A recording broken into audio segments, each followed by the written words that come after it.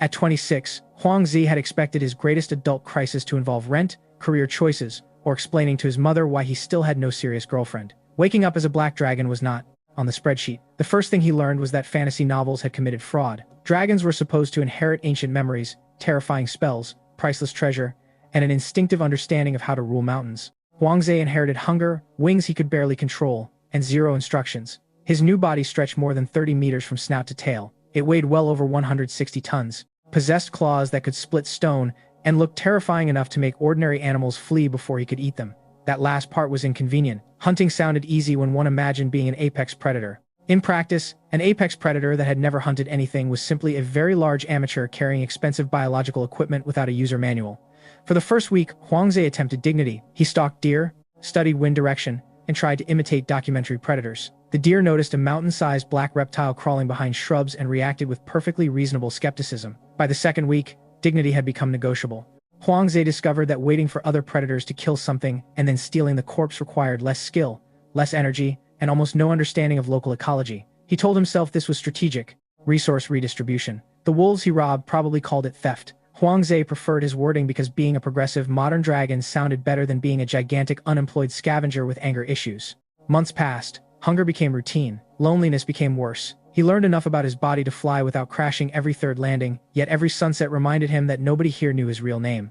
Sometimes he climbed the highest ridge he could find and shouted into the evening sky that he did not want to be a dragon. He wanted hot food, internet access, his parents, and a normal human bathroom. The mountains never answered. A few local creatures did, usually by fleeing faster. Huang Zi eventually stopped screaming every night because even existential despair became embarrassing when repeated often enough to develop a schedule. Half a year after waking in that body, he saw a merchant caravan moving through a valley. Horses carried crates, sacks, iron tools, dried meat, and enough supplies to make his starving stomach begin drafting a hostile takeover.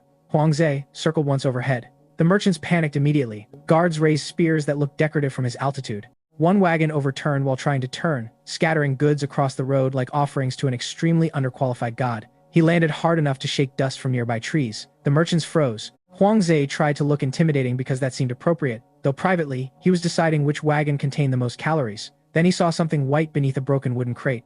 It was not meat, metal, or magic crystal. It was a cheap plastic package, creased from travel and printed with familiar square characters. For several seconds, the enormous black dragon stopped breathing. He lowered his head until one golden eye hovered inches above the package. The words were painfully ordinary: refined salt, standardized production, familiar manufacturer information. Huang Zi had never imagined crying over salt. He had ignored packets exactly like it, thousands of times. Now one piece of industrial packaging struck harder than any spell because it proved his old world had touched this place.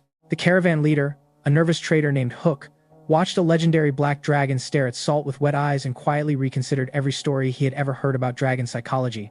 Huang Zi questioned him as calmly as possible, which was difficult because his voice made the horses tremble. Where did the salt come from? Who made the plastic? Where had the merchants purchased those goods?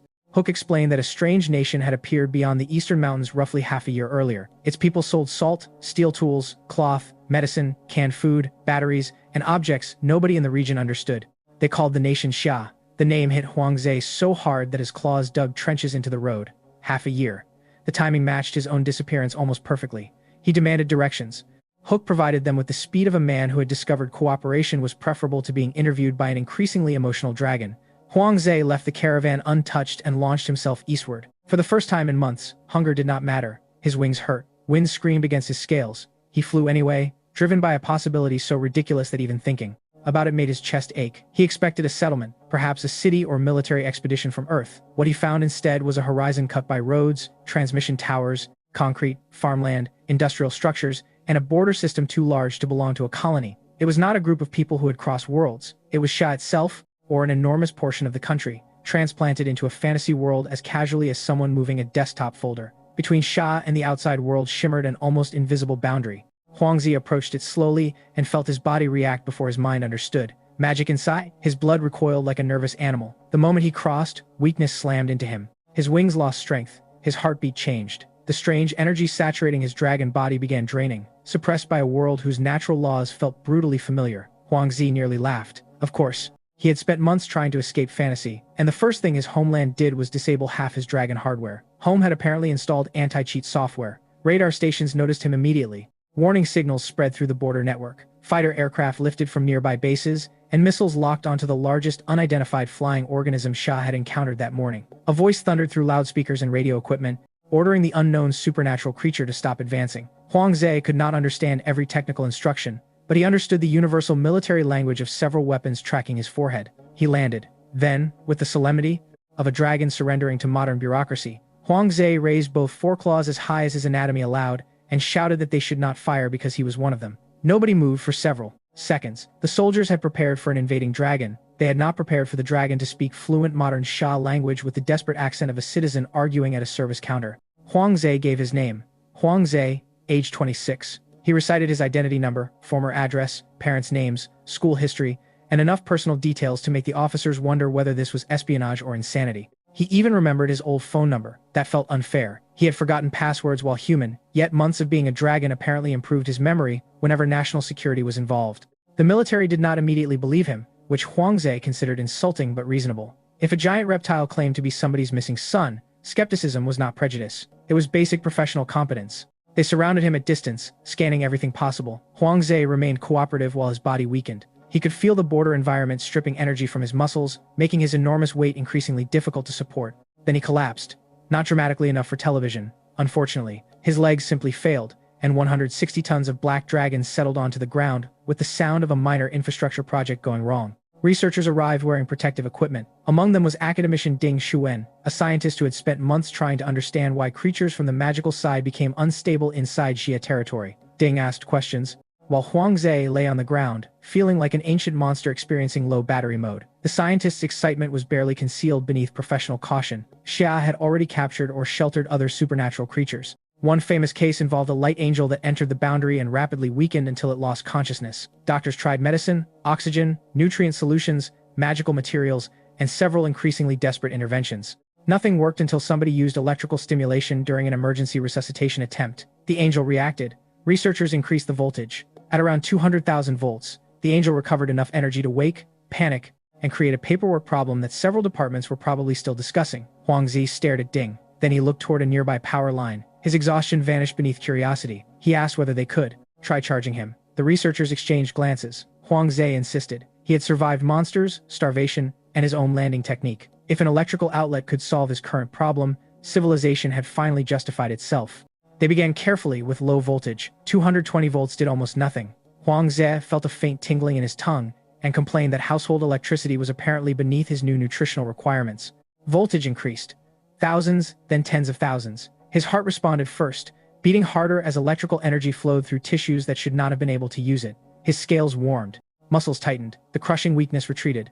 Huang Zhe lifted his head and asked for more, causing several engineers to experience the unique anxiety of hearing a dragon request higher voltage. By the time they reached serious industrial levels, he felt better than he had since crossing the boundary. Electricity did not merely stimulate him, his body was absorbing it. Ding Xuan watched the instruments and whispered that this changed everything. Huang Zhe, meanwhile, was mainly thinking that dragons in old stories hoarded gold because nobody had introduced them to power grids. The discovery became the first bridge between Xia science and supernatural biology. Magical creatures were not simply powered by something mystical. At least some could convert recognizable energy into whatever internal system sustained them.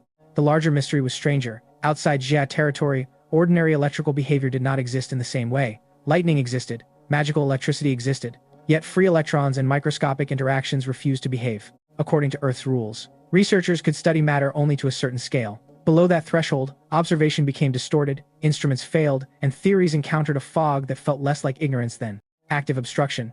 Atoms existed in chemical behavior, yet direct microscopic access was somehow locked. Magic flourished in the same environment. Modern electronics degraded rapidly outside the boundary unless heavily protected. Xia scientists had begun describing the two regions as overlapping systems of law. Inside the national boundary, Earth's physical framework dominated. Outside, a magical framework imposed additional rules and removed others. Even the sky was wrong. The sun, moon, and stars did not behave like familiar astronomical bodies. Some corresponded to divine realms. Others moved according to patterns that suggested intention rather than orbital mechanics. Huang Zhe listened carefully. Months earlier, he had only wanted to find home. Now he realized home had brought an entire scientific civilization into a world where reality itself appeared partially administered. Someone jokingly called the fantasy world a managed server. Ding did not laugh. Too many observations supported the possibility that gods were less like mythological metaphors and more like privileged system administrators. Huang Zhe asked the obvious question. If gods controlled so much, why had they not simply removed Xia? Ding replied that several had tried different methods,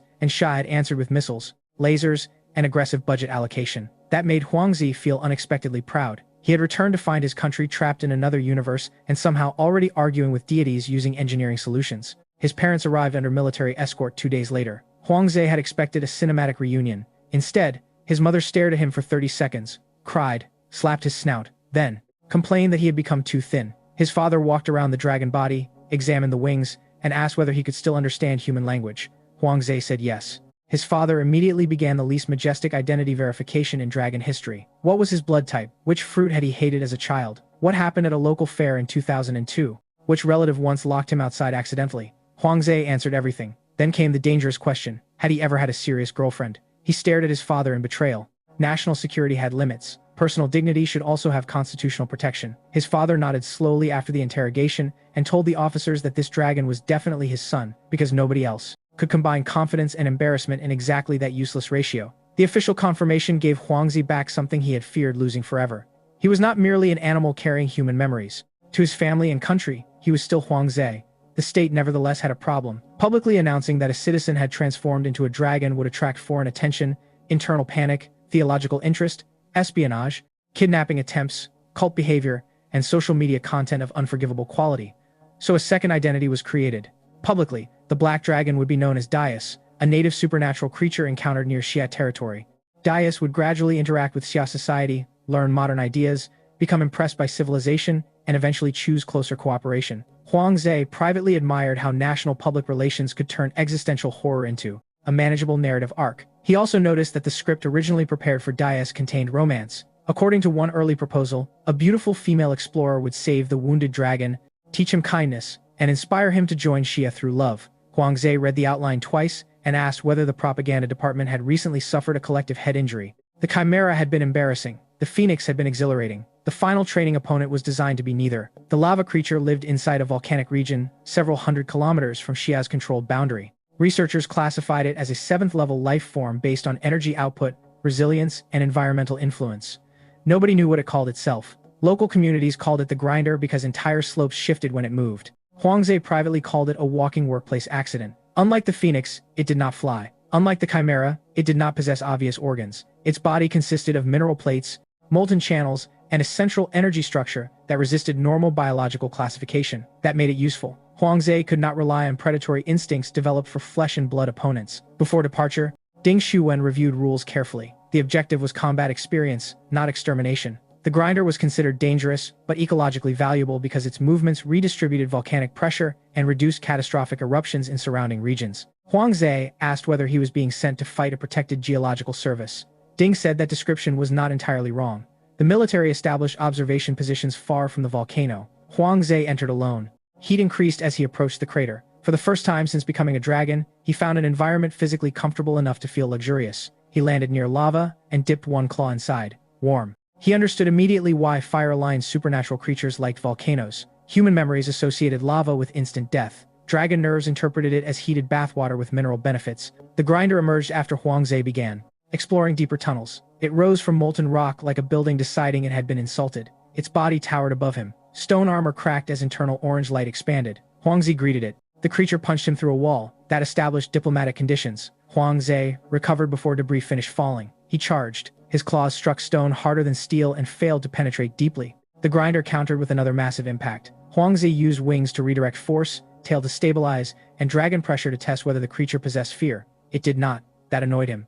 Fear-based techniques had become convenient. The grinder forced him to fight without psychological dominance. For hours, Huangzi tested leverage, joints, energy flows, terrain, and timing. He discovered that strength alone accomplished little. The creature absorbed heat from lava and repaired cracked mineral armor. Moving it away from the molten environment weakened regeneration. Huangzi tried dragging it. The grinder weighed far more than expected. The resulting wrestling match caused landslides visible from the observation camp. Military analysts later described the battle as tactically informative. Gao Ying, after watching footage, described it as two mountains having a personal disagreement. Huangzi eventually used the volcano itself. He baited the grinder onto a narrow ledge, struck supporting stone, then used his wings and tail to redirect the falling creature into a cooler ravine. Without direct lava contact, regeneration slowed. He attacked the central channels with concentrated electricity. The effects surprised both him and observers. Lightning moved through mineral structures, disrupting magical energy patterns. The grinder collapsed. Huang Zhe stopped before destroying its core. He had won. More importantly, he understood why. Not because his level was higher, because he studied the opponent. That difference mattered. The fight also revealed something about his own body. During prolonged combat, the mysterious heart automatically adjusted power distribution. Blood flow shifted. Muscles received energy before fatigue. Damaged tissues prioritized repair. Huang Zhe could feel the organ optimizing without instruction. Useful, terrifying. After returning, he reviewed internal data with Ding. The heart behaved like an adaptive control system. It anticipated needs, sometimes better than Huang Zhe himself. If it had been merely biological, he might have trusted instinct. But instinct did not usually negotiate gold prices or integrate magical artifacts. The scientists agreed to treat every autonomous action as data. Huang Zhe insisted they also treat it as potential insubordination. Ding asked whether he planned to court-martial his heart. Huang Zhe said the legal department could research jurisdiction. The grinder fight changed public training protocols. Huang Zhe began studying actual combat theory, not martial arts designed for humans. Principles, distance, momentum, energy management, terrain, deception, target prioritization. He watched military footage, animal behavior, fighter maneuvers, and magical duels. His dragon body became less clumsy. He learned to use mass without wasting it. He learned that wings could shield, strike, turn, and manipulate airflow. He learned that the tail was not decorative, balance equipment, but a weapon capable of changing entire engagements. Most importantly, he learned restraint. A human fighter could make mistakes without leveling buildings. Huang Zhe could not. Every movement carried consequence. That forced discipline. Gao Ying joined his psychological program during this period and observed training directly. She stood behind reinforced barriers with a tablet while Huang Zhe practiced precision movement around structures. He accidentally destroyed one. Gao marked something. Huang Zhe demanded an explanation. Impulse control. It was an old wall. It was designated not to be destroyed. The wall had poor survival instincts. Gao wrote again. He disliked the power imbalance. Their sessions expanded beyond combat. Gao asked what Huang Zhe missed most about being human. He expected himself to answer family, food, or freedom. Instead, he said privacy. As a dragon, everything became public. He needed enormous spaces. Sensors tracked health. Military teams protected boundaries. Researchers monitored energy. Even sleeping required logistics. A human could disappear into a crowd. A dragon could not visit a convenience store without becoming traffic policy. Gao understood. She asked what he feared most about remaining a dragon permanently. Huang Zhe said forgetting. Not memories exactly. Meaning. He remembered sitting in restaurants, commuting, arguing online, shopping, wasting weekends. But each memory felt increasingly like somebody else's life. His current body assigned different importance to smell, territory, height, gold, threats, and movement. What if eventually he remembered being human but no longer understood why being human had mattered? Gao did not reassure him immediately. She said identity changed even in ordinary lives. People became parents, soldiers, immigrants, survivors, leaders. The goal was not freezing Huang Zhe at age 26. The goal was preserving continuity of choice. He could become different without becoming stolen. That phrase stayed with him. Different without stolen. He applied it to body modification too. Every intentional change required consent. No automatic upgrade simply because it increased power. No gold to the brain without understanding consequences. No artifact replacing an eye, because the heart liked it. No god deciding what he should become. The rule became personal law. It also shaped his relationship with Xia. Officials treated him carefully, because his strategic value was enormous. Some departments wanted more aggressive research. Others wanted strict protection. Huang Zhe insisted on participation in decisions affecting his body. The government agreed formally. That agreement mattered. He was a citizen, not captured equipment. Even when his public identity remained dubious, internal documents increasingly treated Huang Zhe as a partner in research rather than research property. The distinction reinforced his loyalty far more effectively than propaganda. Meanwhile, his education accelerated. He had never been a scientist professionally, but becoming a supernatural organism motivated study. He learned biology because his organs were political actors. He learned electricity because he ate megawatts. He learned thermodynamics because his heart behaved like a reactor. He learned materials science because his teeth could become machine tools.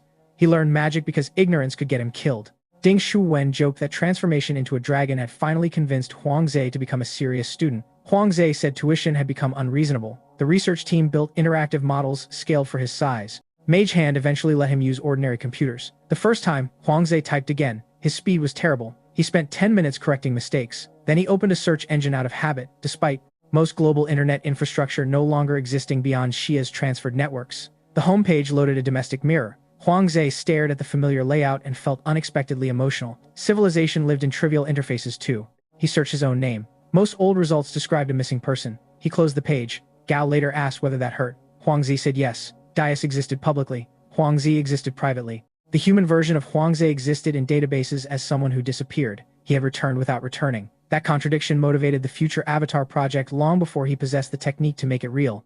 At the time, transformation magic seemed like the obvious solution. Researchers asked Red Lady and other dragons indirectly about shape-shifting.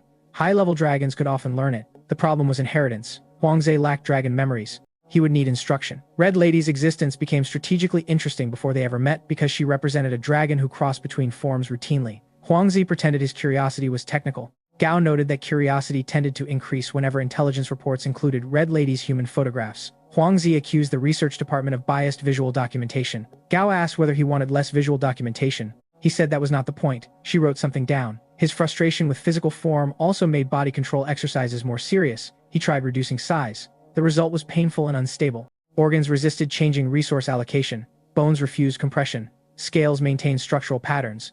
The heart ignored requests entirely.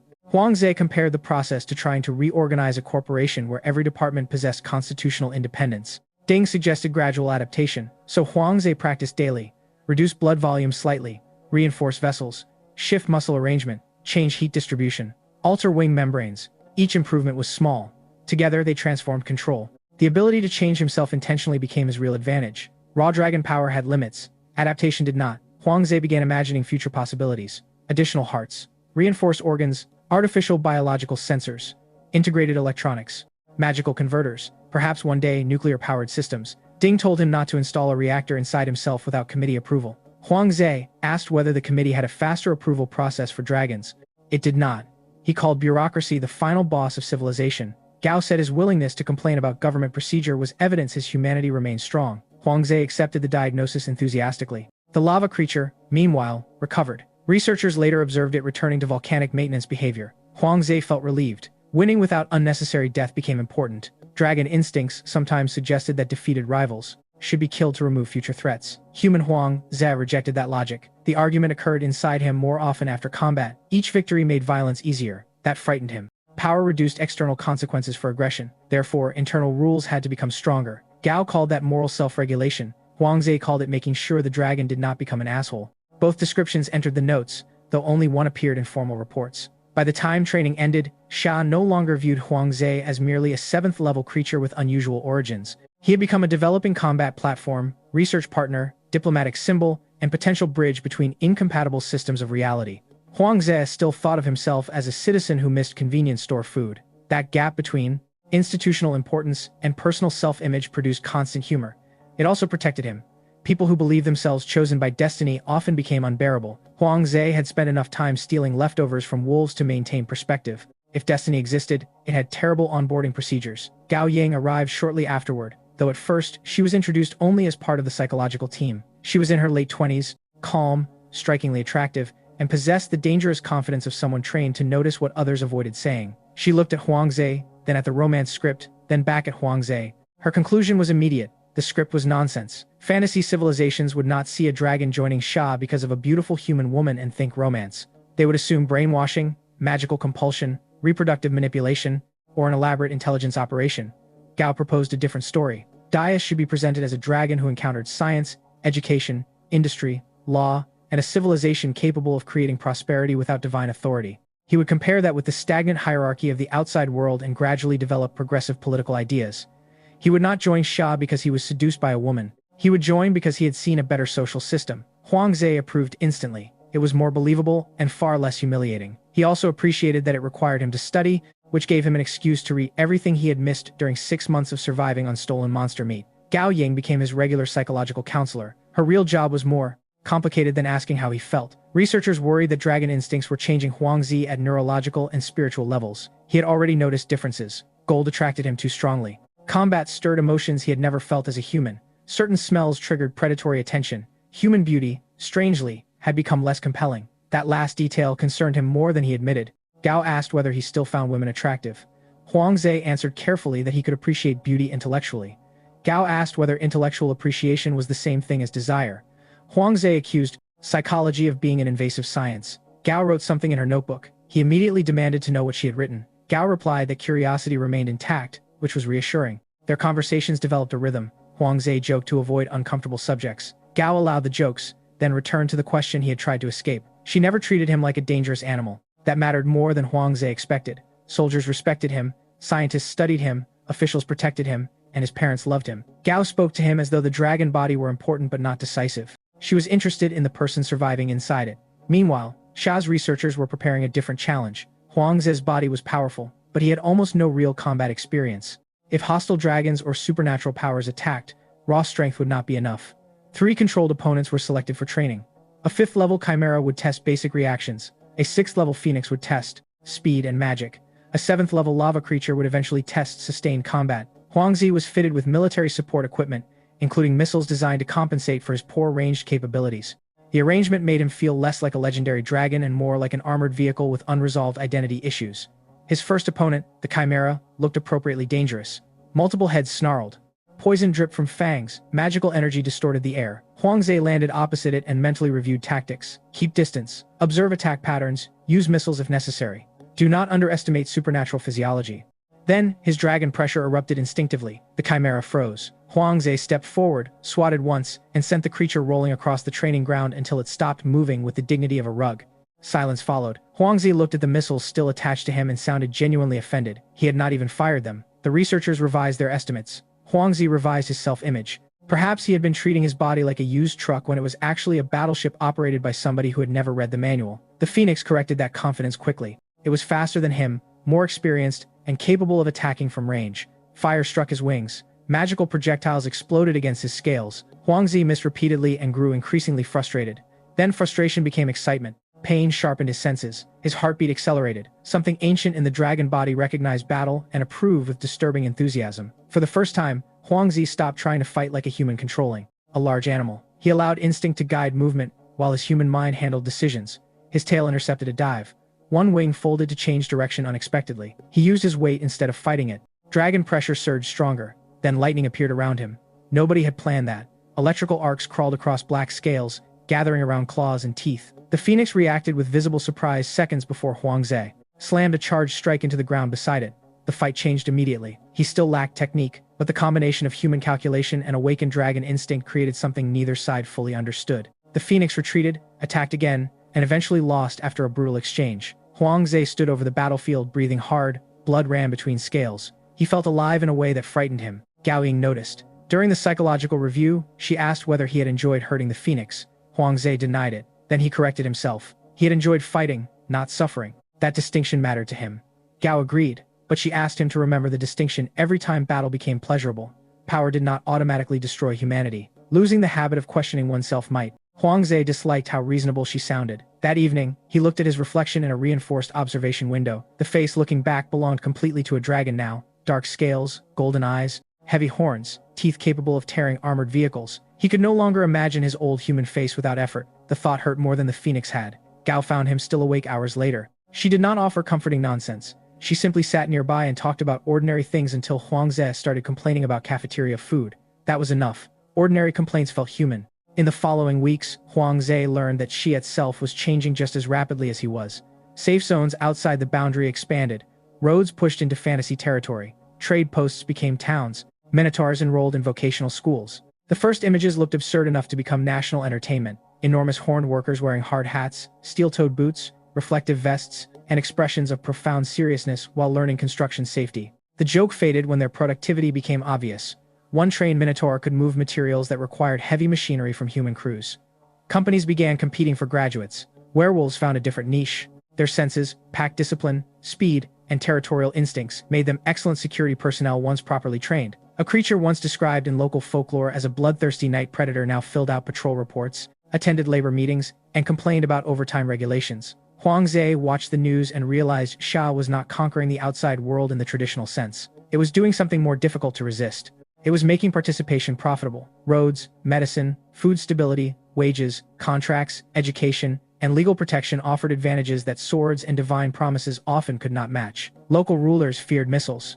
Ordinary people were often more impressed by reliable grain prices. That observation mattered because another dragon had already noticed the same thing. She called herself Red Lady. Red Lady was nearly 1,000 years old, an adult red dragon with enough wealth, influence, and experience to make most human business executives look like children selling lemonade. She possessed transformation magic and preferred to negotiate in human form when dealing with Xia. The choice was strategic. A dragon entering a meeting room created military tension. A beautiful woman in expensive red and black clothing created a different kind of tension, though not necessarily less dangerous. Her human appearance was mature rather than delicate. Dark red hair, golden eyes, confident posture, and the relaxed elegance of someone who had survived centuries because underestimating her was usually a final mistake. Huang Ze first learned about her through internal reports. She sold dragon blood, magical materials, intelligence, and connections. She also understood pricing better than many professional traders and loved gold with a sincerity Huang Ze found spiritually relatable.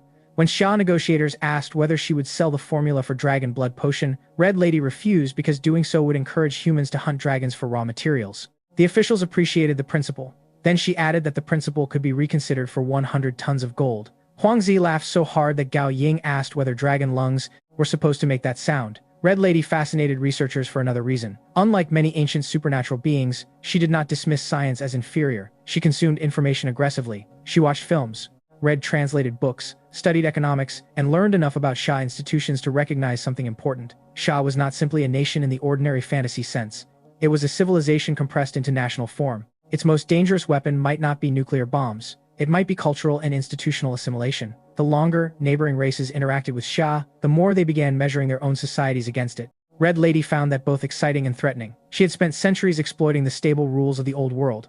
A rapidly changing civilization could destroy existing markets, create new ones, weaken gods, empower mortals, and make several of her investments worthless. Naturally, she wanted in early. Huang Ze wanted to meet her eventually, though he claimed professional curiosity. Gao Ying asked whether his curiosity had anything to do with Red Lady being female. Huang Ze said, absolutely not. Gao wrote something down. He asked what. She smiled and closed the notebook. That was psychological warfare, and Huang Ze believed international law should address it. Red Lady was not the only supernatural being learning to take Xia seriously. The captured light angel, Kyle, had begun as a nearly ideal religious prisoner. Proud, furious, convinced of divine superiority, and absolutely certain the strange mortal country would collapse once higher powers acted. Then months passed. Xia did not collapse. Kyle did not escape. Worse, boredom appeared. The detention facility followed rules. He was not tortured. He was not forced to renounce faith. He received food, medical care, translated materials, and tightly controlled access to books.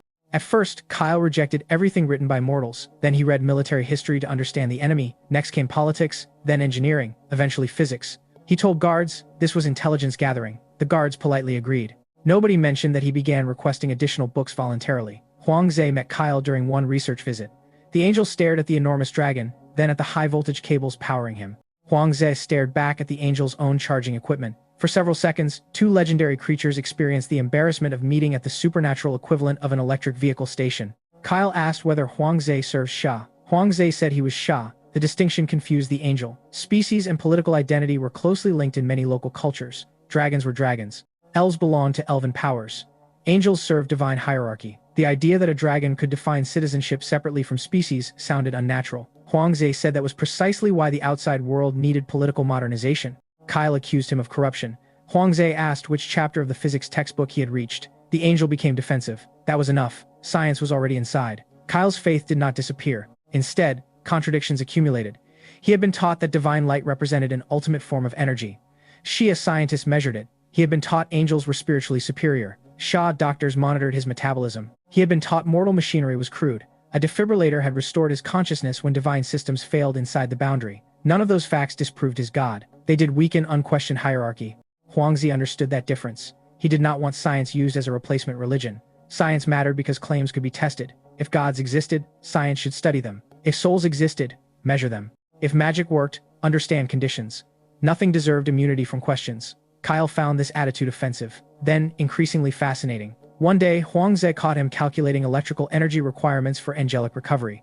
Kyle immediately closed the notebook. Huang Ze pretended not to notice. Later he told Gao Ying the angel was doomed. She asked why. Huang Ze said curiosity had already entered the system. Gao pointed out that Huang Ze sounded like a missionary for skepticism. He accepted the accusation. Research into Kyle also revealed how different species handled the boundary. Angelic energy systems failed quickly inside Xia, unless supplemented. Certain undead weakened less but became cognitively unstable. Elemental creatures sometimes lost cohesion entirely. Dragons adapted unusually well after electrical charging. Huang Ze adapted best. That fact returned every few weeks like an unanswered question. Why was his body so compatible with Xia's physical laws? Ordinary dragons outside the boundary did not show identical responses according to limited observations. His heart was almost certainly responsible. Again, nobody knew why. Red Lady became one of the few external dragons willing to discuss physiology for money. Her first formal trade interactions did not involve Huang Ze directly. Xia purchased samples under strict conditions. Blood, shed scales, saliva, minor tissue. Red Lady negotiated every milliliter as if selling pieces of sovereign territory. She demanded gold, electronics, entertainment devices, and occasionally information.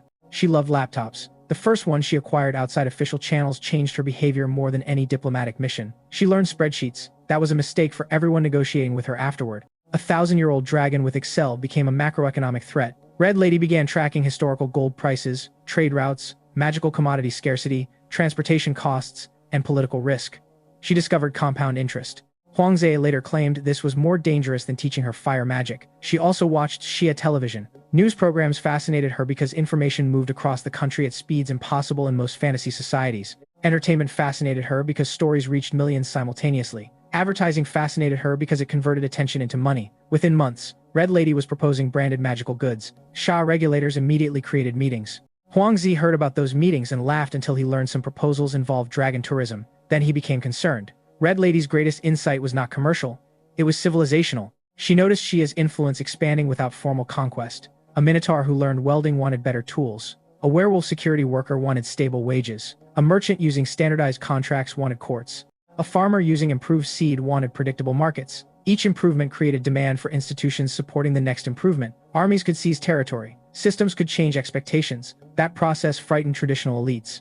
Local nobles complained that workers near Xia's safe zones became difficult to control. Priests complained, believers asked why healing required expensive offerings when Xia clinics charged transparent fees. Merchants complained, standard weights exposed cheating. Red Lady considered all complaints evidence of opportunity. She told one intermediary that Xia's most powerful spell was making people compare. Once a peasant saw a road that functioned during rain, mud stopped feeling like destiny. Once a worker received wages on schedule, feudal obligations stopped feeling sacred. Once a patient survived infection through antibiotics, divine punishment became less persuasive. Huangzi eventually read the report containing those remarks. He gained respect for Red Lady before meeting her. She was greedy, but not stupid. Greed could motivate accurate analysis. Xia itself debated how far integration should go. Some officials wanted strict borders until magic was understood. Others argued isolation would produce hostile coalitions and economic stagnation. The compromise became controlled expansion, safe zones, trade corridors, education programs, infrastructure, scientific observation, limited migration. Every policy produced unexpected results. Minotaur labor productivity exceeded forecasts. Werewolf patrol units adapted to radio procedure after modifications protected equipment. Goblin traders became excellent recyclers. Dwarf craftsmen demanded machine tools. Elven healers wanted microscopes that could not function properly outside the boundary. That last request created philosophical arguments lasting months. The micro-world remained locked. Researchers could perform chemical analysis but not direct observation below certain scales in magical territory. Some instruments produced noise, others showed contradictory structures. A few operators experienced headaches or hallucinations. Ding Xuan developed a theory that the boundary between science and magic was not geographic alone, it was epistemic. Certain methods of knowing activated different layers of reality. Huangze asked whether reality had user permissions. Ding said that was oversimplified, then admitted it was unfortunately useful. The more Xia studied magic, the more magic behaved like technology implemented through rules nobody had documented properly. Spells required structure. Materials had compatibility. Belief influenced outcomes. Names mattered. Symbols acted like interfaces. Gods held authorities that resembled privileged access rights. Huangze hated how often computer metaphors worked. He began using them deliberately. Dragon pressure was an area of effect permission check. Divine blessing was licensed software with subscription fees. Curse removal was technical support. Faith was perhaps a network protocol nobody should accept without reading terms. Gao Yang warned him metaphors could shape beliefs too strongly. If he treated gods like software administrators, he might ignore aspects that did not fit. Huangzi agreed. That was another lesson from Pan Weiming. Later, models were tools, not reality. At this stage, Pan had not yet fallen completely. He still sent Huangze occasional messages through secure channels. They joked about astronomy and the absurd sky. Pan was fascinated by strange star motion. Huangze told him not to stare too long. The warning came too late. Before that crisis surfaced, the government faced pressure from religious organizations inside Xia. Freya's worship had spread fastest because the love goddess appeared comparatively benign. Her followers reported emotional comfort, fertility assistance, relationship blessings, and magical adaptation. Sai did not ban worship. It regulated institutions, monitored foreign influence, and warned citizens about spiritual contracts. Some officials wanted stronger restrictions. Others feared repression would drive worship underground. Huangzi found the debate uncomfortable. He personally distrusted gods. That did not justify controlling what others believed. The country needed evidence-based security without turning skepticism into coercion. Gao Yang told him this was what adulthood looked like. No clean options, only principles applied under uncertainty. Huang Ze asked whether becoming a dragon exempted him from adulthood. She said no. He considered transformation officially overrated. Freya herself became interesting because she behaved unlike several hostile gods. She negotiated. She sometimes responded to local cultural forms instead of demanding strict ritual. CS citizens even worshipped her using incense, paper offerings, and customs imported from home. Huang Ze found this hilarious. Ding Shuowen saw strategic meaning. If a god wanted followers inside Xia badly enough, the god might adapt to Xia culture rather than the reverse. Religious assimilation could work both directions. A foreign deity might gradually become localized. Red Lady heard about this and called it spiritual franchising. Huang Zi agreed. Freya's flexibility did not make her harmless, it made her sophisticated. The gods that adapted were perhaps more dangerous than gods that simply attacked. Huang Ze's public dais character was designed partly around that reality. The narrative emphasized voluntary ideological development, not divine conversion. Dais would study, question, compare, choose. No goddess, lover, or priest would own the decision. That message attracted attention outside Xia. Some local scholars secretly requested translated books. Young nobles wanted engineering education. Minor priests wanted scientific explanations of miracles. A few dragons wanted smartphones. The phones degraded rapidly outside the boundary. They wanted them anyway. Red Lady began buying replacement batteries in bulk. Huang Ze eventually wondered whether civilization might spread through entertainment before philosophy. A dragon who watched enough dramas might learn more about modern social relationships than one who read political theory. Gao Ying said, culture usually entered through whatever door people opened willingly. That observation later influenced the goblin education policy. One could not force stable knowledge into a society. One could create structures where curiosity became safer than revelation. The distinction became critical once the eye began interfering. At the time, however, Huang Ze remained focused on his own body. The more he studied other supernatural organisms, the more abnormal his heart appeared. Red Lady's dragon physiology followed recognizable patterns. Her heart was powerful but biological. Her magical core interacted with blood and spirit predictably. Huang Ze's heart did not. It looked like an organ only at large scale. Functionally, it behaved like an energy reactor, information archive, converter, contract system, and occasionally hostile software. Ding Shuwen wanted deeper imaging. The locked microdomain made that nearly impossible outside. Inside Xia, the heart's internal structures still resisted observation because its materials produced anomalous readings. Huang Ze suggested cutting it open again. Everybody refused again. He complained that scientists suddenly lacked curiosity when the experiment involved his chest. Ding said curiosity and survivability should remain professionally connected. The team studied outputs instead. Electricity entered. Heat, magic, biological power, and unknown radiation emerged. Gold entered. Golden dragon blood emerged. The true eye entered. Integration protocols activated automatically. The heart was not merely consuming. It was manufacturing. That implied design. Natural evolution could produce astonishing complexity. But pricing information, upgrade thresholds, contract functions, those felt intentional. Huang Ze began suspecting the heart contained a legacy system created by a civilization rather than an individual god. If so, whoever built it understood biology, magic, cognition, and material conversion beyond anything Xia possessed. That possibility frightened him less than the divine explanation. Civilizations could be studied. Gods could too, he reminded himself. Everything could be studied. That became his mantra whenever mystery threatened to become superstition. While Red Lady negotiated at the edges of Xia territory, Huang Zi's own body produced a discovery that changed the strategic picture more dramatically than any trade agreement. It began with his heart. The organ had always felt wrong. It generated extraordinary energy. It became hotter when fed electricity. It sometimes responded to materials before Huang Ze consciously recognized them. Most disturbing, it occasionally behaved as though it possessed priorities separate from his brain. The incident with the True Eye made suspicion unavoidable. The True Eye was a rare magical object acquired from a nomadic group outside Xia. Researchers wanted to know whether Huang Ze could integrate it into his body. The moment he swallowed the artifact, his heart moved, not metaphorically. The organ shifted inside his chest, with horrifying autonomy, seized the magical object, and began absorbing it. Heat exploded through Huang Ze's body.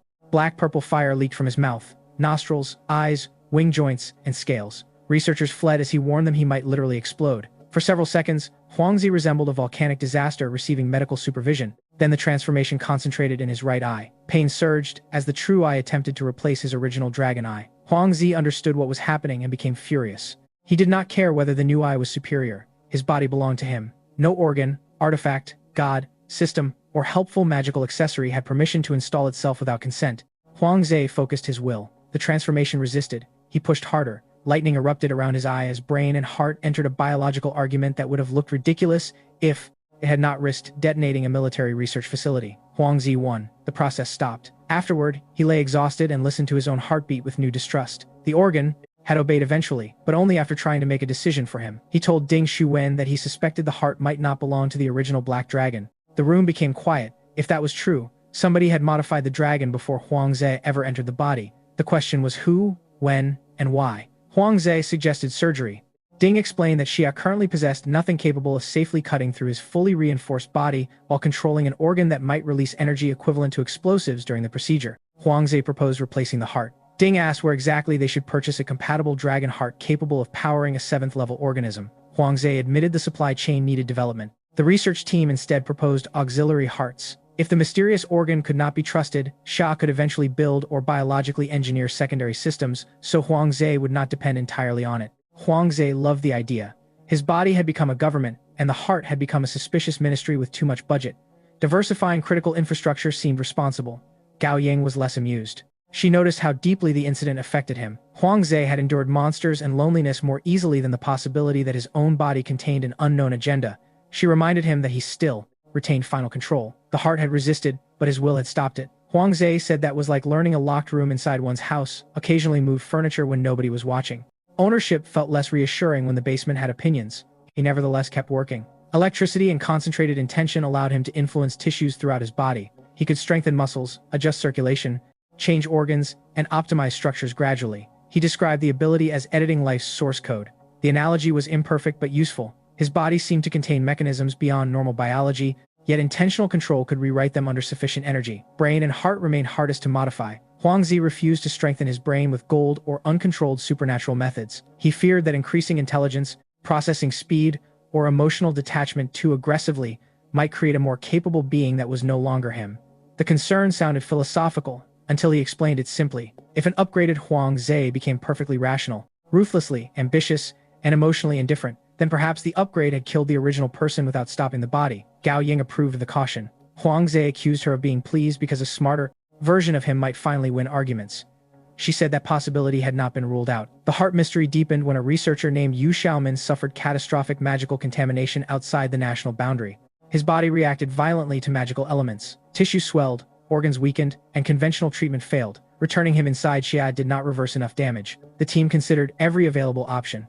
A divine transformation through the love goddess Freya might make his body compatible with magic, but their attempt to contact her failed. Other gods were too dangerous and politically expensive. Devil contracts were worse. Undead conversion might preserve consciousness temporarily while destroying emotion and human identity. Huang Ze watched Yu Xiaomin dying and felt helpless in a way power could not solve. Then he noticed gold prepared for a ritual. His heart reacted. Huang Ze had learned to recognize that reaction, desire, calculation, and the distinct emotional atmosphere of a contractor seeing a client with available budget. He swallowed a small amount of gold, without letting it spread through his body, and deliberately baited the heart. The organ responded. After an internal negotiation that Huang Ze insisted was absolutely real business, an answer emerged in his mind. 100 grams of gold could produce 1 drop of something the heart identified as golden dragon blood. The name offended him because he was clearly black. The heart did not care. Huang Ze paid the price. The organ absorbed the gold calmly, then secreted a single golden drop. Huang Ze transferred it into Yu Xiaomin's body. The effect was immediate. Yu Xiaomin's failing heart accelerated, blood circulation surged, his tissues began restructuring under a transformation far deeper than medicine. Researchers added LifeSpring to provide energy. Hours later, Yu Xiaomin stabilized. His body no longer rejected magical elements. The room understood the significance before anyone spoke. Gods had maintained a practical monopoly over large-scale, supernatural adaptation. People paid gold, offered faith, submitted to divine systems, and received transformed bodies. Huang Ze's heart had just produced a competing service. Cheaper, no faith required, potentially scalable. Ding Xuwen ordered the result classified immediately. If gods learned that a black dragon could convert Xia citizens without divine permission, the strategic consequences would be enormous. Huang Ze had accidentally entered the religious transformation market with disruptive pricing. Huang Ze's first concern was different. If his heart required 100 grams, what was the actual cost? He suspected the organ was taking profit. Ding stared at him. Huang Ze explained that gods charged far more gold for similar services. The heart charged less, but that did not prove generosity. It might simply be undercutting competitors. His distrust prevented immediate mass production. Feeding the heart more gold made it stronger, and Huang Ze still did not know what it was. The organ even offered increased production capacity after enough gold investment. Huang Ze called that suspiciously similar to a startup seeking Series A funding. Gao Ying told him not to use venture capital metaphors for internal organs. Huang Ze said he would stop when the heart stopped presenting pricing tiers. Yu Xiaomin's recovery was not immediate enough to feel miraculous. That made the result more convincing. His fever fluctuated for hours. Blood chemistry changed. Magical contamination that had previously damaged tissue began interacting with newly transformed structures. Doctors watched organs rewrite their tolerances in real time. Yu woke the next morning, exhausted, confused, and extremely hungry. Huangze leaned over the bed and asked whether he felt divine. Yu said he felt like he had been hit by a truck. Ding Xuan called that encouraging. Ordinary language returned before supernatural ambition. The first controlled exposure test used almost negligible magical density. Yu's body remained stable. Researchers increased exposure gradually. No allergic collapse, no swelling, no spiritual destabilization. The golden dragon blood had not merely healed him. It changed the category of environment his body could survive. Shia leadership immediately created several layers of secrecy. Publicly, Yu had received aid connected to an unknown benevolent supernatural source. Internally, access to the real report required strategic authorization. Huangze disliked secrecy around medical discoveries. Ding agreed morally. Strategically, releasing the method immediately could place Huangzi at the center of a religious war before production, safety, and long-term consequences were understood. Nobody knew whether golden dragon blood created hidden dependence on Huangze. Nobody knew whether transformed people transmitted altered traits. Nobody knew whether gods could detect the change. Nobody knew whether the heart inserted anything besides magical compatibility. Huangze stopped arguing. The phrase, "nobody knew," appeared too often for public deployment. He asked Yu whether he felt loyalty toward him. Yu stared, then laughed. Huangzi considered that reassuring. Researchers tested cognition, dreams, emotional response, spiritual signatures, and magical sensitivity. Yu remained himself. He did develop a faint ability to sense ambient magic. That fascinated him. Before the injury, magic outside Xia had been mostly an invisible environmental hazard. Now he could feel currents. He compared it to suddenly discovering air had texture. Huangzi understood. Transformation changed perception before ideology. That was one reason he feared dragonization. Once the senses changed, the world changed. Once the world changed, values could follow. Yu became both patient and researcher. His experience helped design better protection for future adapted citizens. He also became fiercely protective of Huangzi's autonomy because his own life depended on a procedure generated by the dragon. He told colleagues that turning Huangzi into a production machine would be morally disgusting and strategically stupid. Huangzi learned of the comment and immediately liked him more. The heart, meanwhile, offered a production schedule. At current development, approximately 100 golden dragon blood drops per day under sufficient gold supply. After absorbing 10 tons of gold, output could increase toward 1,000. Huangze's reaction was not excitement, it was suspicion. Why did an organ have industrial upgrade tiers? Ding Xuwen described it as developmental thresholds. Huangze described it as microtransactions. He refused the 10-ton investment. The heart responded with a sensation resembling disappointment. Huangze told it emotional manipulation would not improve the budget request. Gao Ying later asked whether talking to the heart helped. Huangze said yes. She asked whether it answered no. Then what helps? Management needs to hear itself, explain policy. Gao wrote that down. Huangze immediately regretted providing psychological material voluntarily. The gold question led to broader research into dragon economics. Local dragons loved gold universally, but reasons varied. Gold conducted magical energy efficiently. It resisted corrosion. Some dragon bodies incorporated trace amounts into scales, blood, horns, or internal structures. Ancient legends connected accumulated treasure with strength. Researchers had previously assumed greed was cultural. Huangze's body proved it was partly biological. Gold triggered appetite pathways almost as strongly as food. When he absorbed it intentionally, tissues gained magical conductivity and structural strength. The temptation was powerful. Huangze began keeping personal gold physically distant during rest. The government paid him enormous compensation in part because his biological materials were valuable. He technically owned enough gold to make ordinary millionaires reconsider life choices. He still asked before taking cafeteria snacks. The contradiction amused his parents. His mother worried he would become greedy. Huangze told her he already was. The difference was that now he recognized it as a dragon symptom. She told him symptoms did not excuse bad behavior. That sounded exactly like childhood and made him feel strangely safe. He chose to reinforce one molar experimentally. Gold moved into the tooth under deliberate control. The resulting structure became far harder and better at conducting magical energy. He bit a test block. The block lost. Ding Xuan's eyes brightened in a way Huangze had learned to fear. Soon, engineers were bringing damaged supernatural materials for chewing tests. Huangze complained. Ding explained that no conventional machine could process some dragon-scale composites. Huangze asked whether his scientific title was now National Strategic Jaw. Nobody officially adopted the term. Several technicians used it privately. The strengthened tooth also revealed that local dragon bodies did not use gold as efficiently. Red Lady's samples showed much slower absorption. Again, Huangze was abnormal. He asked whether that made him premium. Gao said, it made him suspicious. Correct. Every advantage now carried that shadow. Who designed the heart? Why could it process gold so effectively? Why did his subjective will control tissues at all? Why had no inheritance memories survived if the original dragon was ordinary? He began requesting historical records about unusual black dragons. Most sources describe cruelty, isolation, acid, or dark magic. territorial behavior, and poor social reputation. None described internal gold factories, Huangzi felt, personally misrepresented by species literature. The golden dragon blood secret also changed how Xia viewed Freya. Until then, the goddess's transformation services had been useful but politically uncomfortable. Citizens seeking magical adaptation often needed to offer faith. Faith might create spiritual bonds. Bonds might create jurisdiction. If Huangzi's method worked safely, dependence could disappear. That possibility altered negotiation power even without public deployment. Xia no longer needed to act as though divine adaptation was the only road. Ding compared it to developing domestic semiconductor capacity. Huangzi said gods would love being compared with imported chips. Ding said gods did not receive the briefing.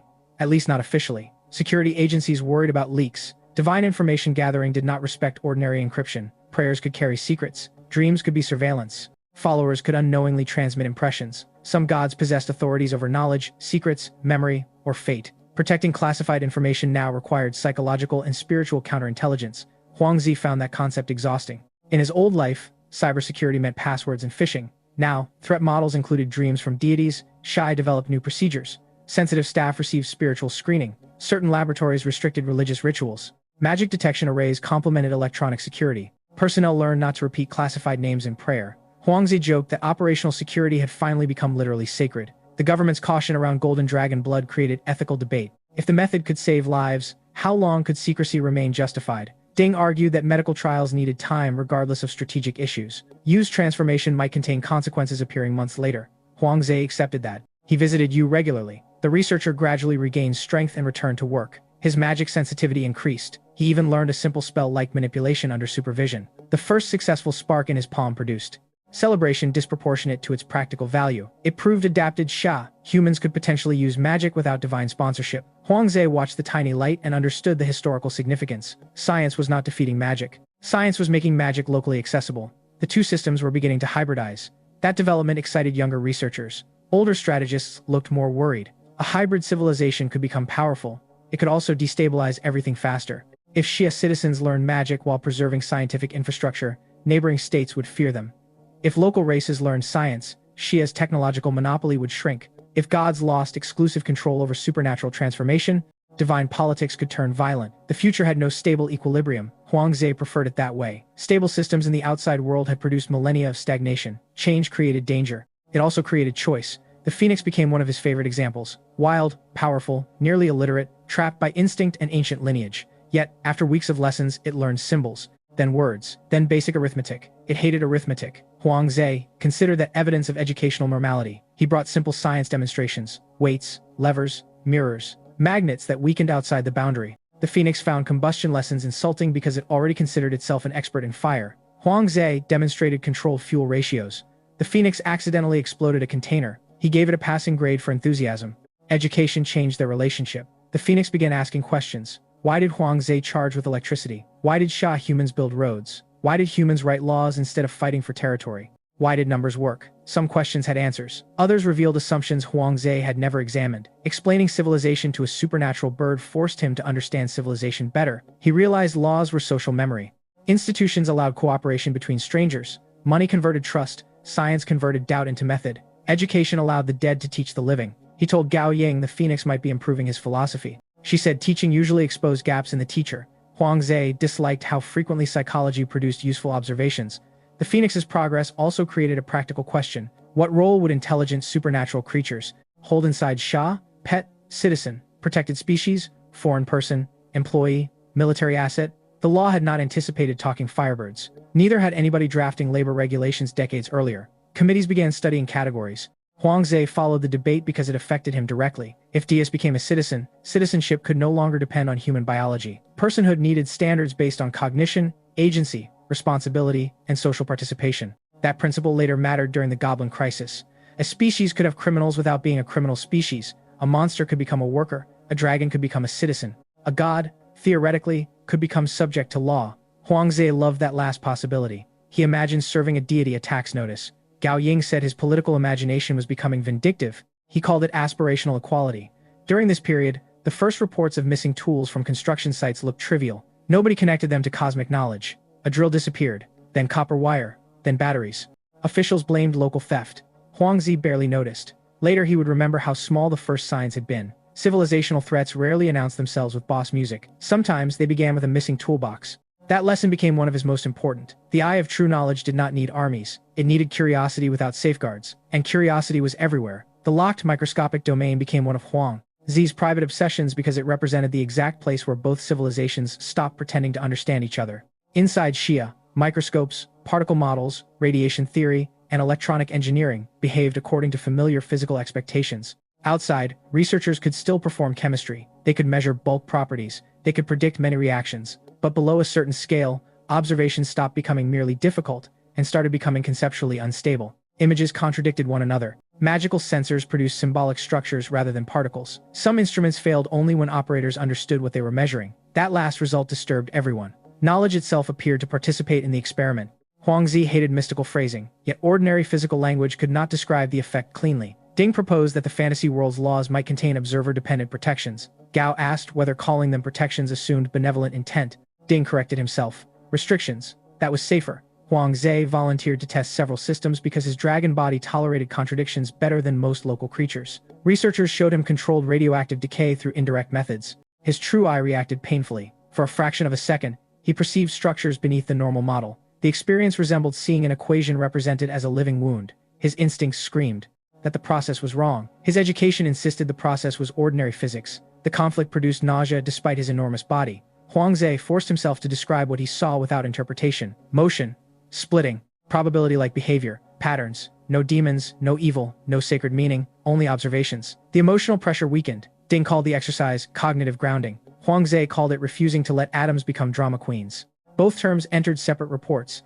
The experiment taught him why high scientific literacy could increase vulnerability to the eye. A stronger model created a larger structure capable of breaking. Ignorance sometimes bent, knowledge sometimes shattered. The answer was not ignorance, it was flexible confidence. Believe models strongly enough to use them, hold them lightly enough to revise. That philosophical habit became Huangzi's defense against both magic and divinity. When a priest said gods created sunlight, he asked what measurements supported the claim. When a physicist said a phenomenon was impossible, he asked whether the local laws matched Earth. When his heart supplied intuitive information, he treated it as a hypothesis. When dragon instinct demanded treasure, he asked what the treasure would do. When Gao said he was avoiding a feeling, he unfortunately had fewer defenses. She called that progress. Huangzi called psychology unfairly optimized. The locked microdomain also affected Xia industry outside the boundary. Semiconductors degraded because devices depended on physical behavior at scales. The magical environment disrupted. Mechanical systems survived better. Simple combustion engines could function with protection. Precision electronics required dragon-scale stabilization. This pushed engineers toward rugged designs. Analog systems returned. Mechanical controls appeared beside digital ones. Magical components replaced electronics were practical. The first hybrid field equipment looked ugly. Huangzi loved it. A radio wrapped in runic shielding and dragon-scale laminate represented civilization, adapting rather than surrendering. Goblin machines later followed the same principle from the opposite direction. They began with magic and borrowed machinery. Shai began with machinery and borrowed magic. Both were walking toward the same middle. That realization made future conflict more complicated. There might not be two civilizations forever. There might be one technological ecosystem containing many competing cultures. Who established standards first would matter. Xia, therefore, invested heavily in open measurement systems, translation, shared safety protocols, and basic education among friendly groups.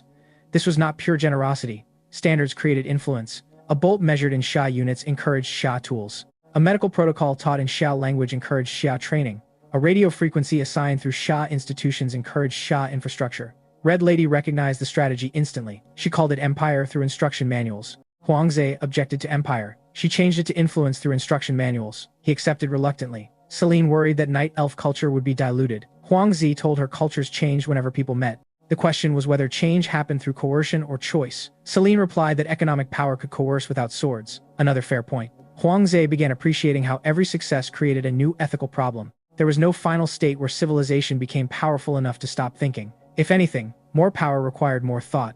That conclusion shaped his attitude toward the Dead Star before he ever saw it. An ancient system offering authority might be unimaginably useful. That did not make acceptance automatically good. The same principle applied at every scale. A goblin receiving a machine, a citizen receiving magical blood, a dragon receiving a mysterious heart, a nation receiving divine power. Every gift changed dependency, every capability changed responsibility. Huangzi wanted Xia to learn faster than the world could trap it.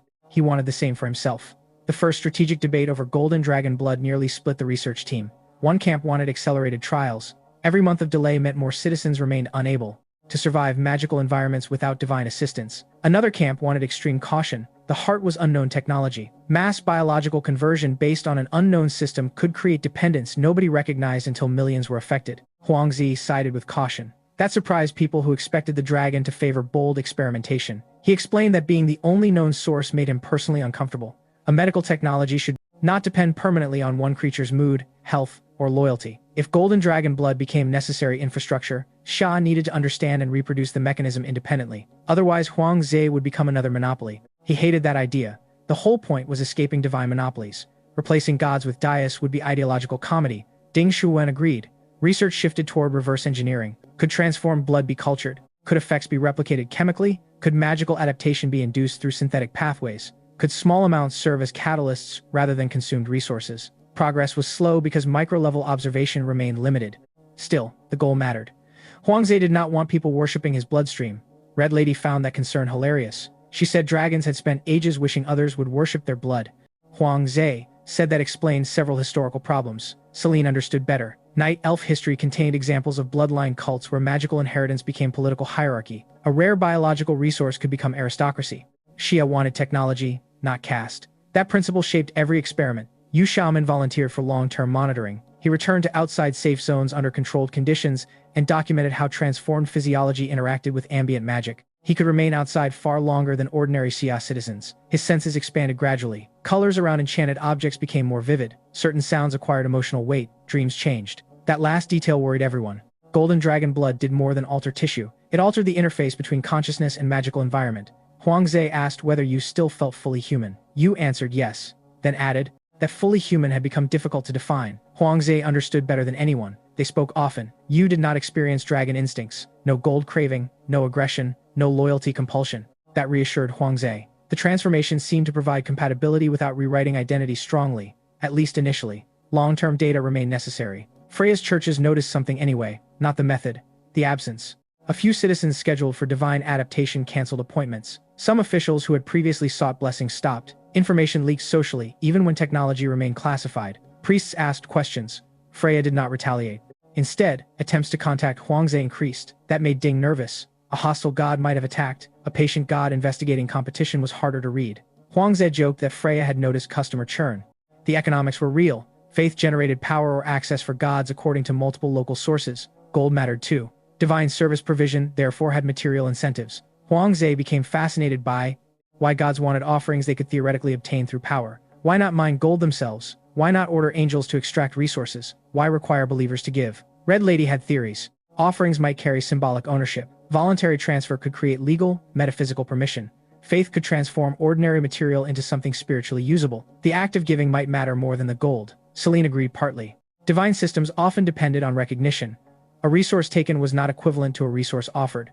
Huangzi immediately thought of contracts. Maybe reality itself enforced concepts of consent and ownership at supernatural levels.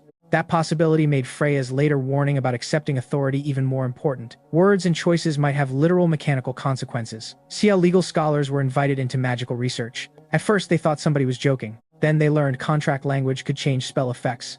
The lawyers became terrifyingly enthusiastic. Huangzi joked that demons had finally met their natural predators. Infernal contracts were reviewed, clause by clause. Several hidden traps were identified through ordinary legal reasoning before magical experts noticed them. Boma's old agreements became teaching examples. The devil had offered generous cooperation while embedding broad claims over soul, inheritance, and future obligations. Human lawyers called the terms unconscionable. Demonologists called them standard. Xia called them rejected. This interdisciplinary approach became another advantage. Fantasy civilizations often separated magic, religion, law, and craft into traditions.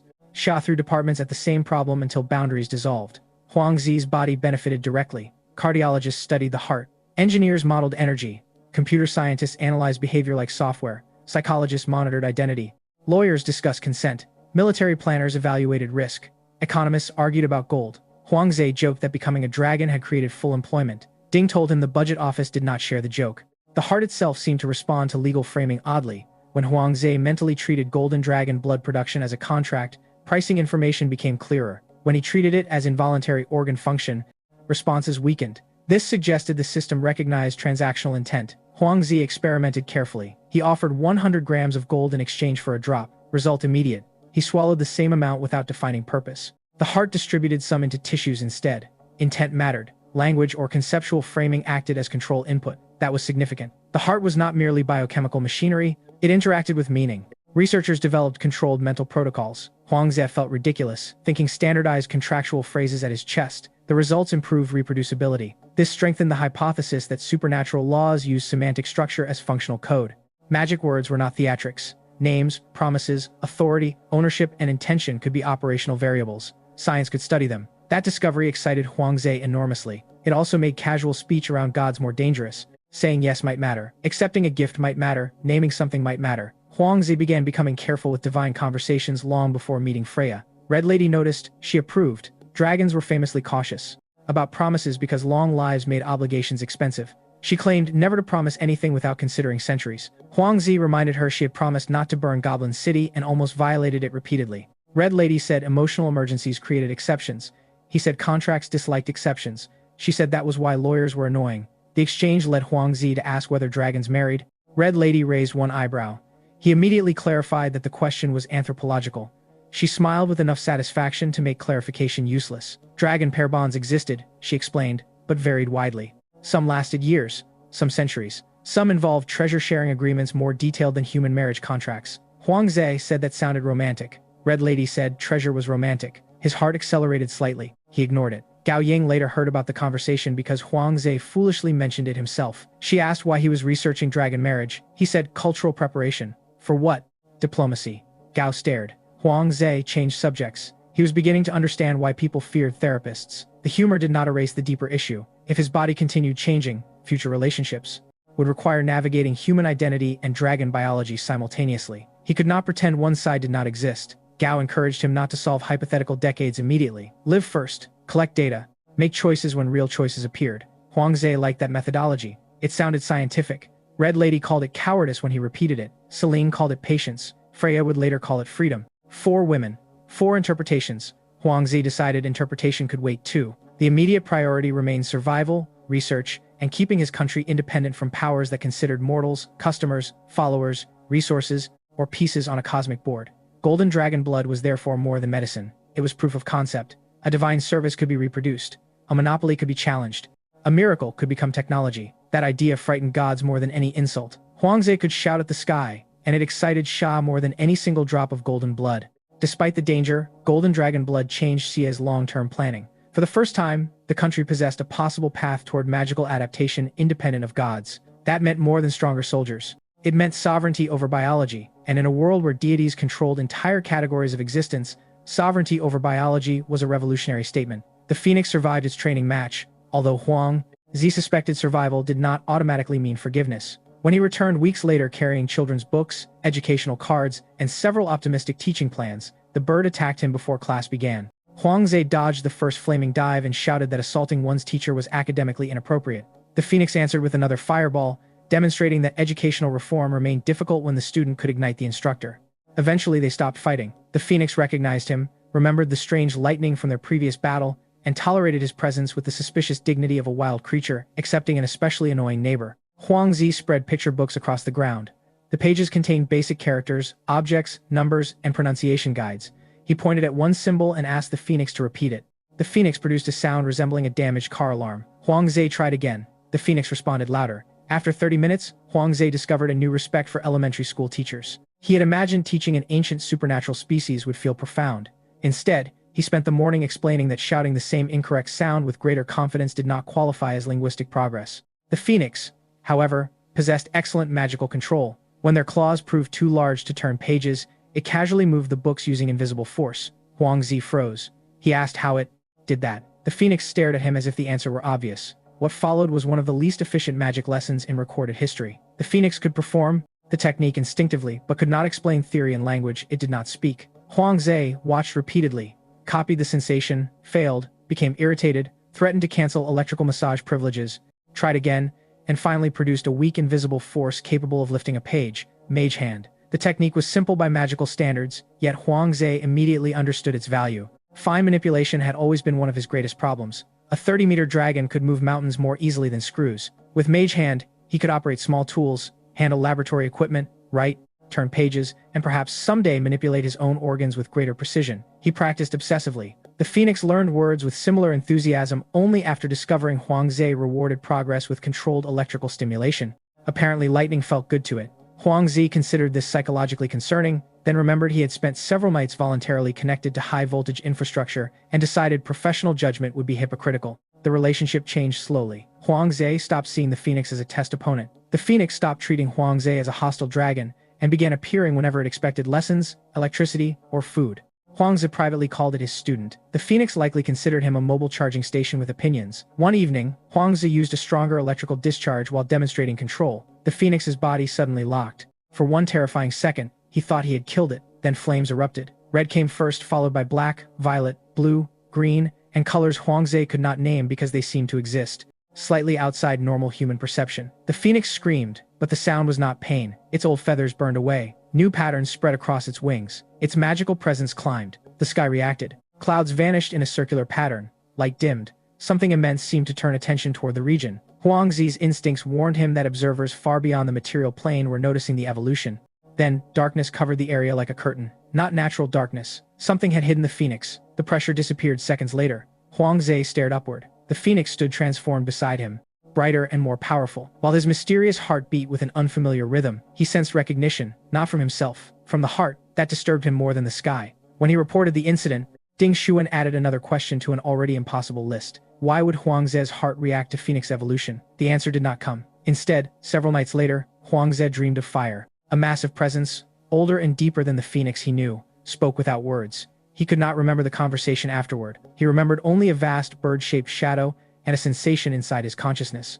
When he woke, something was there. An egg, not physically inside his skull. It existed in a mental space he had never known existed, a symbolic or spiritual structure nested somewhere behind ordinary thought. Huang Zhe spent an hour trying to eject it. The egg ignored him. His heart remained suspiciously calm. That was how Huang Zhe became convinced the two knew each other. He accused the heart directly. The organ responded with silence.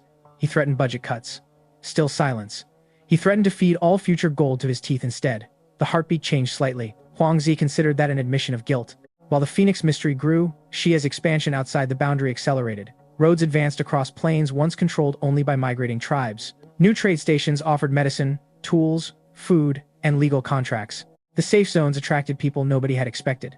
Minotaurs arrived first in large numbers because construction companies paid well. Werewolves followed because security work offered stable income and protected territory. Goblin families appeared too, although officials initially treated them cautiously because local records described goblins as thieves, scavengers, raiders, and professional problems. Huang Zhe disliked broad racial labels. He had spent months being judged by stories about black dragons and understood how mythology could turn biology into criminal evidence. Still, reports of theft increased. At first, nothing important disappeared. Hammers, copper wire, batteries, broken tools, scrap metal, a radio from a construction vehicle. Then motors vanished. Drill heads disappeared from locked storage. A crate of electronic components went missing despite guards, cameras, and inventory controls. Minotaur workers blamed werewolf security. Werewolves accused Minotaurs of selling equipment. Arguments escalated. One construction supervisor joked that multicultural integration was going wonderfully because everybody had already learned the universal human tradition of blaming another department. Xia, investigators found footprints too small for either group. Goblins. The conclusion sounded ordinary until the recovered equipment appeared. A patrol discovered an abandoned underground workshop.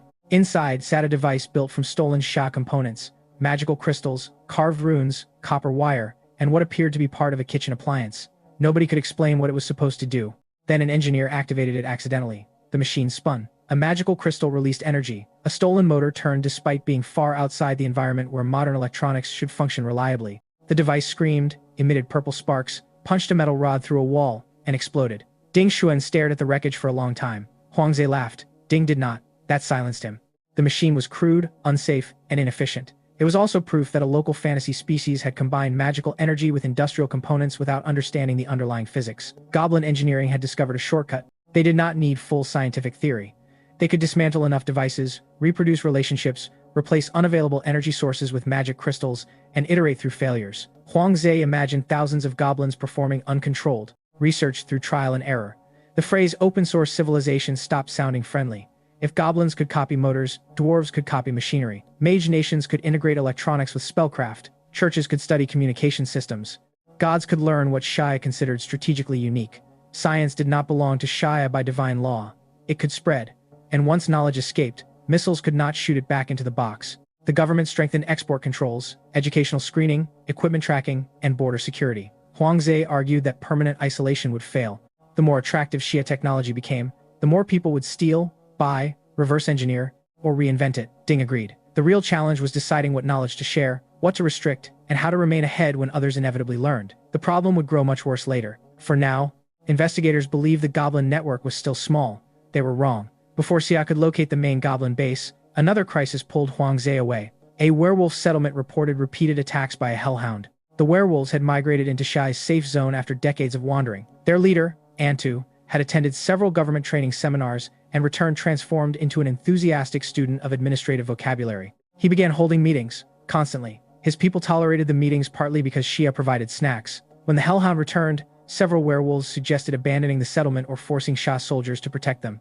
Antu refused. The curse had followed their tribe before migration. He argued that Xia had promised law and protection, not magical responsibility for every mistake their ancestors made. Then he proposed feeding the hellhound premium dog food. His subordinates accepted this plan. The hellhound did not. By the time Huang Zhe arrived, Antu was standing outside the settlement trying to reason with a several-ton infernal canine about independent identity and unhealthy loyalty relationships. Huang Zhe hovered overhead listening through translation magic and briefly wondered whether civilization had progressed too quickly. The hellhound noticed him. So did the werewolves. Both sides stopped arguing and turned toward the black dragon. Huang Zhe experienced the rare social accomplishment of uniting enemies through shared concern. The hellhound fled first.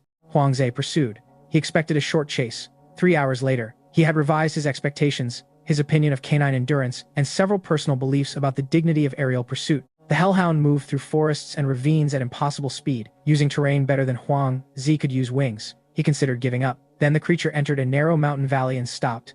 It turned around confidently. Huang Zhe immediately became suspicious. Creatures did not transform from terrified prey into confident defenders without acquiring either backup or stupidity. He searched the valley from above. Nothing obvious. So he picked up a 100-ton boulder and dropped it. The hellhound fired infernal magic, shattering the rock before impact. Huang Zhe smiled. There was definitely something below.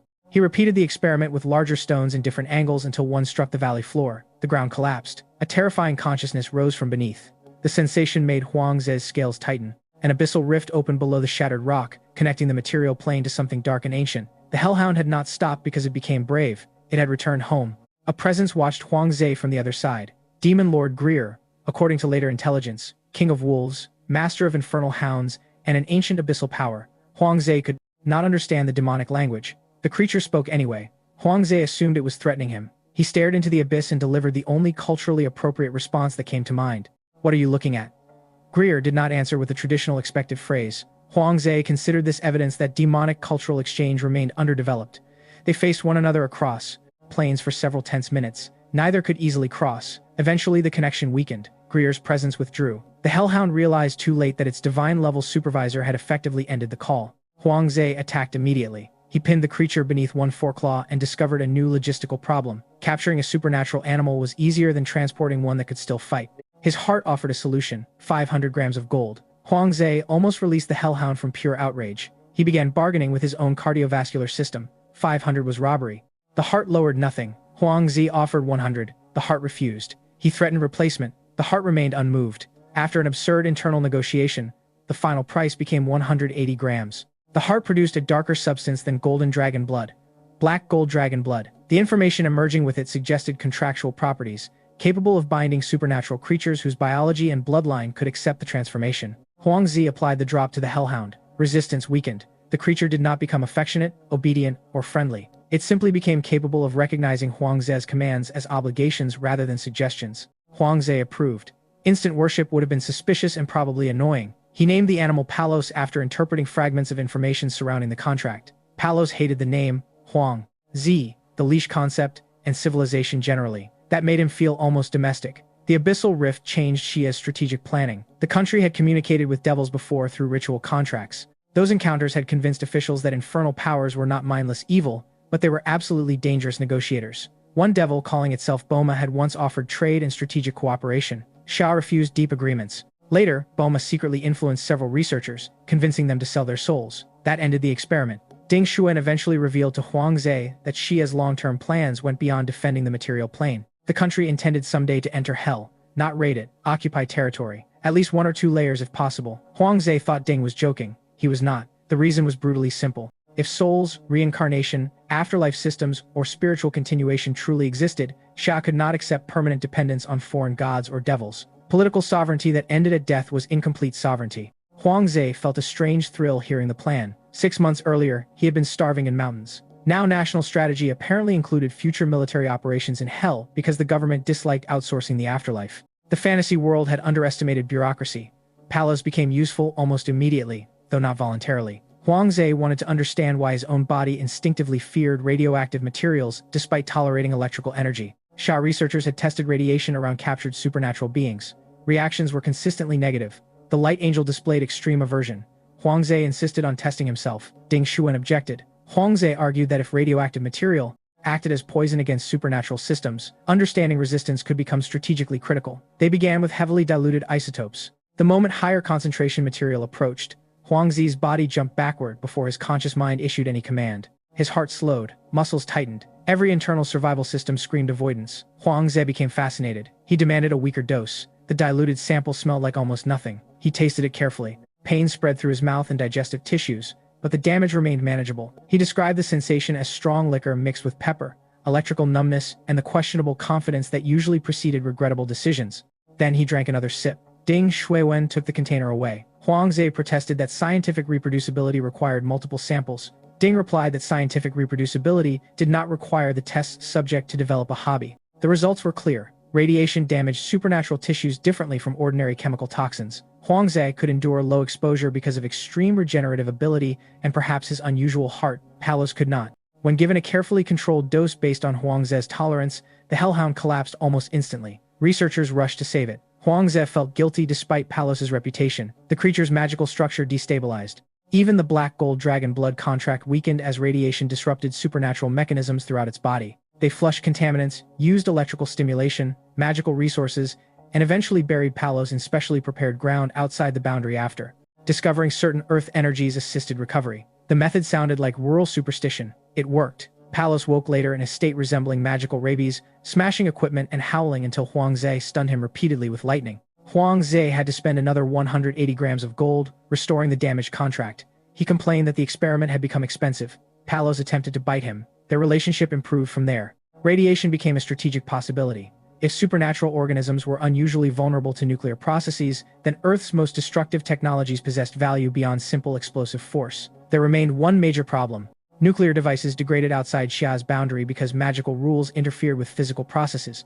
Dragon scales offered an answer. Researchers discovered that Huangzi's scales maintained a localized, stabilizing effect around protected materials.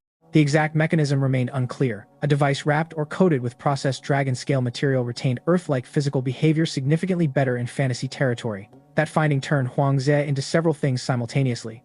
Citizen, dragon, national strategic asset, medical platform, potential anti-divine weapon component, and increasingly irritated supplier of biological materials. Naturally, Shed's scales were limited. Researchers needed more. Huangzi learned that his newly gold-reinforced teeth could grind damaged dragon scales into powder. Ding Xuwen became extremely excited. Huangzi became suspicious. Within days, scientists had designed an entire industrial process using his mouth as the central crushing machine. He stared at the diagrams in disbelief. He had crossed worlds, awakened dragon power, fought supernatural monsters, negotiated with his own heart, and somehow, his national contribution had become chewing industrial materials. Ding explained the strategic importance. Huangzi asked whether strategic importance came with dental insurance. The answer involved classified funding. He accepted. Gold strengthened his teeth dramatically. The process also intensified dragon greed. Huangzi could look at a ton of gold and feel every organ in his body suddenly develop economic opinions. He began treating internal discipline like government administration. The brain issued policy. The heart demanded investment. Bones requested development funds. Teeth lobbied aggressively. Huangzi learned the hardest lesson of public finance. Everybody believed their department deserved more gold. He deliberately limited absorption. Too much gold felt dangerous. The heart grew stronger each time. His body changed in ways science could not fully measure. Researchers speculated that extensive golden transformation might eventually resemble divinity. That frightened them. Xia did not want Huangzi to become a god if godhood meant losing human emotion and becoming a distant, self-centered embodiment of authority. Ding summarized the political position carefully. The country did not need a god standing above citizens. Unless everyone could become gods, replacing one supernatural hierarchy with another solved nothing. Huangzi agreed. He liked power. He did not want worship. Being treated as a national treasure already caused enough awkwardness. The government's public dais project moved forward. To make his eventual citizenship believable, Huangze needed time outside Sha, visible ideological development, and a physical transformation suggesting hardship. The propaganda team wanted him thinner. Huangze objected. They wanted 20 tons, then 30. Someone proposed 40 for dramatic impact. Huangzi asked whether the department had confused character development with commercial weight loss television. He nevertheless accepted part of the plan because reducing weight through deliberate body optimization would improve his control. Over 2 months, Huangze reorganized tissues, reduced unnecessary mass, improved structural efficiency, and forced organs to accept stricter resource budgets. He joked that his brain was finally visiting Jisun, the operational level, and discovering what every department actually did. The process gave him far greater mastery. His body became less mysterious except for the heart. That one continued, filing no reports. The Phoenix remained his strangest educational project during this period. Huangze visited regularly, taught basic language, practiced mage hand, and eventually discovered the Phoenix lived near an enormous fire tree towering over the landscape. The tree was more than a plant, it contained consciousness. The Phoenix explained, with its still imperfect language, that the spirit of its mother had merged with the fire tree after death. Huangzi needed several moments to process the statement. He had spent months teaching the bird literacy, without realizing its mother was a 1,000-meter tree. Family structures in fantasy ecosystems clearly required flexible thinking. The fire tree slept deeply. To communicate, Huangze drank sap from an exposed root. The liquid contained enormous energy, and his first thought was embarrassingly economic. Could this replace petroleum? The second thought was that he had become exactly the kind of person who could meet an ancient sacred tree and immediately calculate fuel density. The tree did not awaken easily. Huangzi finally revealed awareness of the Phoenix King's egg inside his consciousness. That worked. A vast but slow mind stirred beneath the earth. Communication was primitive, emotional, and difficult. The fire tree remembered things older than nearby kingdoms but could not explain them in human categories. It refused Huangze's proposal to relocate nearer Sha despite promises of protected land. The tree preferred silence. However, it offered something else. Consciousness projection. Its root network descended enormous distances and touched regions beyond the material plane. The tree could extend awareness through those roots. Without moving physical mass, Huangze instantly understood the potential. Remote bodies, long-distance presence, spiritual reconnaissance. Most importantly, a possible way to become human again without transforming the dragon body. The descent through the fire tree's roots did not feel like moving downward in ordinary space. Huangze experienced direction as intention. The tree's consciousness carried him through layers of pressure and memory. Every root segment contained impressions from soil, mineral, heat, water, and magical currents accumulated over centuries. He understood suddenly that a plant's perception of time was not slow because it lacked awareness. Its meaningful events simply happened on different scales. A storm mattered, a decade of rainfall mattered, the movement of groundwater mattered, a human conversation barely existed. Huangzi tried speaking quickly. The fire tree took several seconds to answer simple concepts. He slowed down. For once, the dragon had to adapt to somebody larger and older. The root network extended far deeper than surface. Biology should allow. Some roots physically penetrated kilometers of rock. Others seemed to transition into spiritual structures, existing partly outside ordinary material distance. Huangzi compared them to cables crossing network layers. The fire tree did not understand the metaphor. He apologized. At roughly the depth where ordinary geological expectations became useless, temperature rose dramatically. Magical density changed. The roots entered cavities, containing organisms adapted to darkness. Blind insects, the size of dogs, moved among glowing fungi. Mineral creatures fed on heat. Huangzi wanted samples of everything. The tree ignored him.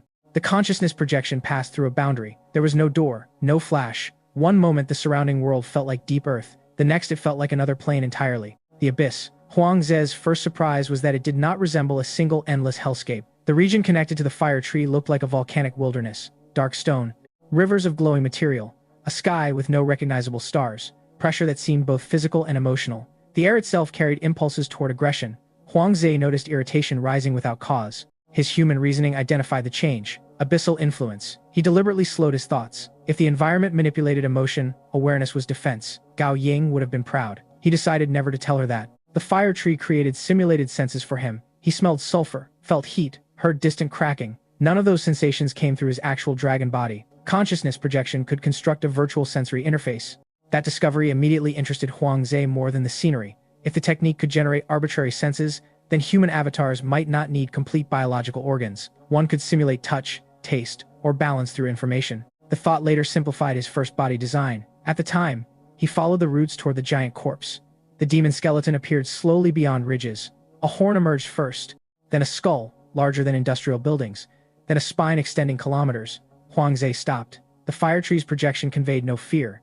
It had known the corpse for ages. Huangze needed a moment. His entire understanding of supernatural scale had been based on material plane creatures. The dead demon erased that benchmark. He estimated mass in the hundreds of thousands or millions of tons when alive, maybe more. The body architecture looked capable of surviving forces that would reduce ordinary organisms to fluid. Huangzi thought of nuclear weapons. Would a conventional blast kill something like this? Maybe. Maybe not. The uncertainty bothered him. Xia's greatest military advantage rested partly on enemies never having faced industrial destruction. The deeper planes might contain entities whose bodies operated beyond familiar limits. He moved closer. The demon's bones carried runes naturally, as if its skeleton had grown with encoded structures. Huangzi wanted to inspect them. The fire tree refused. Sacred ground. Huangzi argued science. The tree answered with a simple emotional concept. Danger. Not forbidden. Danger. That distinction caught his attention. Something remained in the corpse. Not consciousness exactly. Residual law. A rule attached to the bones. Huangzi backed away. He had learned to respect warnings that came without obvious fear. Nearby stood ruins. Stone structures surrounded a central basin. Some architecture resembled altars. Other shapes looked functional rather than religious. Channels connected the ruins to deeper darkness. Huangzi sensed traces of phoenix energy. He asked whether phoenixes had built the place. The fire tree answered ambiguously. Ancestors. Not necessarily birds as he understood them. The phoenix lineage might once have possessed forms or civilization very different from the modern creature he taught basic characters. That idea fascinated him. Species could decline culturally, even while retaining biological power. The current phoenix's inability to speak did not mean its ancestors lacked language. Perhaps their knowledge had been lost, perhaps deliberately. The fire tree guided Huangzi toward a sealed structure. Beneath it slept the Phoenix King, or part of the Phoenix King. The answer remained unclear. Huangzi felt the egg inside his consciousness respond. Warmth spread through the projection. The sealed structure reacted. Golden red light appeared between stones. His heart reacted in the distant material body at exactly the same time. 3 points linked across planes. Heart, egg, buried phoenix presence. Huangzi demanded explanation. The fire tree offered only recognition. He asked whether the Phoenix King had known the original Black Dragon. Yes. That answer was the first concrete confirmation. Huangzi's attention sharpened. How long ago? The fire tree's sense of time made the reply useless. Before current kingdoms. After an ancient destruction. The original dragon had come from above. Huangzi asked whether above meant sky. The tree conveyed uncertainty. Above could mean hierarchy, plane, origin. Huangzi hated metaphysics again. He asked whether the dragon had visited this sacred place. Yes. Did it carry the same heart? The fire tree became silent. That silence felt different from ignorance. It knew something, it would not say. Huangzi became angry. The tree responded with sadness rather than resistance. A simple image entered his awareness. Fire consuming stars. Then darkness. Then the command to hide. Huangzi's anger vanished. Some secret was connected to catastrophic memory. The fire tree had survived by refusing to expose it. Trust could not be demanded instantly. He told the tree he would not force the answer. The atmosphere relaxed. That moment changed their relationship. The fire tree allowed Huangzi to approach the sealed phoenix structure more closely. He still could not enter. At the boundary, his projection encountered a wall that felt like condensed identity. Huangzi compared it to biometric authentication. The egg responded. The wall almost opened. He stopped it. Another convenient access system recognizing him without explanation. Absolutely not. The fire tree seemed confused. Huangzi explained that he had developed trust issues with doors that opened automatically. No response. Trees had little experience with cybersecurity. On the return path, Huangzi experimented with projection mechanics. He separated attention between his dragon body and projected consciousness. For several seconds, he perceived both. His main body lay near the fire tree. The projection moved kilometers below. The cognitive load became painful quickly, but it proved parallel consciousness was possible. That would later become the basis for operating avatars. He tried changing the projection's appearance. At first, it resembled his mental image of the Black Dragon. Then he shaped it into his former human body. The transformation happened instantly. No bones, no tissue, no biological resistance, just identity rendered as form. Huangzi stared at human hands inside the abyss. Emotion surged unexpectedly. The hands were not real, they were enough. The fire tree sensed his sadness. Huangzi explained that he had once looked like this. The tree answered with a concept that felt almost kind. Forms change, roots remember. He carried that phrase back with him. When consciousness returned fully to the dragon body, the world felt enormous and heavy again. The phoenix waited nearby. Huangzi looked at it differently. Its mother lived as a tree. Its king slept across plains. Its species carried lost history. Calling it a stupid bird felt less accurate. He called it a stupid bird anyway when it failed. The next reading lesson. Respect did not require abandoning educational standards. The projection technique became Huangzi's obsession for several weeks. He practiced extending awareness through objects, short distances, and magical anchors. Without the fire tree's root network, range was limited. Inside, Xia, worse. Outside, better. The technique depended on magical medium. That suggested consciousness could behave like information transmitted through an environmental field. Huangzi immediately proposed experiments comparing magical projection with radio. Ding Xuan became excited. Researchers built shielded rooms, signal generators, and synchronized monitoring systems. The first results were inconclusive. Magic refused to align politely with electromagnetism. Still, correlations appeared. External interference could weaken projection. Certain frequencies had small effects. Dragon scale stabilization improved consistency. Huang Ze began imagining a future where consciousness traveled through engineered networks. Remote bodies controlled by technological relays. Humanity could cross hostile environments without physical exposure. Soldiers could operate avatars. Scientists could explore the abyss safely. Patients could inhabit replacement bodies. The possibilities were enormous, so were ethical problems. If a consciousness could be copied rather than moved, which copy was the person? If one body died while another remained active, what counted as death? Could souls be duplicated? Could governments create soldiers whose bodies were disposable? Gao Ying insisted those questions be discussed before technology matured. Huang Ze agreed. The fantasy world had enough examples of power developing faster than ethics. Undead lords treated bodies as tools. Gods treated followers as resources. He did not want Sha reproducing those systems with better engineering. The first human avatar therefore remained personal, experimental, and intentionally limited. Huang Ze wanted a way to be human again. He did not want to invent industrial reincarnation accidentally. Naturally, the heart made the process look commercial anyway. When Huang Ze requested a miniature power core, the organ's 10-kilogram price felt almost insulting enough to cancel the project. He spent hours bargaining internally. The heart refused reductions. Huang Ze tried logical arguments. A successful avatar would benefit the whole organism. No effect. He tried patriotic arguments. Supporting Xia research served long-term survival. No effect. He tried emotional manipulation. After everything they had been through together, surely the heart could offer a family discount. Nothing. Finally, he proposed financing. The heart responded. Huang Ze was speechless. Somewhere inside his chest existed an unknown cosmic organ that understood installment plans better than friendship. They settled on 36 payments.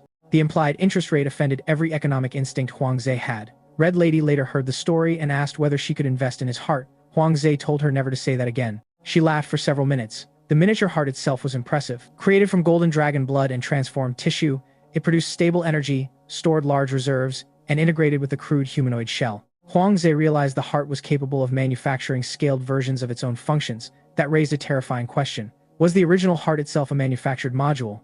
If so, by what? He added it to the list. The list now had categories. The fire tree guided him downward. Huang Ze's awareness separated from ordinary sensory input and traveled through roots into darkness. He experienced Earth not as soil but as layered information, pressure, energy, and boundaries. Then the roots crossed into the abyss. Huang Ze entered mentally. The environment felt hostile, hot, polluted, and enormous. Sulfurous landscapes extended beneath impossible skies.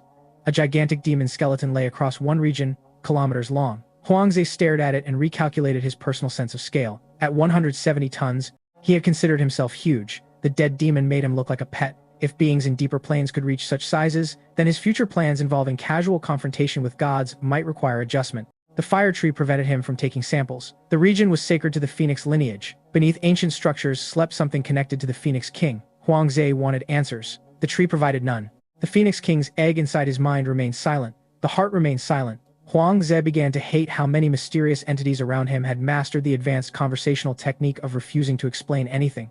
He returned from the abyss with consciousness projection, learned well enough to experiment alone. The first experiment was obvious. If the dragon body could not transform into a human, Huang Ze would manufacture a human body separately.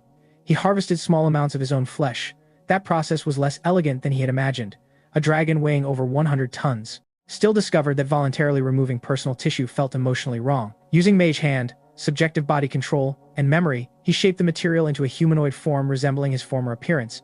The result looked convincing externally. Internally, it was terrible. He could reproduce skin, basic muscle, eyes, ears, mouth, and structural tissue. He could not casually recreate the complete complexity of human organs, endocrine systems, nerves, and microscopic biology. The first body was essentially a biological mannequin with ambitions. Huang Ze loved it. It looked human. That alone nearly broke him emotionally. After months of scales and claws, seeing his old outline standing nearby felt like discovering a photograph had stepped out of the past. Then he remembered it needed power. The heart offered another service. 10 kilograms of gold. Huang Ze exploded. 10 kilograms for a miniature energy core was criminal pricing. The heart refused negotiation at first. Huang Ze demanded financing. Eventually they reached terms. A miniature heart created from golden dragon blood, repayment over 36 installments, interest included. Gao Ying later called this the first documented case of a dragon entering consumer debt with his own organ. Huang Ze insisted the terms were predatory. The miniature heart powered the avatar. Huang Ze projected consciousness into it. For the first time since his transformation, he stood at human height. His balance was wrong. His senses were incomplete. His skin barely registered temperature. His internal systems were simplified. He did not care. He raised human-shaped hands and stared at them until tears blurred the crude, artificial eyes. Gao Ying found him sitting quietly afterward. For once, she did not make a joke. Huangze admitted that he had forgotten how small the world looked from human height. As a dragon, doors became obstacles, people became fragile, rooms became impossible, and every conversation required him to look down. The avatar allowed eye-level contact again. That changed something inside him. Researchers tested the body. Despite crude construction, dragon-derived material made it roughly equivalent to a fourth-level life form. Ding Xuwen immediately imagined multiple avatars. Huangzi imagined multiple monthly payments. The concept of a one-man army appeared possible. His dragon body could generate enough tissue to construct many additional shells. His brain could not operate them efficiently. He struggled controlling even two perspectives simultaneously. Ding explained that high-level undead lords and elemental beings often developed extreme parallel cognition. Huangze refused to modify his brain recklessly. A stronger brain might help. A different brain might replace him. He preferred being imperfect and recognizable. The avatar also had range limitations. Inside Jia, consciousness projection weakened severely, likely because the scientific boundary suppressed magical transmission. He could operate only within several kilometers before connection quality collapsed. Huangze compared it to switching from 5G to terrible rural 2G. Researchers began exploring whether magical consciousness signals could someday be converted into electromagnetic transmission. If successful, the consequences would be enormous. Remote bodies could become interfaces between science and magic. For Huangze, the immediate consequence was simpler. He could wear normal clothes again. Gao Ying helped select practical outfits because Huangzi's first choices were 6 months out of date and apparently reflected the fashion confidence of a man who had stopped seeing mirrors. She also noticed his avatar had omitted several anatomical details. Huangze became defensive. Prototype systems did not require full functionality. Gao said nothing. That somehow felt worse. He eventually built enough internal structure to eat and drink for social purposes, though actual nutrition still came mainly from the miniature heart. His first cold soda tasted weak through primitive sensory nerves. He still drank the entire bottle. Ritual mattered. Humanity, Huangze decided, was partly made of irrational rituals one chose to keep. That insight prepared him for the strangest mission yet. The goblins had not stopped stealing. They had been building. The theft investigations finally connected dozens of scattered incidents to a tunnel network extending beneath several construction zones. Maps suggested the network was far larger than anyone expected and older than Sha's arrival. At first, military planners proposed sealing the entrances and forcing the goblins out. Then a transport convoy carrying 4 fertilized red dragon eggs disappeared. The eggs belonged to Red Lady. She had offered them as an introduction fee for a formal meeting with Dias. Sia officials had demanded payment in advance because nobody trusted an ancient dragon merchant enough to schedule first and verify merchandise later. Red Lady agreed with visible irritation. 2 eggs reached secure storage, 2 vanished during transit. The convoy was not destroyed. Guards were disoriented by smoke, underground traps, collapsing roads, and improvised magical devices. The attackers moved with a precision inconsistent with ordinary raiders. Theft became a national security problem. Red Lady arrived personally. Huangzi first saw her through his human avatar in a controlled negotiation facility near the border. He had already studied photographs, intelligence summaries, and psychological assessments. None prepared him for the biological reaction. Red Lady entered wearing a fitted dark red coat over black clothing, gold ornaments at her throat and wrists, and the relaxed expression of someone who assumed rooms belonged to her until proven otherwise. Her hair looked almost black in shadow and burned red under light. Her golden eyes moved once across the officials, then stopped on Huangze. His miniature heart accelerated. The dragon body several kilometers away also reacted. Huangze mentally told both hearts to behave. Neither seemed particularly motivated. Gao Ying sat behind observation glass and watched the biometric feed. Interesting, she said, through Huangze's earpiece. Nothing is interesting. I did not say what was interesting. Your tone did. Red Lady smiled. She had excellent hearing. Huangze immediately disliked that smile because it meant she had learned something without paying for it. She approached and examined his avatar openly. So this is Dias? Huangzi answered that technically Dias was much larger. Red Lady circled him once. Her gaze lingered on his shoulders, face, and heartbeat location, with the clinical curiosity of a dragon inspecting suspicious merchandise. This body is artificial. Huangze asked how she knew. It smells like dragon. His avatar barely produced scent. Red Lady leaned closer, almost amused. Not with the nose. The answer irritated him because mysterious experts loved explaining nothing. Huangze reminded her that 2 of her eggs had been stolen. The amusement vanished. For the first time, Red Lady's human disguise felt thin. Heat rose around her. The room's magical sensors spiked. Her eyes sharpened until Huangze could almost see the dragon behind them. She wanted the eggs recovered intact. Huangze wanted the thieves identified. Sha wanted the stolen technology network exposed. All 3 interests pointed underground. Red Lady offered to burn every goblin settlement within 200 kilometers. Huangze told her that was not an acceptable investigative method. She replied that it was very effective at reducing repeat offenses. Gao Ying's voice entered his ear. Try diplomacy. Huangze asked whether that advice was for Red Lady or him. Yes. The tunnel entrances were too small for Huang Ze's main body. That made the avatar essential. Red Lady used transformation magic to remain human-sized. A small Sia support team accompanied them to the first underground checkpoint, then withdrew, because magical interference intensified beneath the surface. Huang Ze and Red Lady continued alone. The arrangement felt irresponsible until Huang Ze remembered that one member was an ancient red dragon and the other had a 7th-level black dragon body, waiting within projection range. The first kilometers underground forced Huang Ze to appreciate how badly dragon instincts handled enclosed spaces. His main body loved height, open air, territory, and the comforting knowledge that most obstacles could be broken by moving forward. The avatar had opposite problems.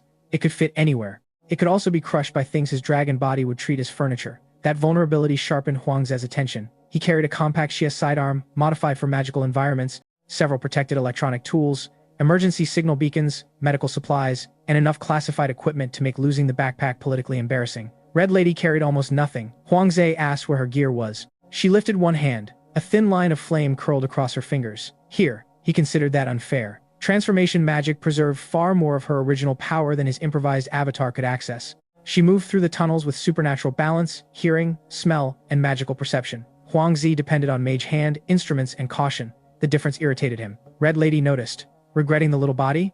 No, you look like you are. I am experiencing ergonomic feedback. She laughed. Huang Ze decided ancient dragons enjoyed modern vocabulary primarily because it created new ways to insult people. Their route crossed abandoned chambers containing old goblin carvings. Before Xia arrived, the underground network had already supported generations of settlements, raids, and migrations. The new industrial system had grown on top of older survival culture.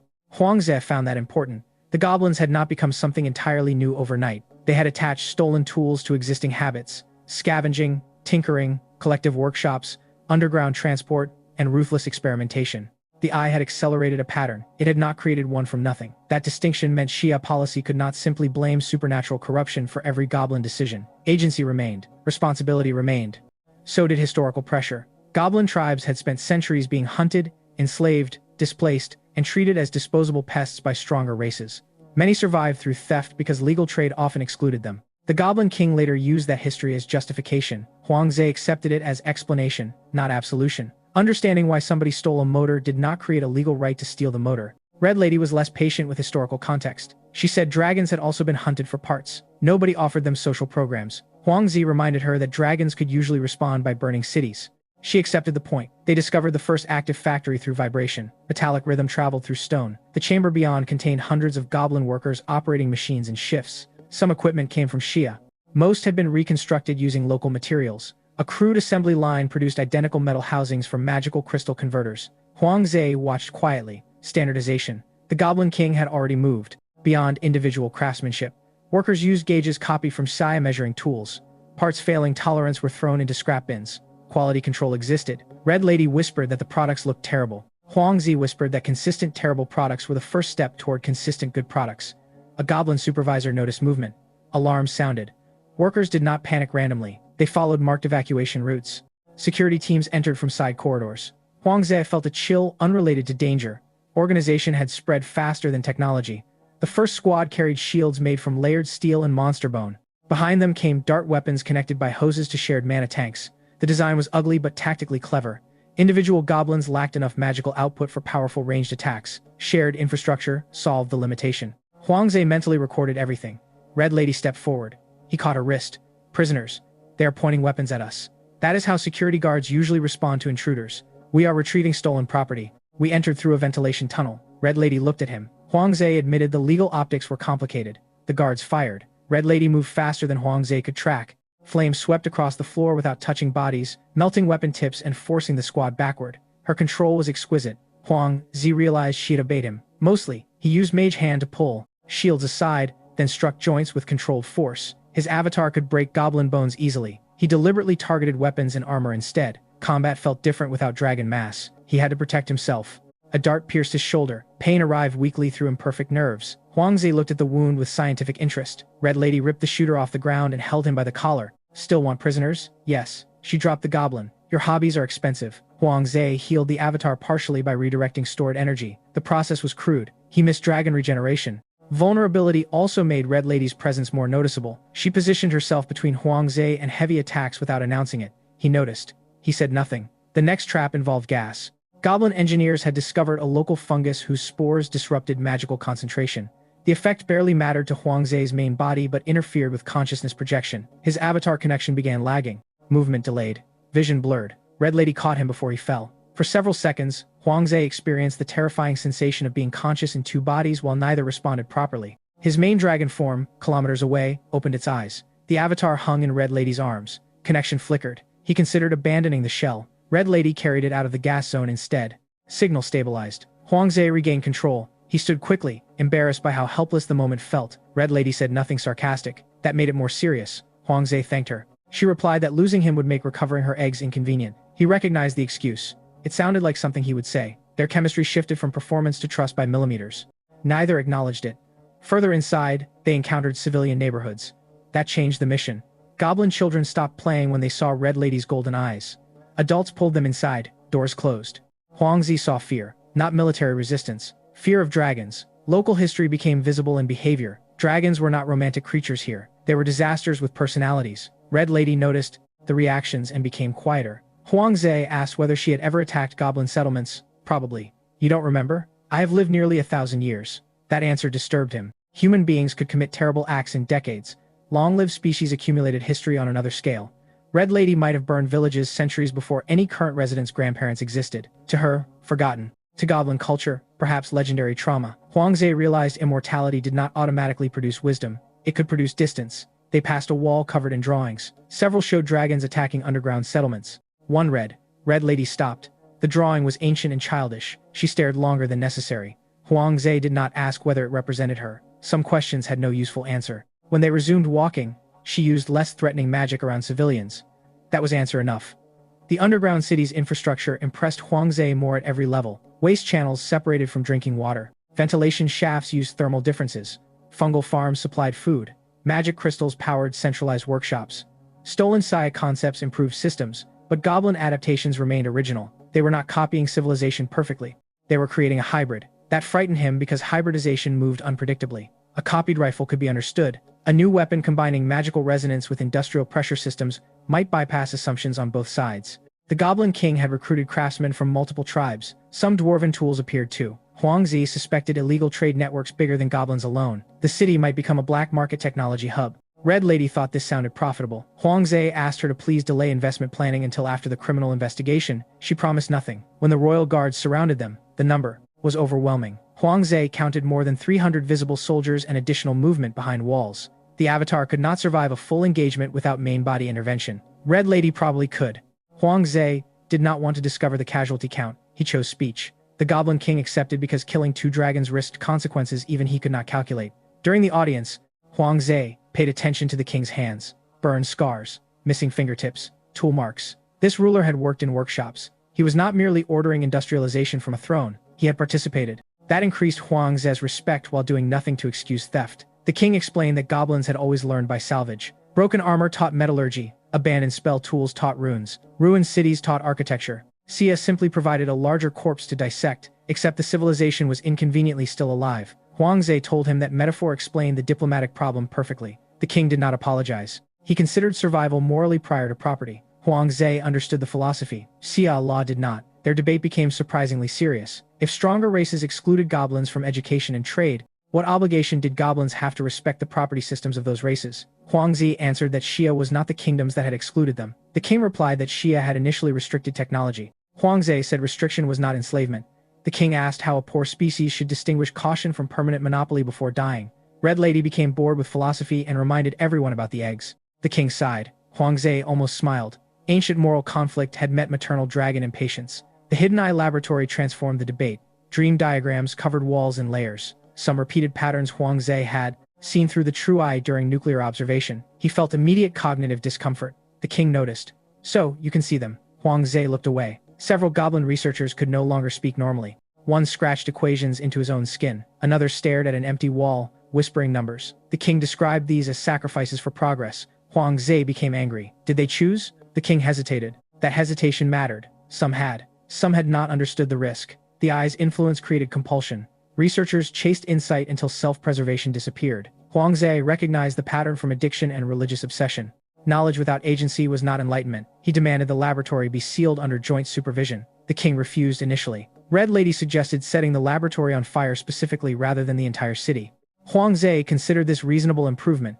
Eventually, the king agreed to suspend dream experiments in exchange for access to controlled scientific education. Xia would teach methods, not unrestricted strategic technology. The king wanted artillery. He received algebra. He was disappointed. Huang Zhe told him algebra was more dangerous long-term. The king believed that. That was why he accepted. Recovering the eggs required another fight. A radical goblin faction had moved them to an experimental incubation chamber and refused royal orders. They believed dragon embryos contained biological secrets capable of creating stronger goblin soldiers. Red Lady stopped negotiating. Huang Zhe went with her because uncontrolled anger near fragile eggs was a terrible combination. The radicals fortified an old mine complex. Their weapons included early magic electric hybrids derived from stolen capacitors. One device created a field that interfered with Red Lady's transformation. Her human form flickered. Scales appeared across her neck and arms. She smiled. Huang Zhe recognized that smile is dangerous. The radicals had accidentally made her more dragon. The battle became violent. Huang Zhe used the avatar's smaller size to crawl through maintenance passages, disable power nodes, and open routes. Red Lady attacked main defenses. At one point, a collapsing bridge separated them. Huang Zhe used Mage Hand to hold a support beam while Red Lady crossed carrying one recovered egg. The force exceeded his avatar's safe output. The miniature heart overheated. Debt finance cardiology had performance limits. Red Lady returned instead of continuing. Together, they stabilized the bridge. She told him, sacrificing a body for an egg would be foolish if the body carried his consciousness. Huang Zhe said the shell was replaceable. She answered that pain still reached him. That was true. He had been treating the avatar as disposable equipment. Red Lady, ironically, reminded him it was still part of himself. The second egg was found beside a damaged incubation machine. A young goblin technician refused to leave it. He had been assigned to monitor temperature and had grown attached. Red Lady nearly killed him. Huang Zhe stopped her. The technician had not stolen the egg. He had kept it alive after the machine failed. Red Lady examined the embryo magically. Healthy. Her anger shifted. She demanded the technician come with them. He thought she intended execution. Instead, she offered employment caring for dragon eggs under supervision. Huang Zhe stared at her. Red Lady shrugged. Competence was rare. This was perhaps the most dragon-like and civilized decision she could have made simultaneously. The mission ended with both eggs recovered, radical leaders arrested or captured, and several new intelligence discoveries. Nobody burned the city. Red Lady considered that a compromise. The return route passed the old wall drawings again. She stopped before the red dragon image. This time, she said quietly that it was not her. Huang Zhe had not asked. She added that another red dragon had controlled the region centuries earlier. She had killed him. Huang Zhe asked why. He interfered with my trade. He waited. Red Lady sighed. And he ate villages. That sounded more acceptable. Mostly the trade. Huang Zhe laughed despite himself. The tension broke. When they reached the surface, Gao Ying was waiting with the support team. Her gaze moved from Huang Zhe's damaged avatar to Red Lady, then to the recovered eggs. She asked whether the mission had been psychologically productive. Huang Zhe said no. Red Lady said yes. Gao wrote something. Both dragons objected. Gao smiled. For the first time, Huang Zhe realized the two women could cooperate against him without sharing any other interest. That possibility was strategically alarming. The tunnels were not primitive. Rails ran along reinforced passages. Magical lamps used standardized crystal housings. Ventilation shafts had been widened and organized. Huang Zhe found painted directional symbols. Someone had planned infrastructure. The deeper they went, the more stolen Xia components appeared integrated into local construction. A damaged electric motor powered a pulley through a magical crystal converter. A radio casing had become part of a crude acoustic signaling station. Copper wire ran beside runic channels. None of it should have worked reliably. Enough of it did. Red Lady examined a machine and dismissed it as ugly. Huang Zhe said ugly technology that worked was still technology. She argued that dragons had understood this principle for centuries, because treasure rooms rarely needed interior decoration. They triggered the first trap 30 minutes later. A pressure plate activated a mana reservoir connected to stolen capacitors. The resulting discharge blew apart part of the tunnel. Huang Zhe's avatar shielded its head while Red Lady stepped through the blast almost casually. She asked whether Xia engineers designed all equipment to explode so dramatically. Huang Zhe said only the equipment Americans would enjoy. Red Lady did not know what Americans were. Huang Zhe decided the joke had died in translation and moved on. Goblin defenders appeared in coordinated groups. They wore scrap metal armor assembled from construction steel, vehicle panels, and monster hide. Several carried weapons resembling rifles built around magic crystals. The projectiles were not bullets. Compressed mana launched metal darts at dangerous speeds. Huang Zhe was impressed right until one weapon exploded in its owner's hands. Red Lady looked at him. Advanced civilization? Prototype culture. They fought through the first defensive line without killing unnecessarily. Huang Zhe used Mage Hand to disarm weapons and his avatar's enhanced strength to break armor. Red Lady was less restrained. He repeatedly had to remind her that investigators preferred prisoners with functioning memories. She complained that modern law made raids exhausting. The goblins retreated deeper. They collapsed passages behind themselves, opened hidden routes, and used smoke-containing magical irritants. This was not random tribal defense. It was doctrine. Huang Zi began seeing the same design language across devices. Standard parts, repeatable mechanisms, marked components. The goblins were manufacturing, not merely scavenging. The tunnel opened onto an underground cavern so large, Huang Zi initially mistook it for an outdoor valley. Thousands of lights spread across stone terraces, factories hammered beside underground rivers, mine carts rolled along rails, furnaces burned green and violet, towers of scrap machinery rose above neighborhoods, and everywhere moved goblins. Not hundreds, tens of thousands. Red Lady stopped. Even she looked surprised. A sign hung above one industrial building. Goblins had copied Sha characters with several mistakes, but the intended meaning was clear enough. Goblin Technology Development Bureau. Huang Zi stared. Red Lady asked whether Sha had franchised. He said he hoped not. The city contains schools of a sort, workshops, food markets, barracks, laboratories, and residential districts. Children carried tools, workers repaired machines, engineers argued around diagrams. The old image of goblins as mindless vermin collapsed in minutes. They were dangerous, criminally organized, and clearly stealing technology. They were also a society. Red Lady still wanted the eggs. Huang Zi wanted answers before anybody burned 30,000 people. They were surrounded before reaching the central district. Hundreds of goblin soldiers emerged from side passages. Their equipment was inconsistent but sophisticated enough to threaten Huang Zi's avatar. Red Lady could probably kill them all. Huang Zi raised his hands instead. He announced that they had come to negotiate. A goblin officer laughed and asked why anyone should believe a dragon. Huang Zi pointed at Red Lady. If dragons wanted to kill you, do you think she would have worn shoes? Red Lady looked offended.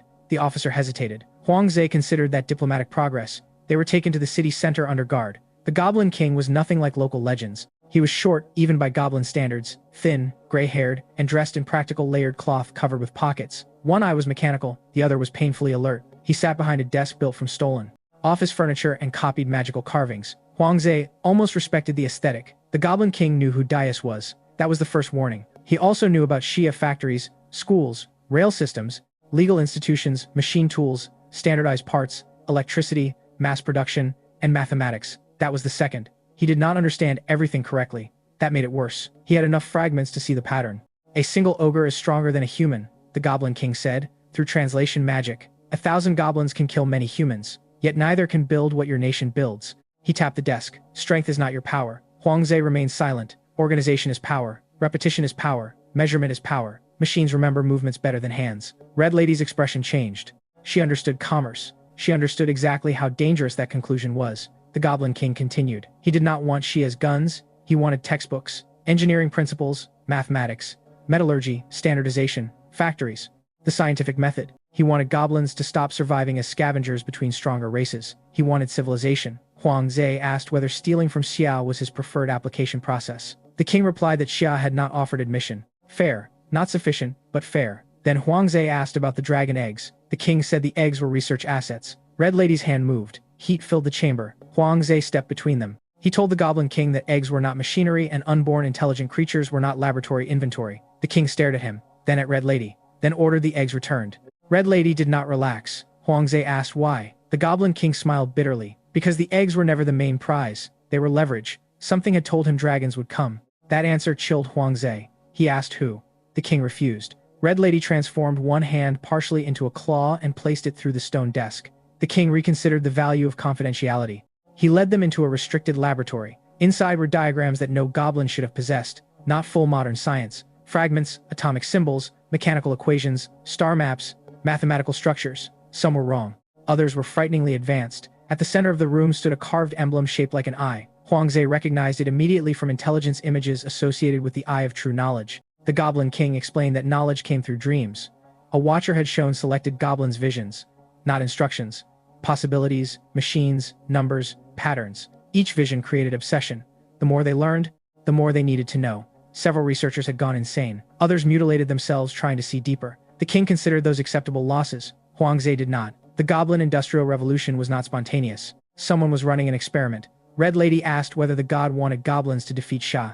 Huang Zi doubted it. The Eye of True Knowledge seemed more interested in cognition than politics. Maybe the goal was to discover what happened when a fantasy species absorbed scientific concepts without the cultural and methodological foundations that made them stable. Maybe the goblins were lab rats. Maybe Xiao was too. That thought stayed with him. The immediate crisis still required resolution. Red Lady recovered the eggs. Xia demanded return of stolen property, identification of raiding groups, and access to specific facilities. The Goblin King demanded education. Negotiations lasted 2 days. Red Lady repeatedly suggested simplifying the process with fire. Huang Ze repeatedly reminded her that civilization included paperwork specifically because burning everybody was not scalable governance. The final agreement was controversial. Goblin civilians would not be punished for collective crimes. Individuals responsible for raids, attacks, and deaths would face investigation. The city would return stolen strategic equipment. In exchange, Xia would open a tightly controlled technical school, teaching basic mathematics, safety, materials, and non-sensitive industrial skills. The Goblin King accepted. Some officials hated the compromise. Huang Ze defended it. If knowledge could not be contained forever, controlled education was safer than chaotic theft. Teaching scientific method might even reduce the Goblin's tendency to solve every engineering uncertainty by building 10 versions and standing nearby until one stopped exploding. Ding Shuwen reluctantly agreed. The program also created an intelligence window into whatever the Eye of True Knowledge was doing. Goblin researchers became monitored indicators of outside cognitive influence. Red Lady found the entire arrangement absurd. Then she asked whether Goblin factories might someday produce cheap consumer goods. Huang Ze stared at her. She shrugged. Principles and profit did not need to be enemies. Their return journey changed the relationship between them. Red Lady had seen Huang Ze refuse the easiest violent solution despite possessing power. Huang Ze had seen Red Lady restrain herself despite centuries of dragon instinct and personal stakes. Neither trusted the other. Both respected the other's restraint more than expected. In a narrow tunnel, collapsing machinery trapped Huang Ze's avatar beneath stone. Red Lady pulled him free before he could remotely abandon the body. He thanked her. She replied that replacing an interesting black dragon would be difficult. He said the avatar was replaceable. She leaned close and said she had not been referring to the avatar. Huang Ze's miniature heart accelerated again. Several kilometers away, his main heart also accelerated. He mentally asked whether synchronized embarrassment was now a premium feature. Gao Ying later reviewed the mission footage. She paused at that exchange. Huang Ze immediately said there was no need to analyze it. Gao wrote something in her notebook. He threatened to classify the notebook. She reminded him psychological records already were classified. Huang Ze began suspecting the state had created an unbeatable opponent. The arrests after the Goblin raid created immediate political pressure inside the underground city. Several clans accused the Goblin King of surrendering sovereignty to Xia. Others accused him of provoking a civilization capable of erasing the city. Workers cared less about sovereignty than whether factories would remain open. Parents cared whether soldiers would enter residential districts. The king discovered that industrialization created politics faster than expected. Huangzi found this almost educationally satisfying. Once people acquired specialized jobs, property, contracts, and expectations, simple tribal command became harder. A workshop owner wanted predictable rules. An engineer wanted access to materials. A miner wanted safer tunnels. A soldier wanted compensation. The Goblin King had wanted factories. He had accidentally imported governance problems. Shah sent a mixed team of investigators, engineers, legal advisors, and cultural specialists. No occupation troops entered civilian zones without agreement. That restraint surprised Goblin residents. Many had expected collective punishment. Local stories about dragons, elves, human kingdoms, and orcs contained little precedent for legal differentiation after raids. The first public tribunal was therefore watched by thousands. Raid leaders were charged for attacks and theft. Engineers who knowingly weaponized stolen strategic devices faced separate charges. Workers who had simply operated factories did not. The Goblin King accepted political responsibility through negotiated reparations. Huang Ze attended one session in avatar form. A goblin elder asked why Xia did not punish the whole city. Huang Ze answered that responsibility without evidence was revenge. The elder said revenge was normal. Huang Ze said normal did not mean useful. The exchange circulated widely. Some Xia citizens accused officials of softness.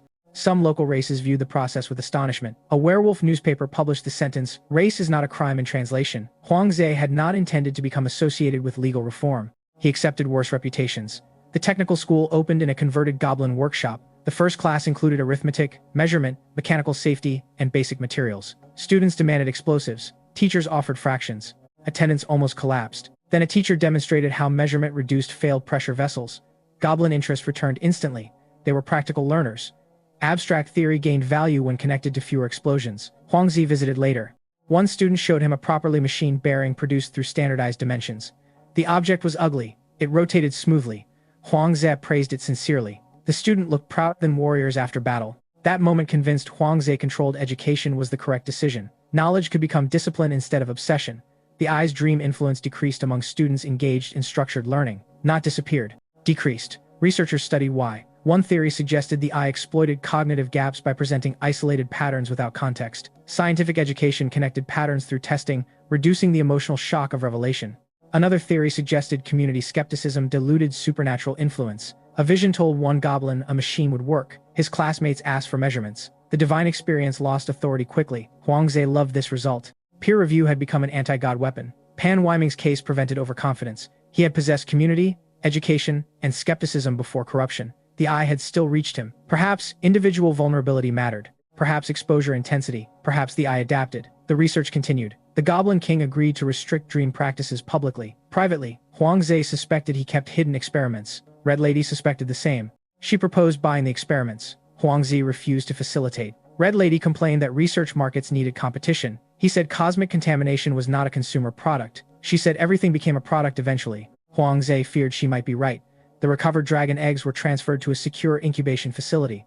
The young goblin technician who had protected one embryo received temporary supervised employment. Red Lady watched him constantly for the first week. He nearly collapsed from stress. Huangzi told her that staring at employees like prey reduced productivity.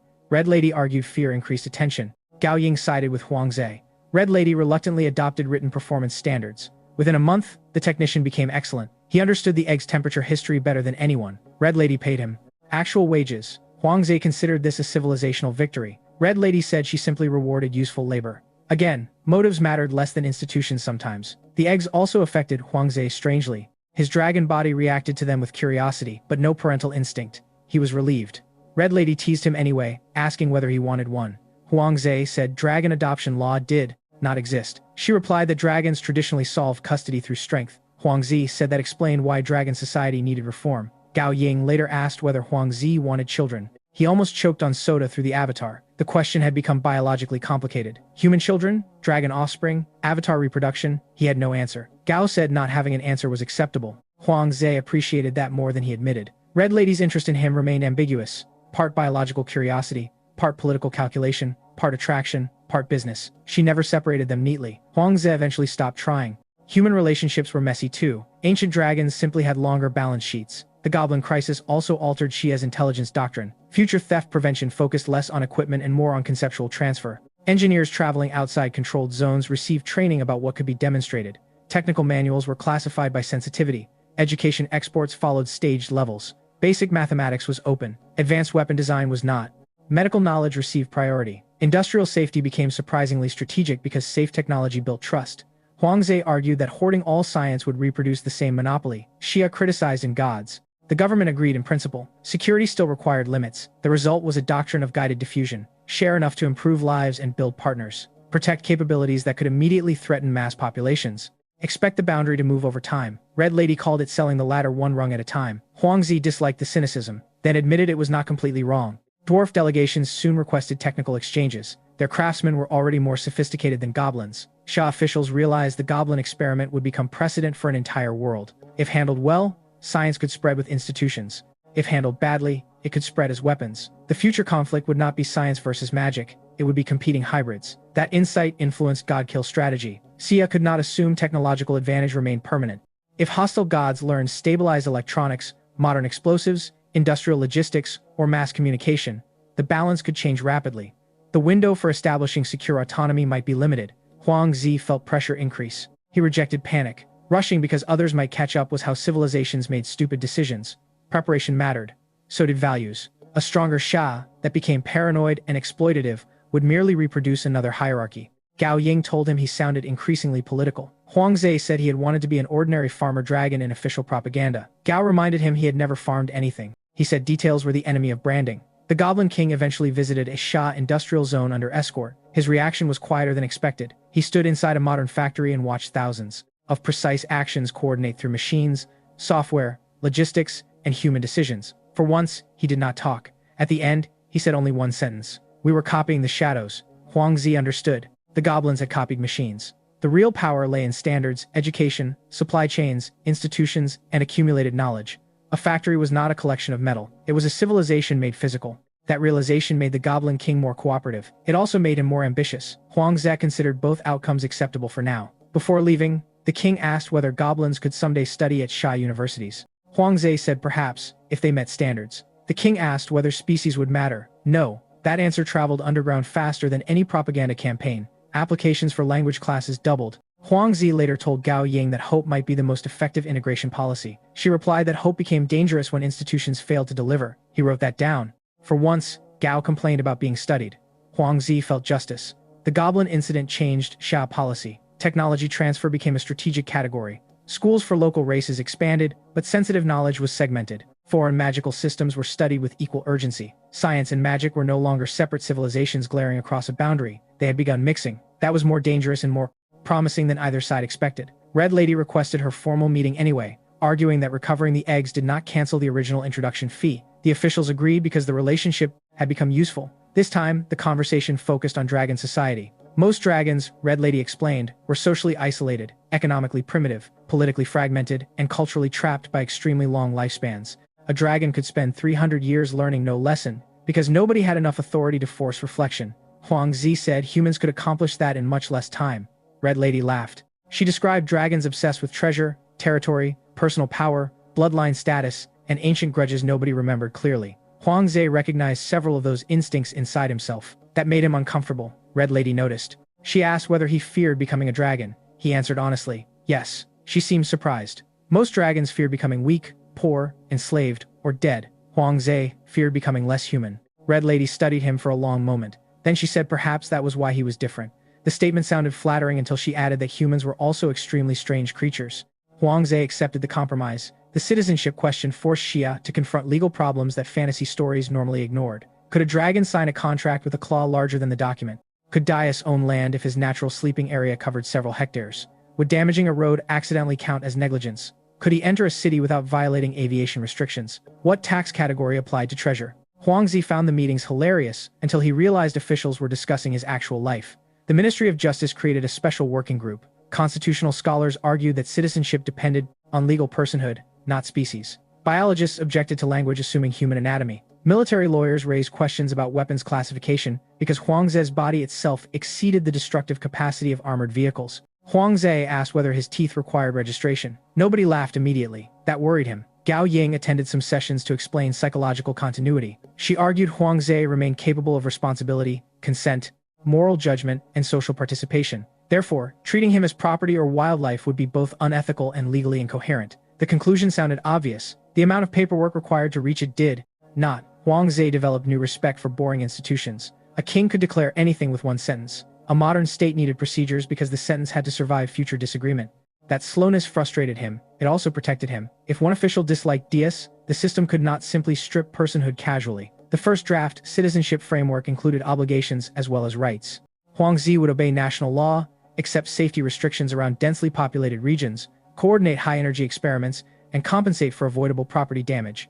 He considered that fair. Then he saw projected infrastructure insurance premiums. Dragon citizenship became expensive. The government ultimately covered strategic operational costs separately. Huang Zi still insisted on a personal account. He wanted to pay for ordinary things himself. The desire surprised officials. Why would a national strategic asset care about restaurant bills? Because Huang Zi did not want every coffee, book, or private purchase to feel like state provisioning. Small financial independence mattered. Red Lady found this attitude incomprehensible. She believed wealth existed specifically so others handled inconvenient details. Huang Zi told her this was why ancient dragons had no functioning middle class. She replied that dragons had no need for middle classes because everybody wanted to be rich. He said that was not how economics worked. She accused economics of lacking imagination. Their arguments became more frequent as Red Lady explored business opportunities around safe zones. She proposed bonded warehouses, magical commodity exchanges, insurance products, transport services, luxury tourism, dragon-guided adventure routes, and eventually private urban development. Some ideas were excellent, some were terrifying. One proposal involved allowing wealthy visitors to sleep in a real dragon treasure cavern experience while Red Lady charged premium fees. Huang Zi asked whether the treasure was insured. Red Lady looked offended. Nobody steals from a dragon. That was not my question. She grudgingly began studying insurance. CR regulators studied her. The relationship became mutually educational. Red Lady's dream was a city where she controlled land, banking, security, and trade. Huang Zi described it as feudalism wearing a business suit. She said that was unfair because feudal lords rarely understood diversified revenue streams. Xia rejected the city plan inside controlled safe territory. Red Lady filed complaints through every available channel. When officials refused to recognize her proposed city corporation, she considered suing. The courts faced the extraordinary question of whether a foreign dragon could establish standing as a legal person. Huang Zi followed the case with unhealthy enthusiasm. Gao Ying asked why. He said precedent. She said schadenfreude. Both were true. The public meanwhile knew Daius only through controlled appearances. Children loved him. That had not been predicted. Adults saw a dangerous supernatural creature. Children saw a giant talking dragon who could charge from power lines. Fan art appeared. Some depicted him heroic. Some made him adorable. One viral drawing showed Dias curled around a transformer with the caption "Fast Charging." Huang Zi saved it secretly. He told nobody. Gao Ying found out anyway. He suspected psychological professionals possessed unauthorized intelligence networks. The public narrative of DS learning Xia culture developed through documentaries. He visited industrial sites, observed schools, watched courts, met workers from local fantasy races. The footage was partly staged, but the experiences were real. One visit brought him to a Minotaur vocational school. The students had begun as refugees, mercenaries, former slaves, and wandering laborers. Now they studied welding, construction safety, machinery, language, and contracts. Huangzi asked one enormous student what he wanted after graduation. The Minotaur answered that he wanted a house where his children could sleep without guards. That simple wish hit Huangzi harder than ideological speeches. Civilization became meaningful at night when people stopped expecting attack. Another student wanted to buy a truck. A third wanted citizenship someday. None wanted to become legendary heroes. They wanted ordinary futures. Huangzi understood them. His own original dream had become exactly that. Ordinary life. The fantasy world made ordinary life revolutionary. Werewolf training centers produced similar stories. Young wolves learned patrol procedure, emergency response, radio codes, conflict de-escalation, and legal use of force. Some instructors complained they solved arguments too quickly with teeth. Progress remained incremental. Antu, the werewolf leader Huangzi had met during the Hellhound incident, became a minor local celebrity after repeating administrative phrases with extreme enthusiasm. He gave speeches about development. His tribe listened because wages improved. Huangzi respected results. The safe zones also exposed prejudice inside Xia. Some citizens feared local races. Others treated them like entertainment. Businesses occasionally refused service. Officials responded with regulation and education. Huangzi followed those disputes closely. He had experienced being feared because of species. He publicly argued that supernatural biology justified safety precautions, not automatic moral judgment. A minotaur could be dangerous. So could heavy machinery. Danger required rules, not dehumanization. Red Lady mocked the word dehumanization when applied to non-humans. Huangzi proposed depersoning. She said it sounded terrible. They agreed language needed development. The Goblin Agreement later tested these principles brutally. Public opinion after the thefts turned hostile.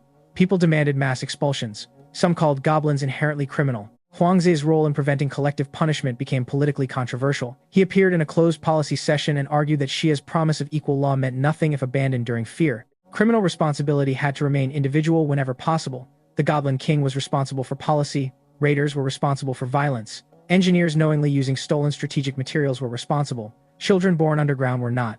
One official asked whether Huangzi would say the same after human deaths. He answered yes, though it would be harder. Principles that worked only when emotions were calm were preferences, not principles. Gao Ying later told him that sentence sounded unusually mature. Huangzi said dragon aging was apparently efficient. She said he was 26. He asked her not to ruin the moment. The citizenship campaign reached its planned public turning point after his 2-month disappearance. To make the transformation credible, Huangzi spent significant time outside camera range. He traveled through local communities under controlled conditions, observed villages, trade routes, religious territories, and wilderness. The journey was not entirely staged. He saw poverty that fantasy adventure stories often romanticized. A village with no healer lost children to infection. Farmers paid grain to a local lord, offerings to a temple, protection fees to mercenaries, and taxes to a regional ruler. After everything, little remained. Magic existed. It did not create universal prosperity. A priest could heal a broken bone. Nobody had built sewage treatment. An elf could live centuries. Peasants still drank contaminated water. A mage could summon fire. Most homes remained cold in winter. Huangzi realized technological civilization mattered not because it produced dramatic miracles, but because it distributed ordinary miracles cheaply. Clean water, vaccination, electric light, refrigeration, mass transport, literacy. Those achievements looked boring only after. Success made them normal. His Dias speech gained emotional truth from those observations. When he said he had seen light, he meant systems that made dignity repeatable. The propaganda team loved the phrase. Huangzi privately hated that sincere emotion could become excellent messaging. Gao Ying told him communication was not automatically manipulation. If the message remained true, presentation did not erase truth. He accepted the distinction reluctantly. The televised return showed Dias leaner, quieter, and visibly changed. His scales had lost some shine from controlled dieting and reduced gold intake. He looked exactly like a dragon who had undergone ideological hardship. Huangzi called this method acting. The director asked him not to improvise jokes during the final statement. He mostly complied. He spoke about darkness, light, the outside world's stagnation, Xia's imperfections. The difference mattered.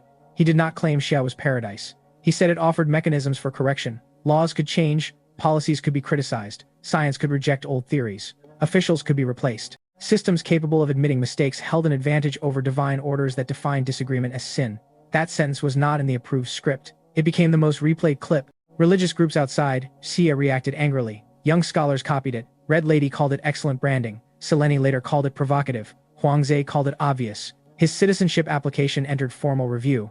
The government announced an observation period. Some people expected Huangze to feel insulted. He did not. Naturalization procedures existed for reasons. Being a giant strategic dragon should not automatically create easier standards simply because officials wanted his strength. Equal law included inconvenient equality. Privately, leadership assured him his service and identity history would be considered. Huangze told them not to skip procedures. His father was proud. His mother asked whether citizenship meant Huangze had to take a new identification photo. The family spent 10 minutes imagining the camera requirements. For once, the future felt normal enough to joke about.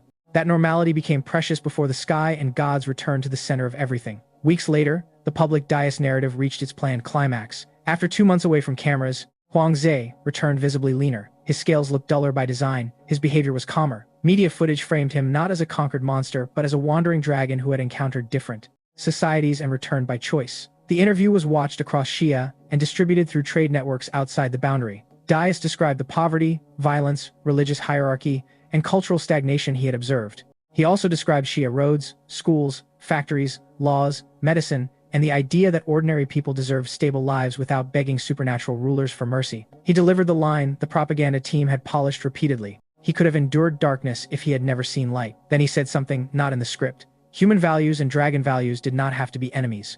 Neither did the values of elves, minotaurs, werewolves, goblins, or other intelligent peoples. Civilization could create common interests where bloodlines created division. He wanted Xia citizenship. Public reaction exploded. Most citizens supported him. Some worried about legal precedent. Others asked whether a dragon could own property, vote, pay taxes, marry, serve in the military, or be prosecuted under ordinary criminal law.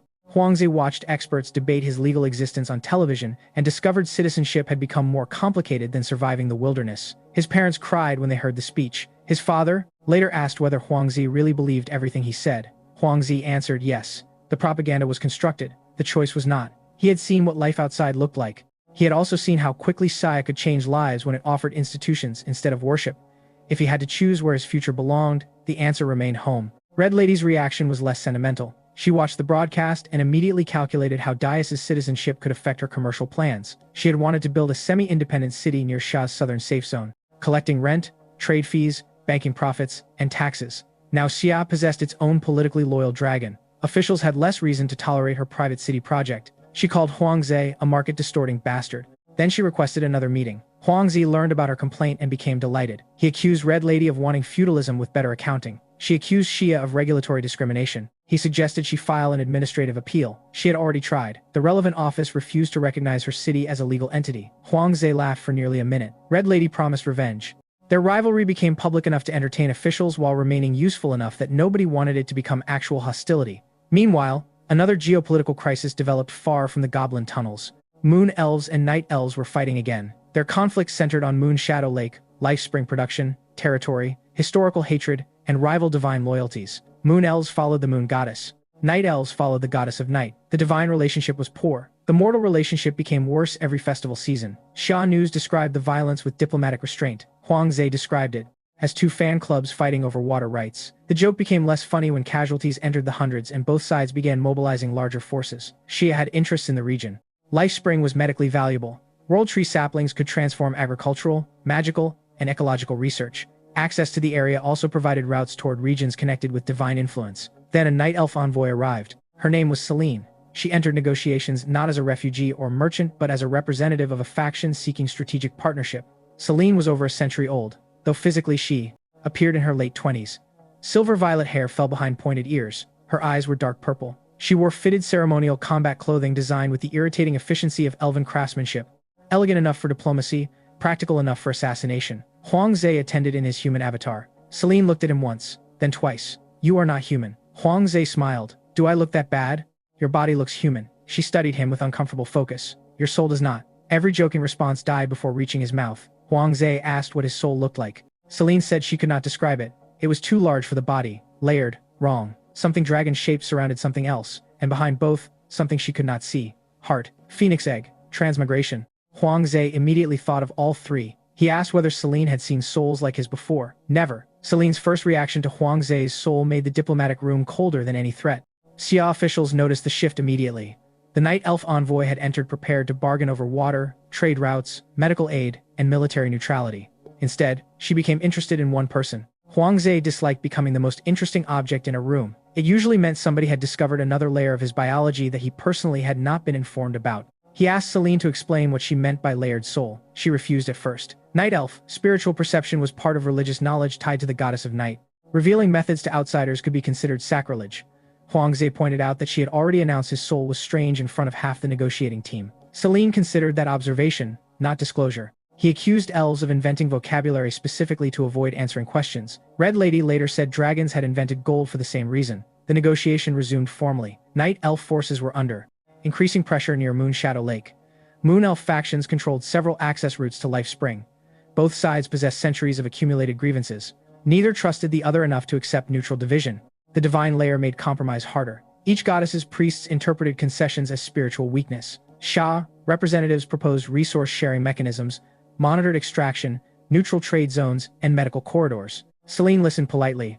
Then she asked whether Sha would deploy weapons to enforce the arrangement. The officials said no. Without consent from both sides, Sha would not become the lake's new owner pretending to mediate. Celine seemed almost disappointed. She had expected a powerful newcomer to seek territory. Huang Zi understood why. Most fantasy states treated intervention as a path to expansion. Sha certainly had strategic interests. But openly conquering a distant region because locals were fighting would undermine every promise made in safe zones. Huang Zi said so privately during a break. Celine asked whether Sha never took territory.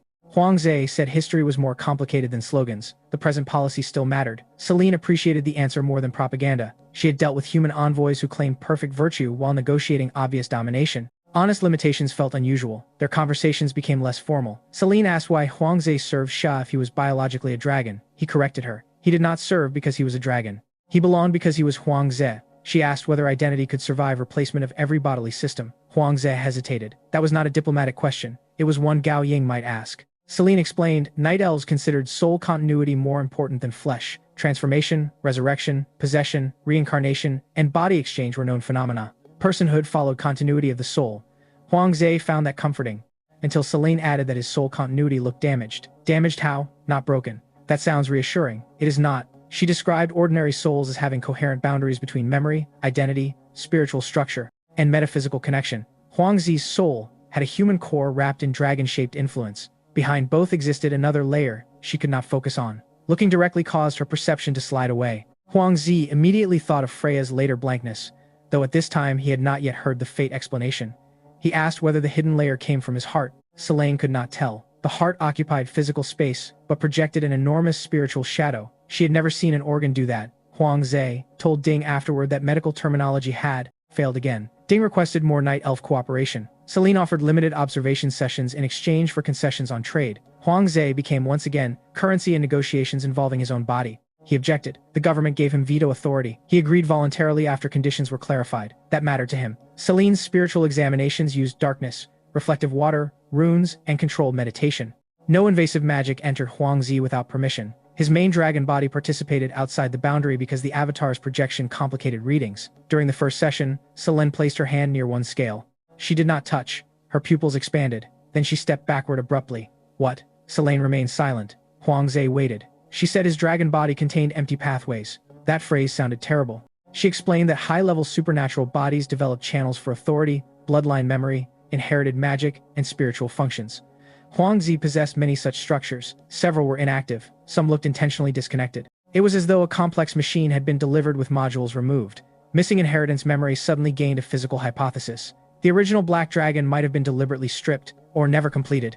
Huang Ze asked whether ordinary dragons had similar structures. Celine needed comparison. Red Lady became the obvious volunteer. She demanded payment. Of course. Sha paid in access to several entertainment libraries and a modest amount of gold. Huang Zi complained that she monetized medical cooperation. Red Lady replied that he monetized his scales through national compensation. He said that was different. She asked how. He changed the subject. Celine examined Red Lady. Her spiritual channels were dense, mature, and integrated. Centuries of bloodline development created complex networks, connecting memory, magic, form, and instinct. Compared with Red Lady, Huang Ze looked incomplete. Yet his raw capacity seemed larger. Red Lady found this irritating. She asked whether youth now came with unfair hardware. Huang Ze said life had finally compensated him for 6 months of starvation. Celine discovered another difference. Red Lady's transformation magic worked by reorganizing body and soul through established dragon techniques. Huang Ze's subjective body modification did not use the same pathways. He imposed changes directly. That ability should have been impossible at his level. The hidden layer made it possible. Again, no explanation. Huang Ze's respect for mysterious unknown systems continued declining. The Night Elf sessions produced political consequences. Celine could no longer treat Huang Ze as simply a foreign strategic asset. His existence intersected ancient spiritual categories. She began bringing older records. Fragments described beings appearing during historical catastrophes without visible fate or lineage connections. Most stories ended badly. Some became heroes. Some destroyed civilizations. Some vanished. Huang Ze asked what united them. Celine said they arrived when the world's weave was damaged. That wording disturbed him. Xia's crossing had been a world-scale rupture. His transformation happened at the same time. Coincidence became harder to defend. The Elf War, meanwhile, grew bloodier. Huang Ze visited a Xia-operated neutral hospital, treating both Moon Elf and Night Elf wounded. He expected elegant fantasy warriors. He found amputations, burns, infected wounds, exhausted medics, and young soldiers calling for families. War stripped fantasy of aesthetics quickly. A Night Elf girl, barely older than human adulthood, asked whether Xia would stop the fighting. Huang Ze had no answer. Xia could intervene militarily. It could probably defeat local armies with modern weapons. That did not mean it could create peace afterward. Destroying both sides' capacity to fight might simply create occupation. Huang Ze understood why leadership moved carefully. Power created temptation to solve politics through force. His own dragon body taught the same lesson. Because he could break something did not mean breaking it solved the problem. Celine's attitude changed after visiting the hospital with him. She had viewed neutrality as cowardice. Now she saw Xia doctors treating Moon Elf enemies under the same protocols. She asked why.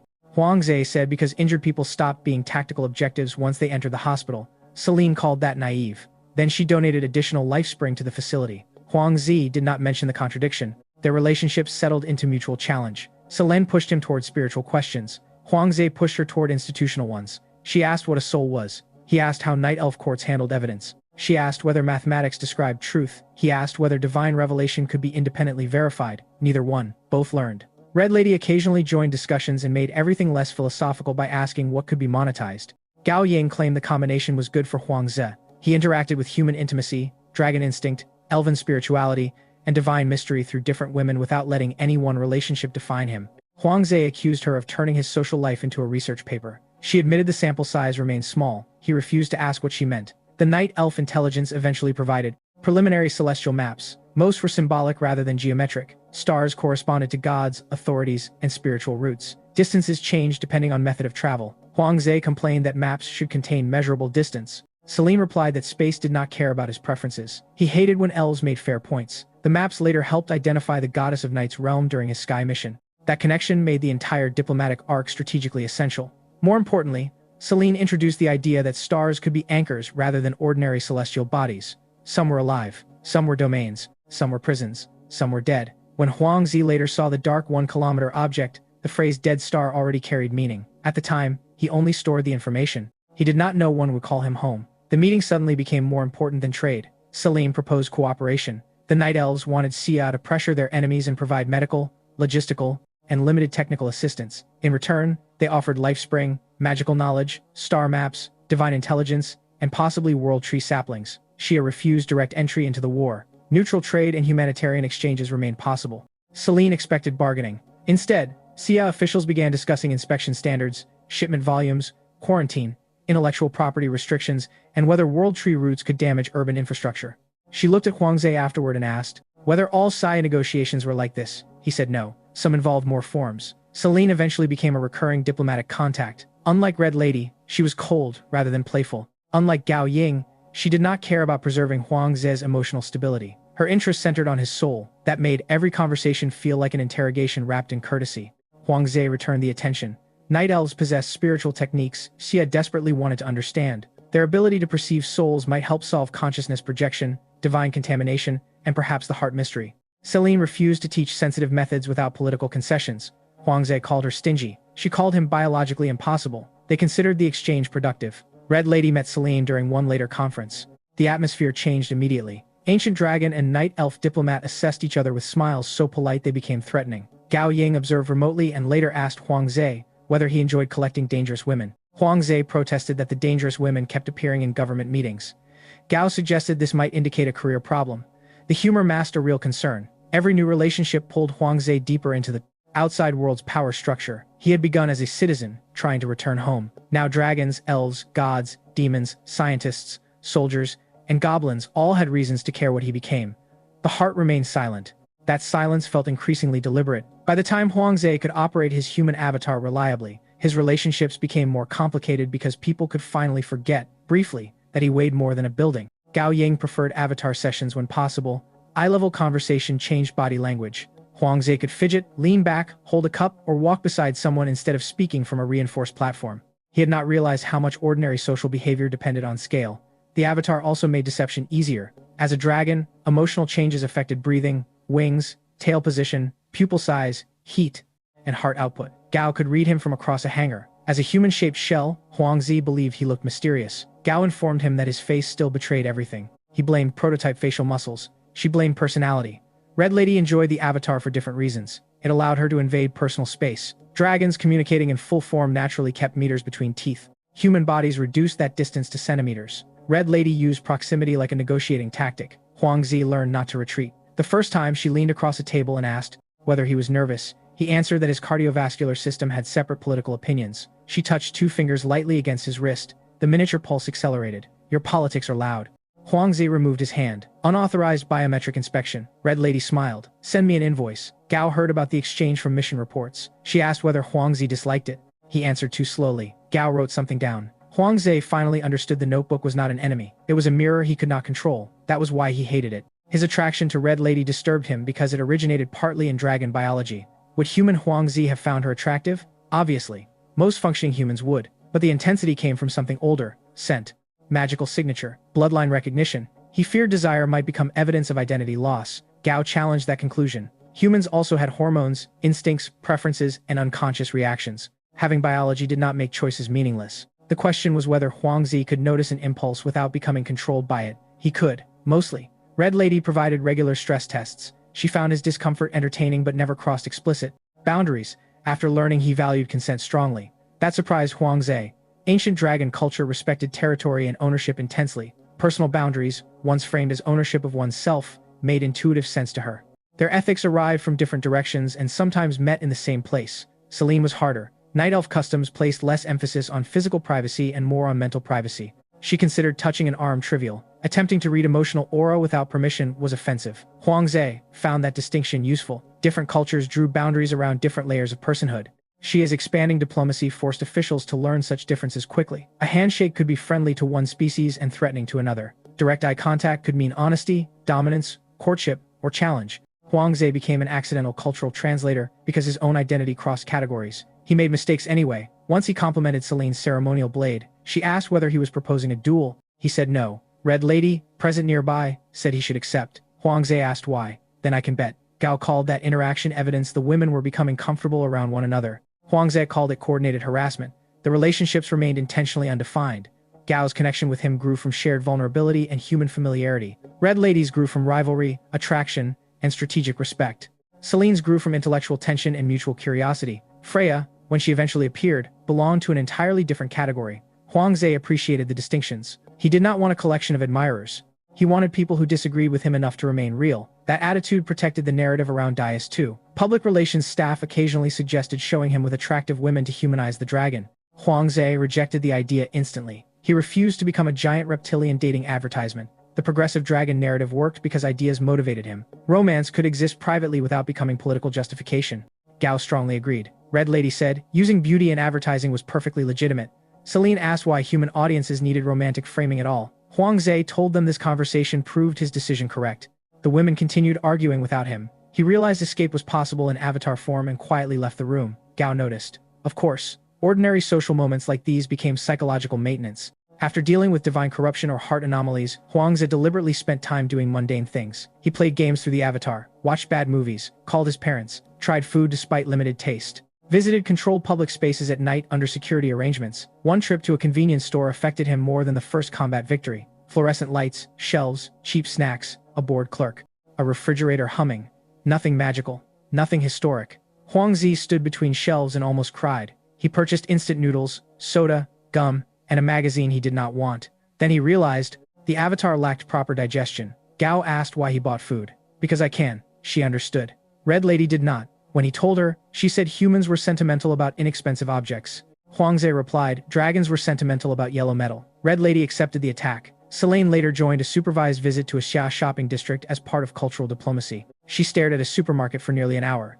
Thousands of products from complex supply chains looked more magical to her than spells. She asked how many mages operated the building. Huang Ze said none. That answer bothered her. Industrial abundance undermined assumptions about power. In her world, rare resources followed powerful individuals. In Xia, ordinary people purchased goods produced by invisible networks of strangers. Selene called that a form of collective magic. Huang Ze almost corrected her, then decided the metaphor was fair. Red Lady's reaction to supermarkets was predictably commercial. She studied shelf placement, branding, margins, customer flow. Within days, she wanted to open stores near trade zones. Huang Ze told her civilization had assimilated her. She insisted she was exploiting civilization. Gao said those conditions were not mutually exclusive. Huang Ze realized cultural assimilation worked best when targets believed they were winning. That insight applied far beyond Red Lady. Goblin workers adopted safety helmets because fewer injuries increased output. Werewolves adopted radio codes because patrol coordination improved. Minotaurs adopted contracts because wages became enforceable. No one needed ideological conversion first. Practice changed expectations. Expectations changed values. Huang Ze's own transformation followed similar logic. He had not become attached to dragon abilities through belief. He used them, adapted, integrated them. Then they became part of identity. That realization made him more compassionate toward change and more cautious about it. Repeated behavior could reshape people before they noticed. Gao's job was partly ensuring Huang Ze noticed. She asked him one evening whether he still wanted to become fully human again. The question surprised him. Months earlier, the answer had been absolute. Now he hesitated. He wanted a human life. He wanted hands, streets, privacy, family meals, ordinary rooms. He also did not want to abandon wings, strength, lightning, the phoenix, his ability to protect people. The dragon body had become part of him. Gao said that did not mean he had failed. Identity did not require choosing one side and amputating the other. Huang Ze looked at his avatar's hands, then toward the distant hangar where his dragon body rested. For the first time, he allowed himself to want both. That emotional shift mattered before Freya told him fate could not see either version. Before the final phase of sky preparation, Huang Ze spent one quiet afternoon with his parents inside a reinforced rural testing area. His avatar sat at the table while the dragon body slept outside beneath transmission cables. His mother cooked far too much food for a body that barely digested normally. Huang Ze ate anyway, using the avatar's imperfect mouth slowly enough to pretend taste remained stronger than it really was. His father asked about Red Lady after seeing a news photograph. Huang Ze nearly dropped his chopsticks. Apparently surviving another world did not protect his son from parental interest in his relationship status. Huang Ze explained that Red Lady was a business partner, occasional rival, ancient dragon, and possible diplomatic complication. His mother heard only the word woman and asked whether she was kind. That question defeated every strategic description Huang Ze had prepared. He answered that Red Lady could be kind when kindness did not interfere too severely with profit. His father said that sounded like marriage material. Huang Ze changed subjects immediately and asked about neighborhood repairs. The tactic failed because parents possessed the terrifying persistence of entities unconstrained by military classification. Eventually, they stopped teasing him. His mother touched the avatar's face and said it looked close to how she remembered him, though the eyes were slightly different. Huang Ze asked how. She could not explain. Mothers, apparently, also possess supernatural perception. The comment stayed with him. The avatar copied his old appearance, but the person controlling it had changed. Perhaps that difference reached the face, despite every physical effort at reconstruction. He told his parents he might never become exactly human again. His mother looked confused by the concern. "You are sitting here arguing with us about dinner," she said. "What exactly do you think you are?" Huang Ze had no answer better than that. His father added that being human had never depended on having particularly impressive hardware. If it did, most relatives would have failed certification years ago. Huang Ze laughed hard enough that his avatar's primitive breathing system malfunctioned. For several minutes, gods, hearts, dragons, and cosmic mysteries disappeared behind family jokes. When Huang Ze returned to the base that evening, he realized ordinary love performed a function no magical technique had replicated. It reminded him who he was without demanding proof. That memory followed him into every later argument about fate. Freya could say he had no thread. Selene could say his soul was layered. The dead star could call him keeper. None of those titles mattered more than the name his parents used at dinner, Huang Ze. That certainty also changed how he understood patriotism. Xia was not sacred because maps said so. It was home because millions of ordinary relationships, habits, institutions, arguments, and memories made belonging tangible. He could criticize policies and still choose it. He could disagree with officials and still protect citizens. Loyalty that required blindness looked too much like the divine faith systems he distrusted. His father had once complained loudly about taxes while paying them on time. Huang Ze suddenly understood that contradiction as civilization rather than hypocrisy. Belonging did not erase complaint. It made complaint matter. When he returned to the hangar, Gao Ying noticed his mood immediately. She asked whether the family visit had gone well. Huang Ze said his parents had attempted to arrange diplomatic marriage negotiations with a 1,000-year-old red dragon, using questions about whether she was kind. Gao laughed so hard she had to remove her glasses. Huang Ze watched her and felt another quiet thread connecting him to ordinary life. He did not need fate to confirm that thread existed. He could feel it through memory, choice, and consequence.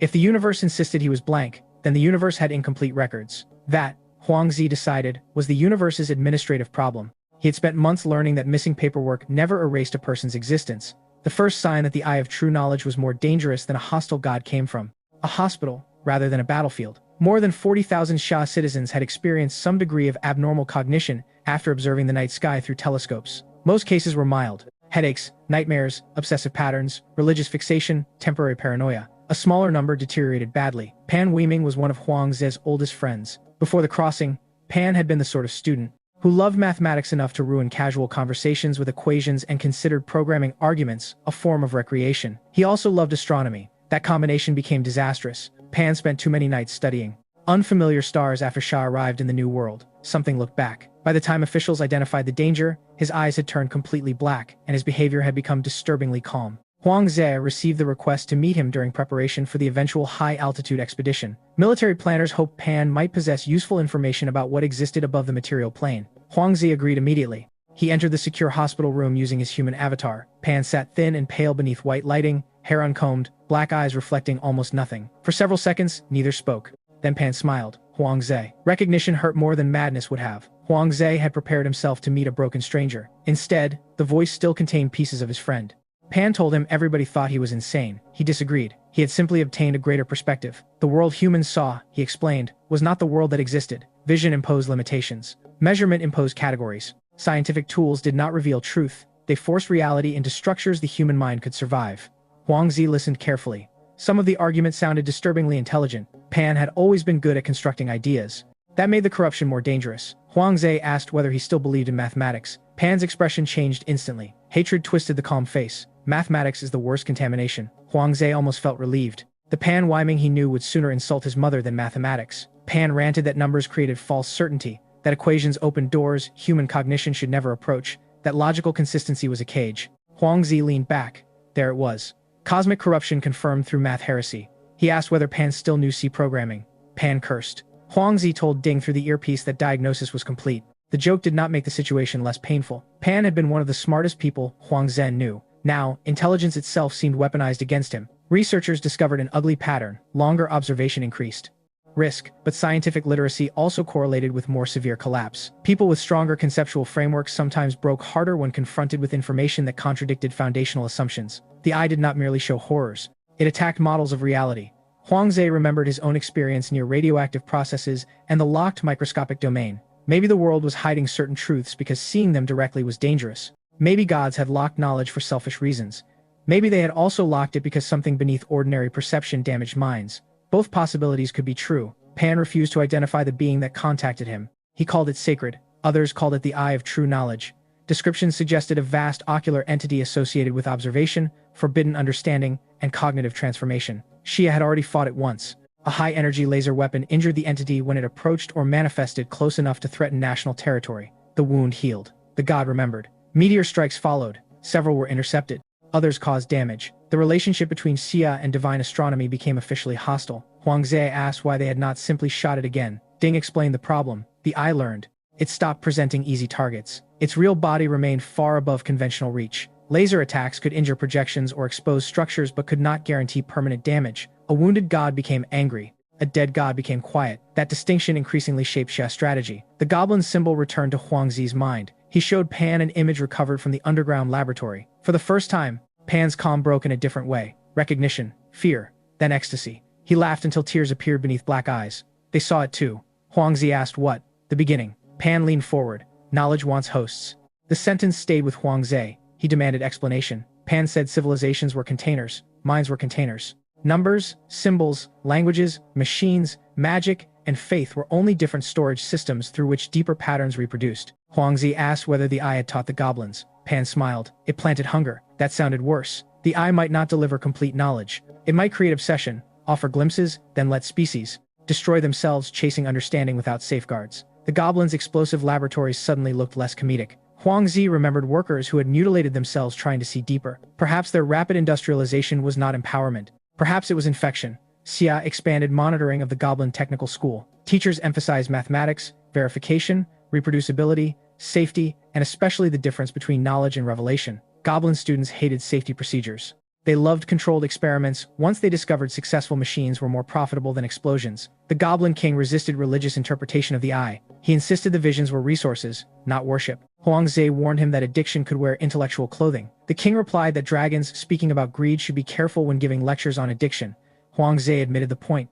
Pan Weiming remained contaminated. The heart offered only partial treatment. Electrical energy could purge some physical corruption, but not remove the spiritual structure attached to his cognition. Huangzi tried anyway. He placed a hand on Pan's shoulder. Electricity surged. Pan screamed, smoke rising from his hair. For a few seconds, his black eyes flickered toward normal color. Then darkness returned. Huangzi stopped before damage became irreversible. Pan laughed weakly and called him primitive. Huangzi replied that electrotherapy had at least improved the conversation. Leaving the room was harder than entering. Huangzi felt guilty because power had trained him to expect solutions. If something attacked, he could hit it. If his body weakened, he could charge. If a creature resisted, he could negotiate, experiment, or overpower it. Pan's corruption had no obvious target. That helplessness reopened old memories of the wilderness. Gao Ying found him afterward. She asked whether he blamed himself. Huangzi denied it.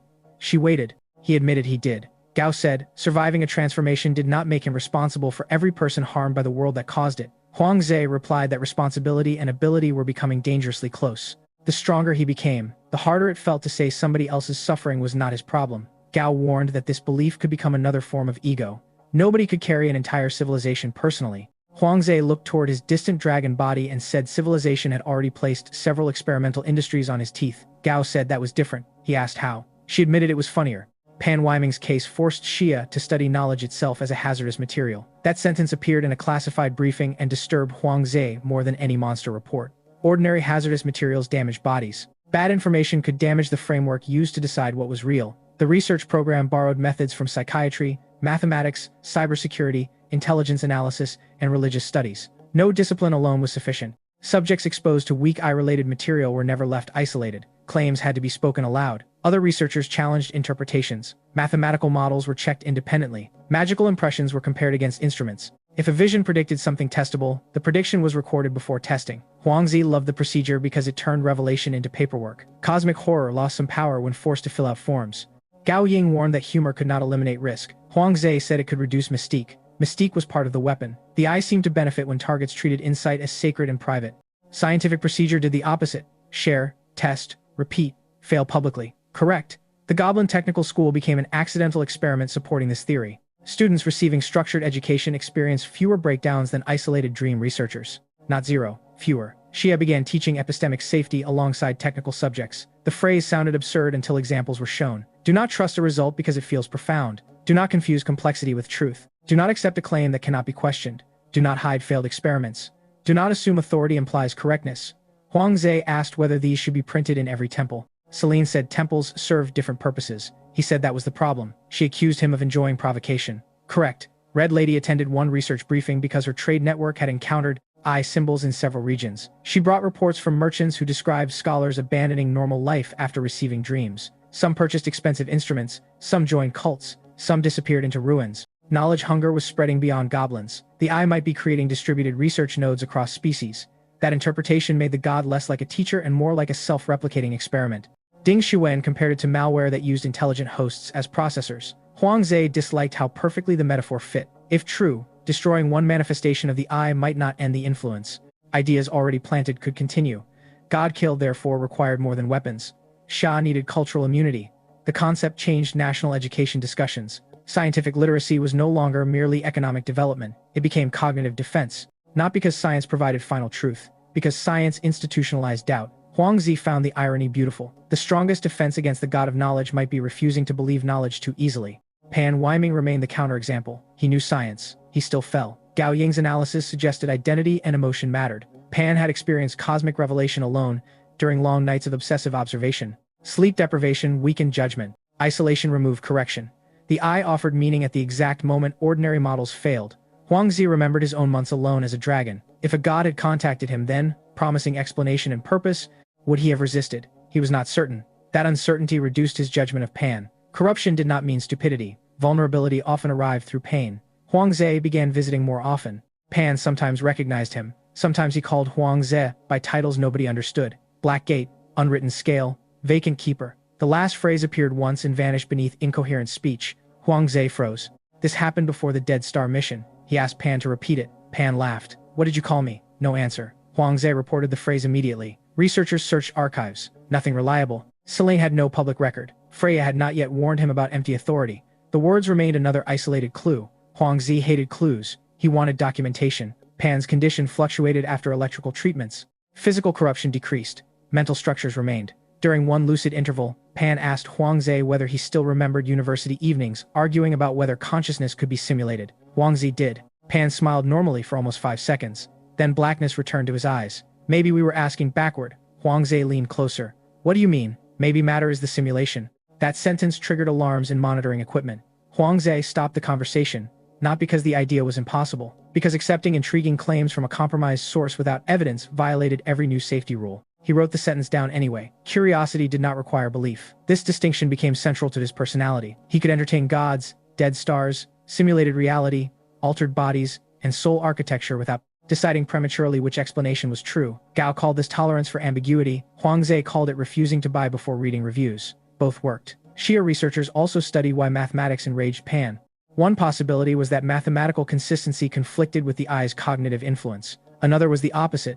Advanced mathematical structures might open dangerous conceptual access, and Pan's corruption recognized them as competing pathways. Nobody knew. Researchers avoided mystical conclusions. Experiments continued carefully. The C language question became an internal joke. If a contaminated researcher started insulting programming fundamentals, colleagues suggested immediate evaluation. Huang Ze thought this was unfair to programmers, who already hated C. Humor spread because people needed it. Meteor alerts did not stop. Every time the eye attempted another strike, defensive systems activated. Some meteors were natural objects redirected magically. Others appeared to be condensed supernatural matter. Laser interception improved. Missile defenses adapted. Dragon-scale protected sensors extended tracking outside the boundary. Each attack taught Xia more. That was the eye's strategic problem. A civilization built around learning became harder to attack repeatedly with the same method. Huang Ze told Ding the god was training them. Ding agreed grimly. Training still killed people. The government refused to romanticize resilience. Every intercepted meteor represented resources. Every impact represented families. Project Godkill gained public support only in classified circles because the public did not know its full scope. Leadership feared escalation. Killing a god could unite others. It could also deter attacks. No model predicted response reliably. Freya's later warnings suggested divine politics were divided. The eye had enemies among gods too. Huang Ze asked why Xia did not cooperate with them. Trust. Any alliance with gods risked dependence. Still, limited alignment might be useful. Red Lady recommended transactional cooperation. Selene recommended understanding divine faction history first. Gao recommended Huang Ze stop volunteering for every conversation involving cosmic entities. He ignored the last advice selectively. The heart complicated all planning. It blocked some divine influence automatically, suggesting protective design.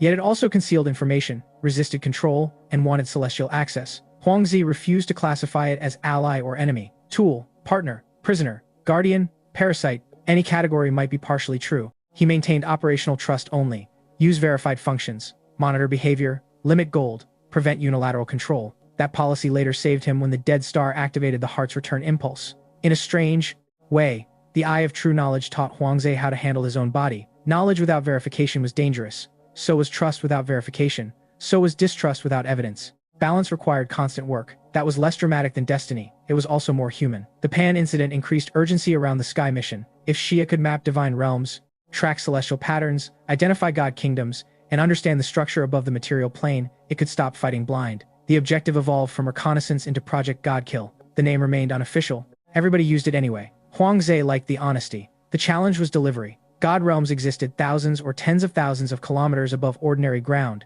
depending on which observations were trusted. Conventional launch vehicles in the transferred Xia region had limited capacity and faced bizarre interactions with magical boundaries. Huang Ze weighed more than 100 tons even after deliberate reduction. Launching him by rocket was expensive and technically ridiculous. Ding Xuan proposed a solution that was technically more ridiculous: a nuclear-powered manhole cover. Huang Ze assumed this was a joke. Ding opened historical reference material. During old underground nuclear tests, extreme pressure had theoretically accelerated metal covers to astonishing velocities.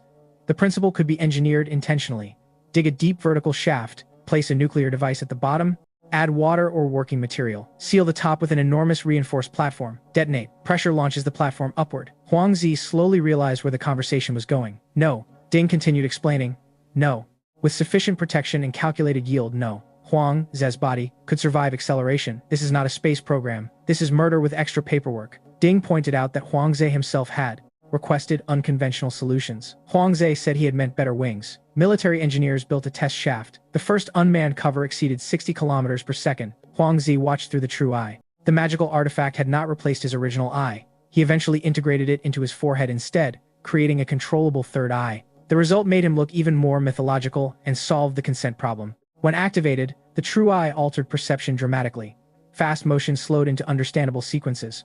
Structures revealed hidden relationships. The test cover launched faster than conventional cameras could track. Huang Zi followed it. His perception stretched. For a moment, the world seemed frozen while the metal disc crossed kilometers. The eye did not simply improve visual resolution, it changed access to information. That raised another concern. The true eye came from outside Xia. His heart had wanted it badly. Now it provided abilities suspiciously useful for the exact mission being planned. Huang Zi added the coincidence to his mental list. The list was becoming long enough to need project management software. Project Godkill did not begin with a bomb. It began with arguments over definitions. What counted as a god? Could every entity called divine be killed? Did destroying a physical avatar matter?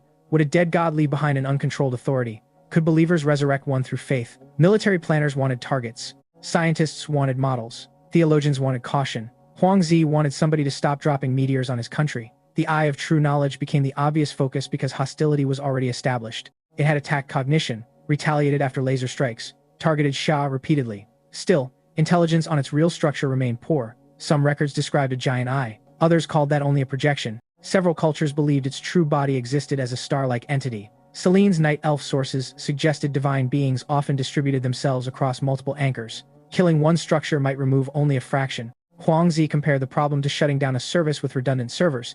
Ding told him again that metaphors could mislead. Then military staff started using the server metaphor because it improved briefings. Huang Zi felt vindicated. Nuclear weapons remain the strongest known tool capable of delivering massive energy quickly. Their performance in fantasy territory, however, had been inconsistent. Dragon-scale shielding improved stability. That discovery triggered an entire research program. Naturally, shed scales from Huang Zi were cleaned, layered, ground, bonded, and combined with ordinary materials. Some coatings created small zones where electronics lasted longer outside Xia. Others failed spectacularly. One prototype protected a camera for 6 hours, then the camera recorded everything backward for 30 seconds before dying. Nobody understood why. Huang Zi asked whether they had accidentally invented time travel. Ding said no. Huang Zi requested they keep the footage anyway. The military tested conventional explosives inside stabilized shells. Yield became more predictable. Next came small nuclear-related systems using controlled facilities. Huang Zi observed remotely because his body sometimes influenced results. Researchers feared confounding variables. He complained that scientific exclusion hurt. Ding said he was literally too special for the control group. That was difficult to argue with. Radiation experiments expanded as well. Palace's near-fatal reaction provided one data point. Other condemned or dangerous supernatural organisms were tested under ethical oversight, using non-lethal exposure where possible. Results varied by species. Bloodline creatures often suffered severe magical disruption. Elemental beings reacted unpredictably. Undead sometimes lost spiritual cohesion. Angelic tissues showed extreme aversion. Certain abyssal organisms tolerated radiation better, but experienced cognitive instability. Huang Zi remained unusually resistant. Again, the pattern became impossible to ignore. His body was not merely powerful, it was compatible with energies the local supernatural system treated as hostile. Why? The heart. Probably. That answer solved nothing. Huang Zi began deliberately training radiation tolerance under strict medical supervision. Tiny exposures, recovery, measurement, no heroics. He wanted enough resistance to carry nuclear materials safely if necessary. Ding hated the idea. The strategic logic remained undeniable. A dragon who could transport a stabilized weapon through environments hostile to technology might become the delivery system Xia otherwise lacked. Huang Zi objected to the phrase delivery system. He preferred astronaut. Military officers preferred asset. Gao Ying preferred Huang Zi. That difference mattered. She repeatedly reminded planning teams to address him directly when discussing risk. The government had formal protocols protecting his right to refuse. Huang Zi rarely refused. That made the protection more important, not less. Consent given without an exit was not consent. Gao's influence prevented strategic enthusiasm from turning him into equipment. Huang Zi knew it. His feelings toward her deepened quietly. Not dramatic romance, trust. When medical monitors showed heart irregularities, Gao was often the person who noticed his mood before the machines did. She learned when jokes meant genuine amusement and when they meant fear. Huang Zi learned that she hated overly sweet coffee, disliked elevators after a childhood incident, and secretly watched terrible reality television. He treasured those ordinary details. They anchored both of them in a story increasingly crowded by gods. One evening after a radiation session, Huangzi used the avatar to sit with Gao outside a research building. The city lights looked normal. That normality felt surreal. Beyond the boundary, gods existed. Beneath the ground, abyssal lords watched cracks. Above, celestial monsters moved. Here, somebody honked at traffic. Huangzi said he missed when national problems were boring. Gao replied that national problems had never been boring to people solving them. He admitted that was fair. She asked whether he regretted returning. Never. The answer came too quickly to doubt. Whatever had happened to him, home remained home. That certainty later helped when Freya challenged his understanding of fate. Project Godkill engineers also explored non-nuclear methods. Lasers had proven effective against exposed divine structures. Railgun concepts faced magical interference.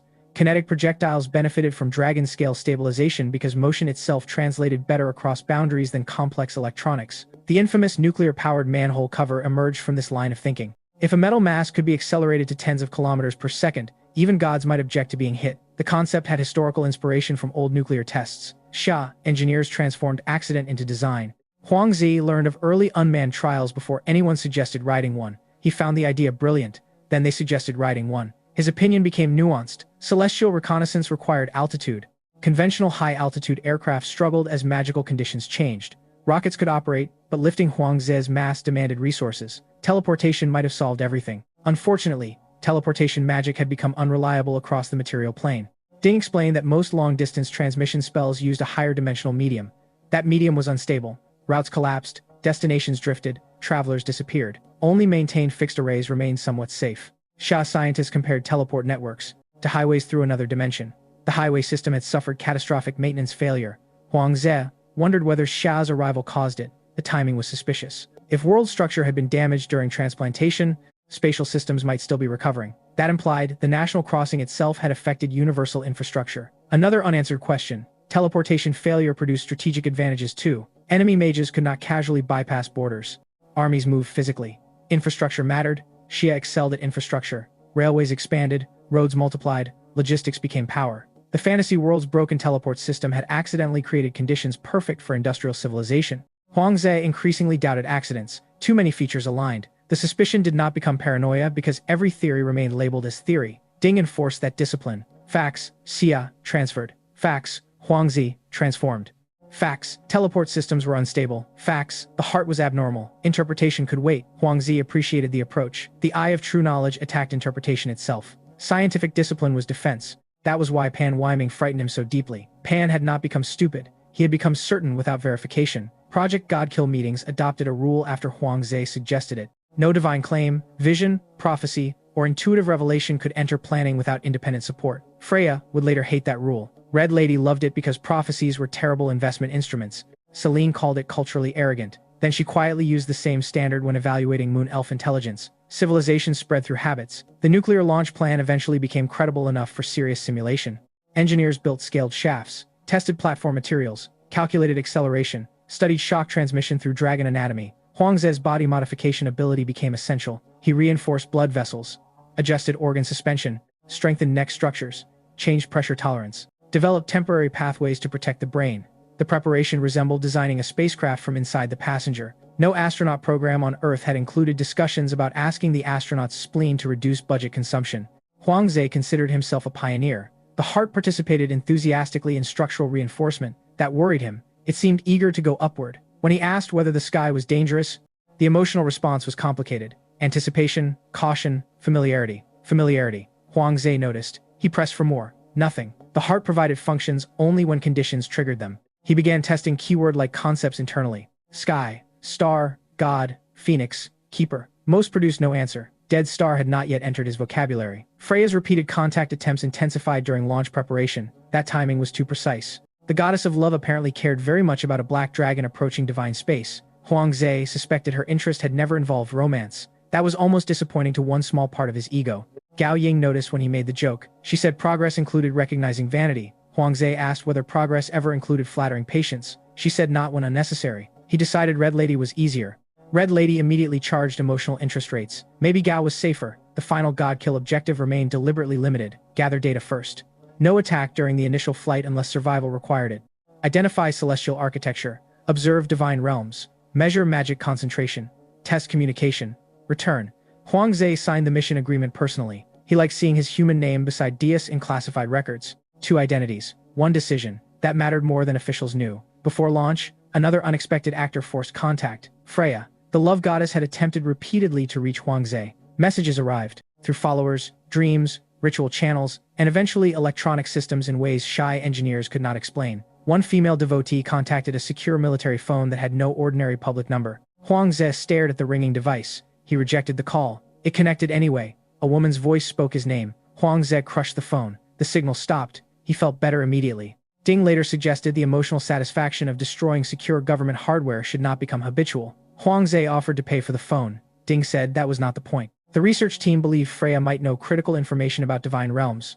More importantly, intelligence suggested Freya was connected directly to the goddess of fate. Some gods reproduced not biologically but by dividing divine authority. Freya might be a daughter, fragment, or separated aspect of fate itself. That explained why she found Huang Zhe with disturbing accuracy. It also made the heart's behavior more suspicious. The organ appeared to block divine contact automatically. Huang Zhe rated his trust in the heart at 67%. Gao Ying asked how he calculated that number. He said emotionally. She told him. That was not calculation. He said, then it was a scientific estimate. Ding asked Huang Zhe to communicate with the heart and determine why Freya was blocked. The attempt produced no clear response. Huang Zhe increasingly believed the organ did not possess a normal conscious personality. It behaved like an autonomous program or database. Certain conditions triggered information. Others produced functions. Questions outside available permissions returned nothing. That interpretation was somehow less comforting. A person could be persuaded. Software could contain instructions written by somebody else. Eventually, Huang Zhe chose to lower part of the barrier voluntarily. The contact happened instantly. His consciousness left the laboratory. Not physically. One moment, he saw instruments and reinforced walls. The next, he stood in a white space without horizon. A woman waited. Freya's beauty was not merely physical. That was the first thing Huang Zhe understood. Red Lady was attractive because dragon biology and human aesthetics both responded to her. Gao Ying was attractive because confidence, intelligence, expression, and human familiarity combined naturally. Celine possessed elven precision. Freya felt engineered to bypass preference. Every feature was balanced. Every movement created attention. Her voice entered emotional systems before reason. Huang Zhe became angry immediately. Charm spell? Freya smiled. No. Turn it off. The smile paused. Huang Zhe folded his arms. Thought so. Something changed. The pressure reduced. The goddess looked genuinely amused. Most mortals do not complain. Most mortals probably don't have a suspicious heart running divine ad block. Her gaze sharpened at the mention of his heart. Huang Zhe noticed. Freya had wanted something. Now she had confirmed something else. He asked why she kept contacting him. The obvious answer would have been love, destiny, attraction, divine interest. Freya rejected all of those. I did not seek you because of love. Her expression became serious. I sought you because fate cannot see you. Huang Zhe stopped smiling. Freya explained carefully. She could perceive countless lines of possibility through her connection to fate. People appeared as threads branching into futures. Kingdoms produced webs. Wars created storms. Gods cast enormous structures across probability. Huang Zhe created nothing. Not darkness, not interference, not concealed threads, blankness. An absence where a future should exist. Freya did not present the blankness as a compliment. That was what made Huang Zhe believe she might be telling the truth. Most divine manipulation he had encountered relied on grand language. Chosen one. Blessed. Sacred destiny. Exceptional vessel. Freya sounded like a technician reporting a missing record. Huang Zhe asked whether fate could see Sha itself. Freya said yes, but poorly. The nation's arrival had created massive branching turbulence. Millions of lives appeared where none had existed in local fate structures. Threads collided with older histories. Predictions became unstable. Yet those people still produced threads. Huang Zhe did not. That distinction mattered. He asked whether his parents' futures included him. Freya hesitated. Sometimes effects around them implied an external influence. The source remained invisible. Huang Zhe felt cold, despite having no physical body in the white projection. To fate, he existed only through consequences. A ghost with mass. He asked when the blankness began. At the moment he entered the dragon body, before, Freya could not see the transition directly. She had noticed after she arrived because several future structures contained impossible discontinuities centered near an unidentified black dragon. Huang Zhe asked why she cared. Freya's answer was pragmatic. Fate hated missing variables.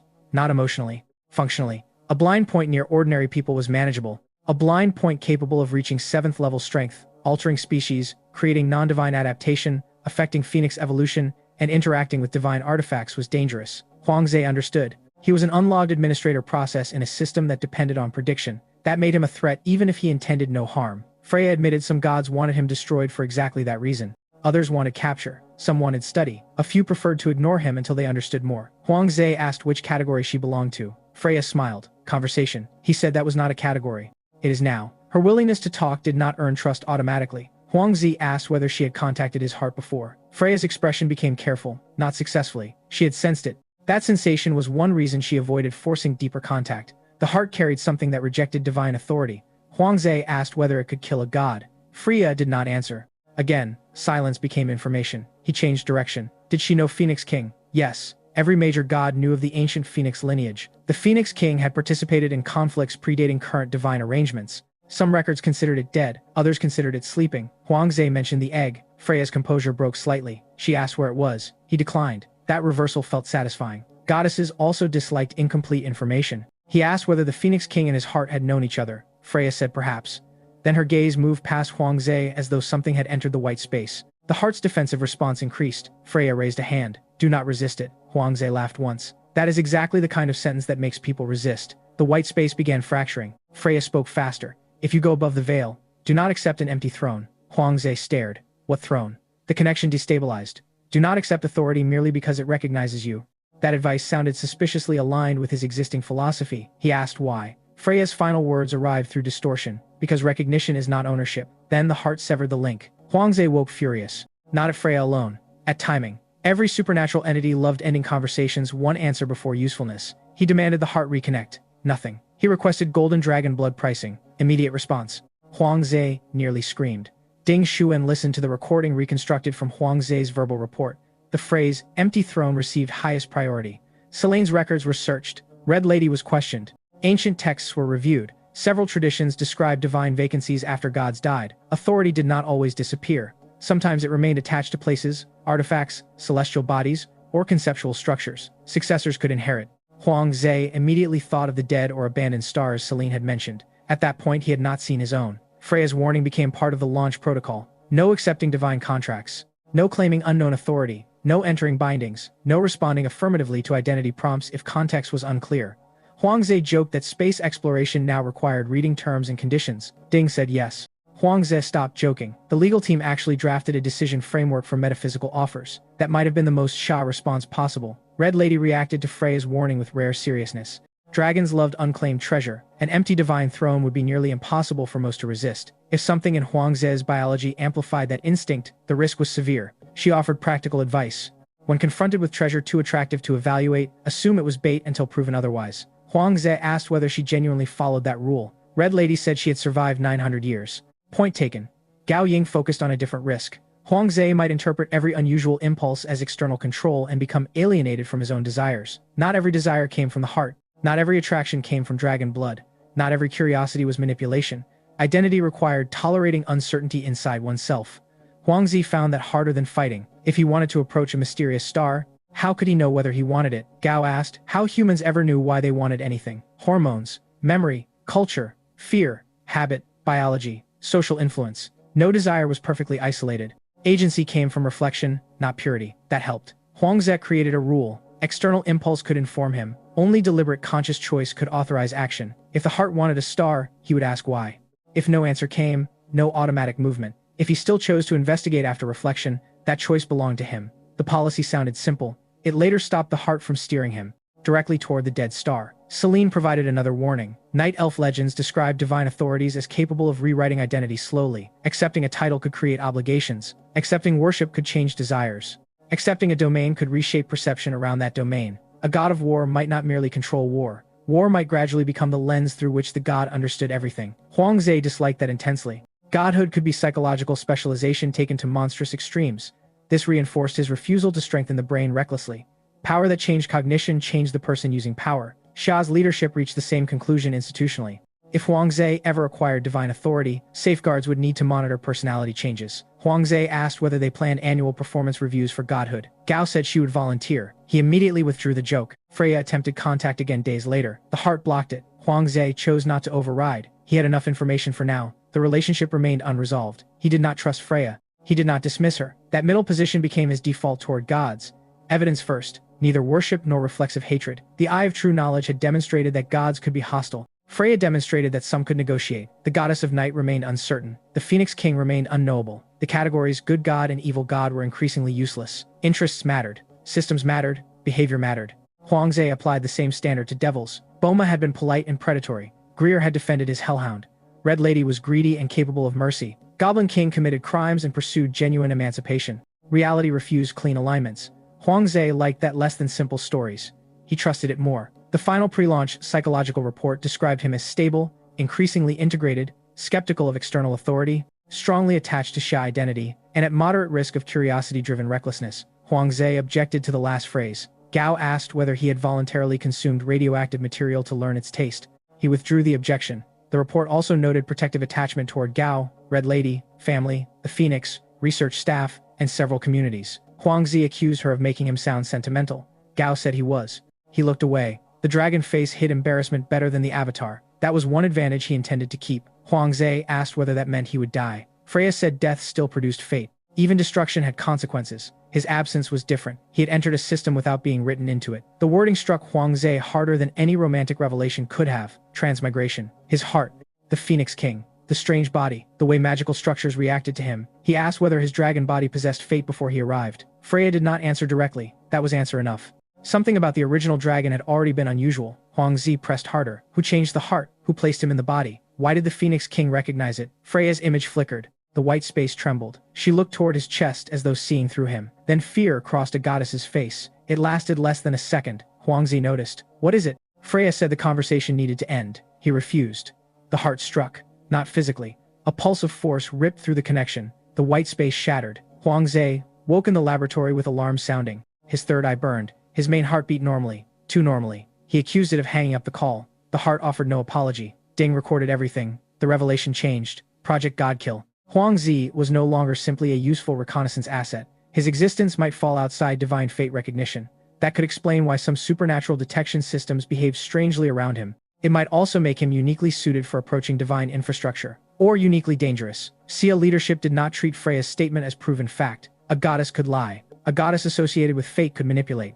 The information was stored as a hypothesis. Huangze appreciated the caution. He also could not stop thinking about Freya's fear. Gods were not supposed to look afraid of organs. Red Lady heard part of the story through permitted channels and reacted differently. She asked whether Huangze had somehow become a tax-exempt entity under destiny. He told her this was serious. She said taxes were always serious. Celine took the revelation more quietly. When Huangze told her fate could not see him, the night elf stared at his avatar's chest. She said ancient night elf texts mentioned unthreaded souls.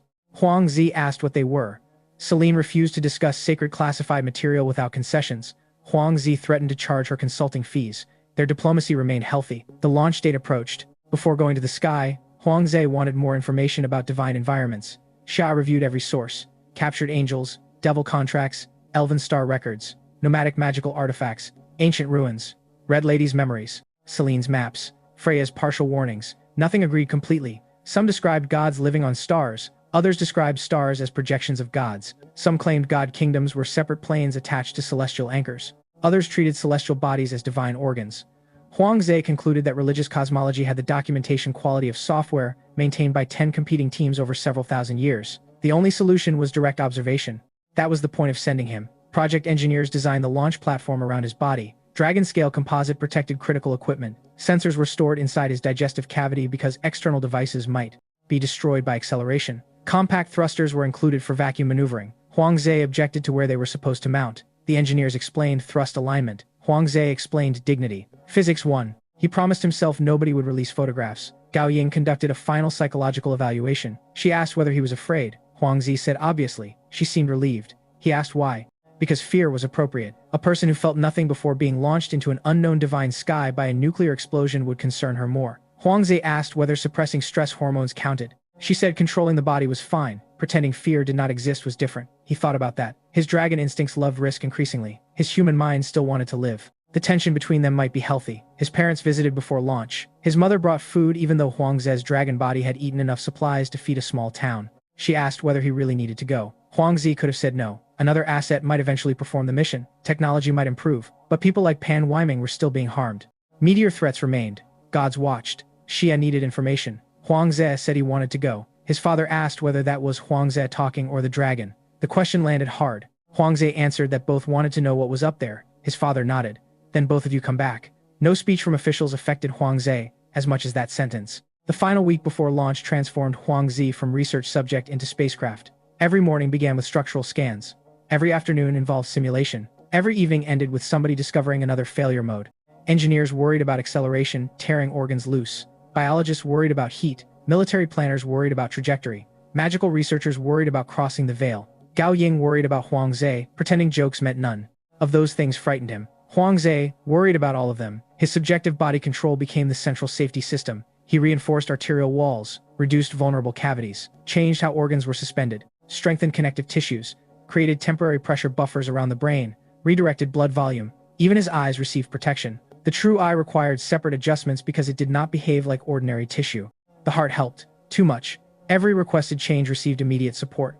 Energy distribution optimized. New pathways formed faster than expected. Huang Zhe became increasingly certain the heart knew what high-acceleration launch required. He asked directly whether it had done this before. No answer. He imagined a bureaucratic form inside his chest stamped classified. That image became strangely plausible. The miniature avatar could not accompany him separately. Maintaining consciousness projection during nuclear launch would create unnecessary cognitive load. Huang Zhe stored the shell safely near the command facility. Gao joked that he was leaving his spare human body at home. Huang Zhe said people usually left spare keys. His life had escalated. Red Lady arrived 2 days before launch under the official excuse of delivering celestial folklore. She brought a gold ornament shaped like a small coin. Huang Zhe immediately refused. He did not want mysterious dragon artifacts during a mission already overloaded with mystery. Red Lady looked offended. It is just gold. With you, nothing is just gold. She admitted the coin was ordinary metal engraved with an old dragon symbol for return. Huang Zhe stared. Red Lady shrugged. Superstition. You? I am allowed one. He accepted it. The coin weighed almost nothing relative to his body, yet he stored it carefully inside a protected container. Red Lady told him not to die, because she still intended to collect compensation for various unresolved business disputes. Huang Zhe said emotional blackmail through accounting was ineffective. Her eyes softened. Then come back because I asked. For once, he had no joke ready. Gao watched the exchange from several meters away and later said nothing about it. That silence was suspiciously kind. Celine's farewell was more formal. She provided a final corrected star chart based on Night Elf Temple records. Several routes were marked forbidden. Huang Zhe asked whether that meant dangerous. Celine said some were dangerous, some sacred, some both. He asked which category the dead zones belonged to. She told him not to approach anything described as empty, silent, or ownerless. Huang Zhe asked why. Because old powers rarely leave valuable things ownerless. That sounded like Red Lady's advice. When dragons and elves agreed, Huang Zhe listened. Celine also gave him a small strip of black cloth containing a night elf concealment rune. It would not hide him from a major god. It might reduce casual attention. Huang Zhe thanked her. She told him to return because she had not finished examining his soul. He said everybody's concern had disturbingly professional motives. Celine almost smiled. Gao's farewell happened last. No artifact. No warning. She met Huang Zhe in the hangar after most staff left. His black body filled the enormous space. She stood beside one claw. The scale difference should have made conversation absurd. Instead, it felt familiar. Gao asked what he would do if he discovered proof that somebody had intentionally transformed him. Huang Zhe had thought about that question for months. Find out why, then decide what to do with the answer. Revenge? Maybe. Gratitude? Maybe. Depends on intent? Intent and consequences. Gao nodded. She asked whether knowing the truth would change who he was. Huang Zhe looked at his claw, then at her. No. The answer surprised him by being immediate. Whatever the cause, the months afterward belonged to him. The hunger, return, family, research, Phoenix, Goblin City, Red Lady, Celine, Gao. Choices made after transformation were not owned by whoever caused transformation. Gao said that sounded healthy. Huang Zhe accused her of sneaking therapy into a farewell. She said she was on salary. He lowered his head carefully until one enormous golden eye was level with her. See you after. After. Nothing dramatic. That made it feel real. His parents watched launch preparations through a protected control location. His mother had attempted to send food again. Engineers rejected the weight addition. She complained that a few kilograms could not matter to a 100-ton dragon. The engineering team explained mass budgets. She remained unconvinced. Huang Zhe ate before entering the launch site just to end the argument. His father walked beside him as far as safety rules allowed. Still scared? Yes. Good. Huang Zhe laughed. Apparently everybody had coordinated psychological messaging. His father stopped before the final restricted zone. When you were little, you climbed the roof once. Huang Zhe remembered. His father had been furious. You said you wanted to see farther. Huang Zhe had forgotten that part. His father smiled. Apparently the roof wasn't enough. Huang Zhe suddenly could not speak. His father patted one scale with a hand that looked impossibly small. Come back. The launch shaft waited in an isolated military region. It looked less like a space facility than something designed by engineers who had lost an argument with common sense. The deep vertical well contained the nuclear device. Water and pressure structures filled controlled sections. The massive launch plate sat above. Dragon-scale composite reinforced its contact surface. Huang Zhe climbed onto the platform. It groaned. Engineers confirmed tolerances. He curled into the calculated posture. Wings tight, neck protected, limbs locked. tail secured, sensitive instruments stored internally, thrusters packed safely, true eye closed, heart active, the Phoenix egg quiet. Control room voices entered through protected communication, system checks ran. Huang Ze listened to people calling out pressures, timing, alignment, weather, magical boundary conditions, backup corridors, and emergency procedures. The sheer number of professionals supporting one dragon humbled him. Fantasy heroes often flew into danger alone. Civilization preferred teams. Every person in the control room carried part of the mission. That made courage easier. Lu Weihan, the military coordinator, asked for final confirmation. Huang Ze answered clearly, ready. A pause followed. He realized there would be no heroic speech. Good. Speeches before nuclear detonation seemed like bad operational culture. The countdown began. At 10, Huang Ze felt fear. At 9, he adjusted stress hormones downward. At 8, Gao's voice came privately through one channel. Not all the way. He knew what she meant. Do not erase the fear. Keep enough to remain human. At 7, he allowed his heart to accelerate naturally. At 6, the mysterious organ accelerated further. At 5, the Phoenix egg warmed. At 4, the true eye tried to open. Huang Ze kept it closed until planned. At 3, Red Lady's gold coin shifted inside its container. At 2, Huang Ze thought of the salt package that had led him home. At 1, he thought of his father's roof. Then Xia fired a dragon into space using a nuclear explosion. History had produced stranger sentences. Not many. Launch morning arrived under clear skies. The shaft extended hundreds of meters underground. A nuclear device waited below. Above it sat a massive metal platform, reinforced with dragon-scale materials. Huang Ze curled his body as tightly as possible on top. He looked like the world's least aerodynamic passenger. Control confirmed systems. Huang Ze confirmed readiness. The countdown began. 10, 9. He suppressed excess adrenaline but kept enough fear to remain focused. 8, 7. The heart accelerated. 6, 5. The Phoenix King's egg inside his consciousness felt warm. 4, 3. The true eye twitched. 2. Huang Ze suddenly wondered whether every mysterious part of him had been waiting for this moment. 1. Detonation. The world became force. The nuclear device erupted below the shaft. Water flashed into superheated pressure. The platform accelerated upwards so violently that ordinary thought should have stopped. Instead, Huang Ze's perception expanded. Time seemed to slow. The true eye opened. His brain processed information hundreds or thousands of times faster, and for the first time, Huang Ze saw the microscopic event beneath him, not the textbook model. Not symbolic spheres representing atoms, something else. Structures ruptured. Particles behaved like screaming geometry. Matter opened into patterns that looked alive, violent, and morally impossible despite morality having no place in physics. For an instant, Huang Ze understood why local creatures feared radiation. Their metaphysical systems interpreted microscopic reality as horror. His own dragon instincts recoiled. His human education fought back. He repeated concepts learned in school. Nuclear reactions were not demons. Radioactive decay was not evil. Atoms did not hate him. Physics did not require emotional permission. The cognitive pressure weakened. The platform broke through atmosphere. Speed exceeded 40 kilometers per second, even carrying Huang Ze's mass. Heat turned air into plasma around him. His scales burned but held. Then resistance vanished. Silence replaced thunder. Huang Ze opened his eyes. The sky was gone. For several seconds, Huang Ze forgot the mission. The planet below occupied half his vision, yet it did not resemble Earth. The material plane curved beneath him, but the horizon contained distortions where magical boundaries bent light strangely. Xia's transferred territory appeared as a subtle region of different atmospheric behavior. He could almost see the seam between rule systems. That observation alone justified the flight. The national boundary was not merely a political border laid over land. From altitude, it behaved like a physical field. Cloud patterns changed near it. Electrical activity concentrated differently. Magical luminosity weakened. Huang Ze activated recording systems and marked the phenomenon. His first attempt at speaking to mission control produced static. The second returned fragments. Distance was not the only problem. Signals crossed, changing magical densities. Some frequencies scattered, others arrived with timing errors. Huang Ze switched to compressed burst transmission. He had rehearsed this. Still, being alone changed every procedure. On the ground, hundreds watched his data.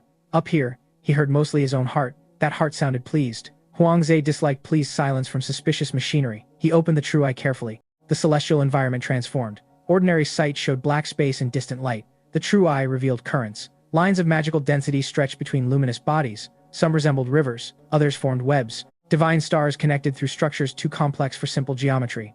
Huang Ze immediately stopped calling the region empty space. It was infrastructure. Invisible to normal vision, celestial bodies acted as nodes.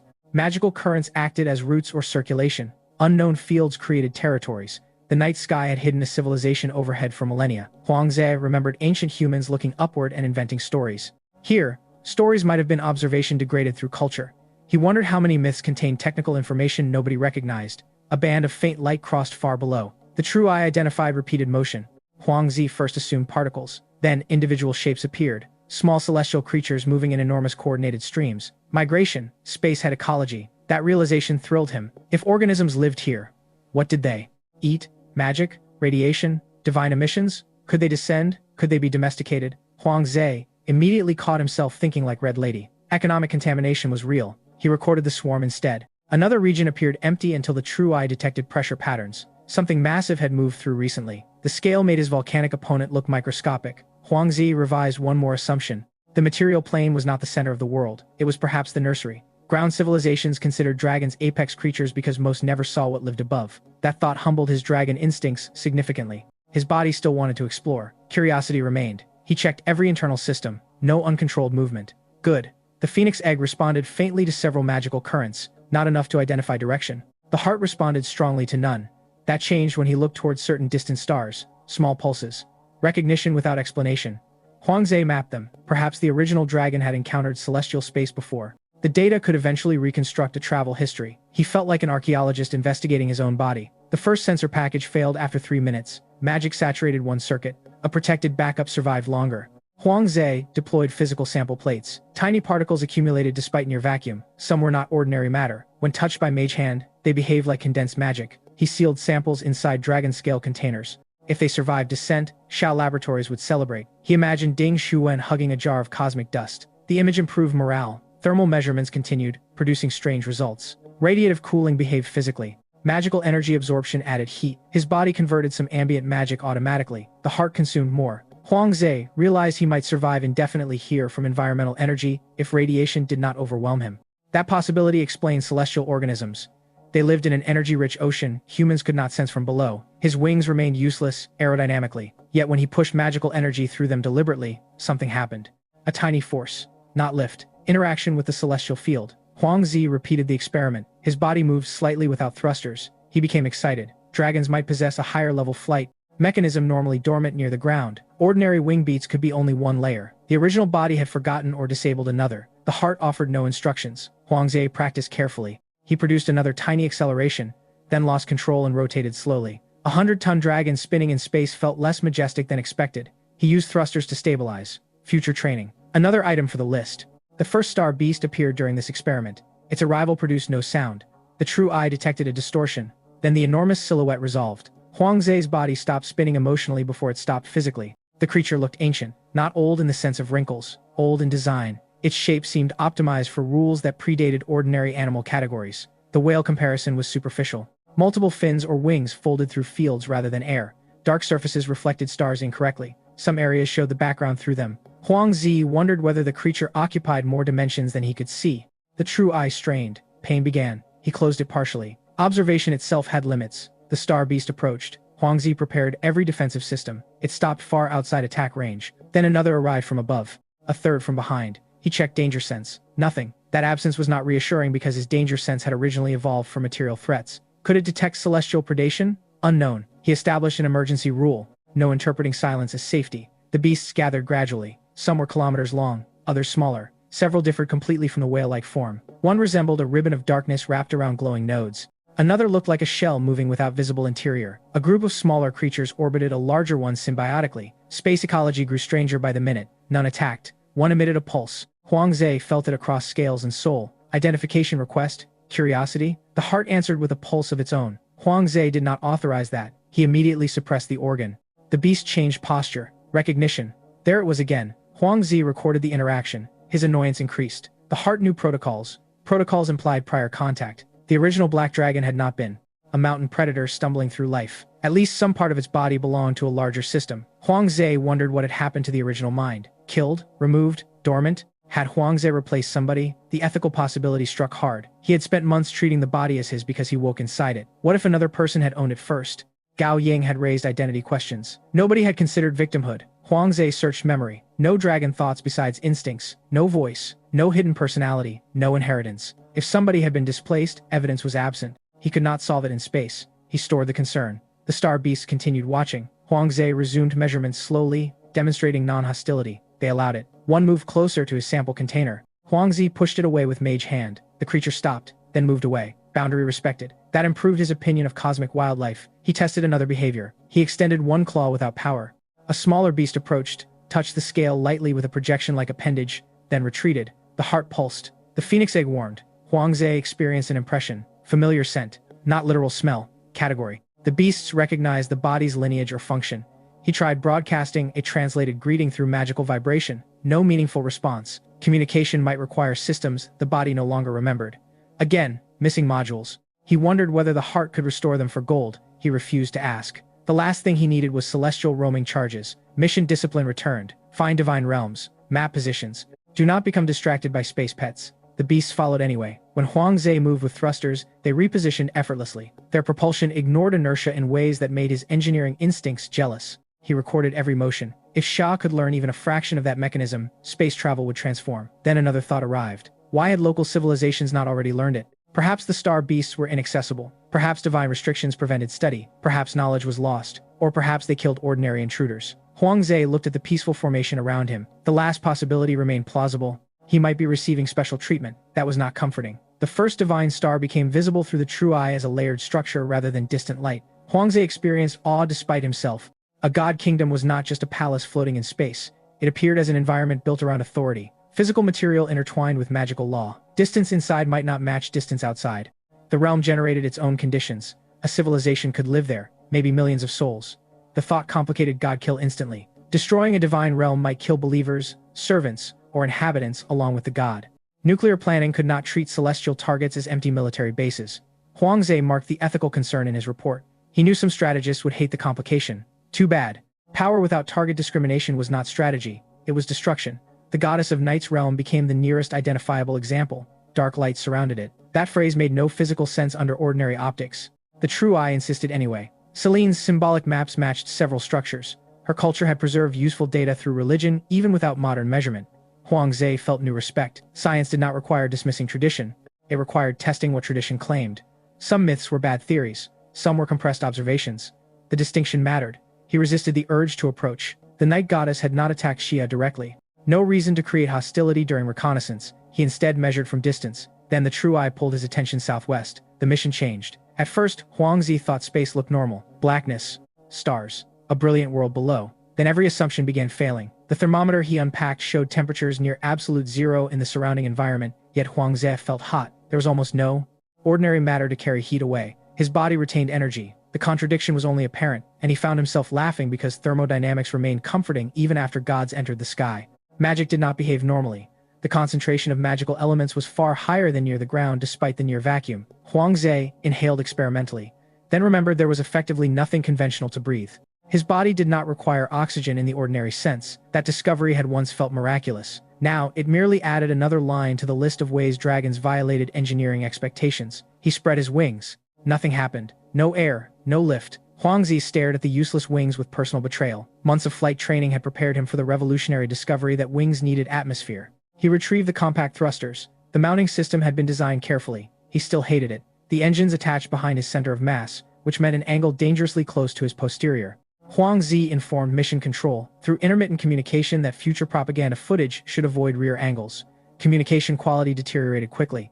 Magical interference increased with altitude. Some signals reflected unpredictably. Others vanished. Huangze began relying on autonomous mission protocols. He activated the thrusters. Acceleration returned. The indignity was survivable. Then his instincts warned him. Something enormous moved behind him. Huangzi turned slowly.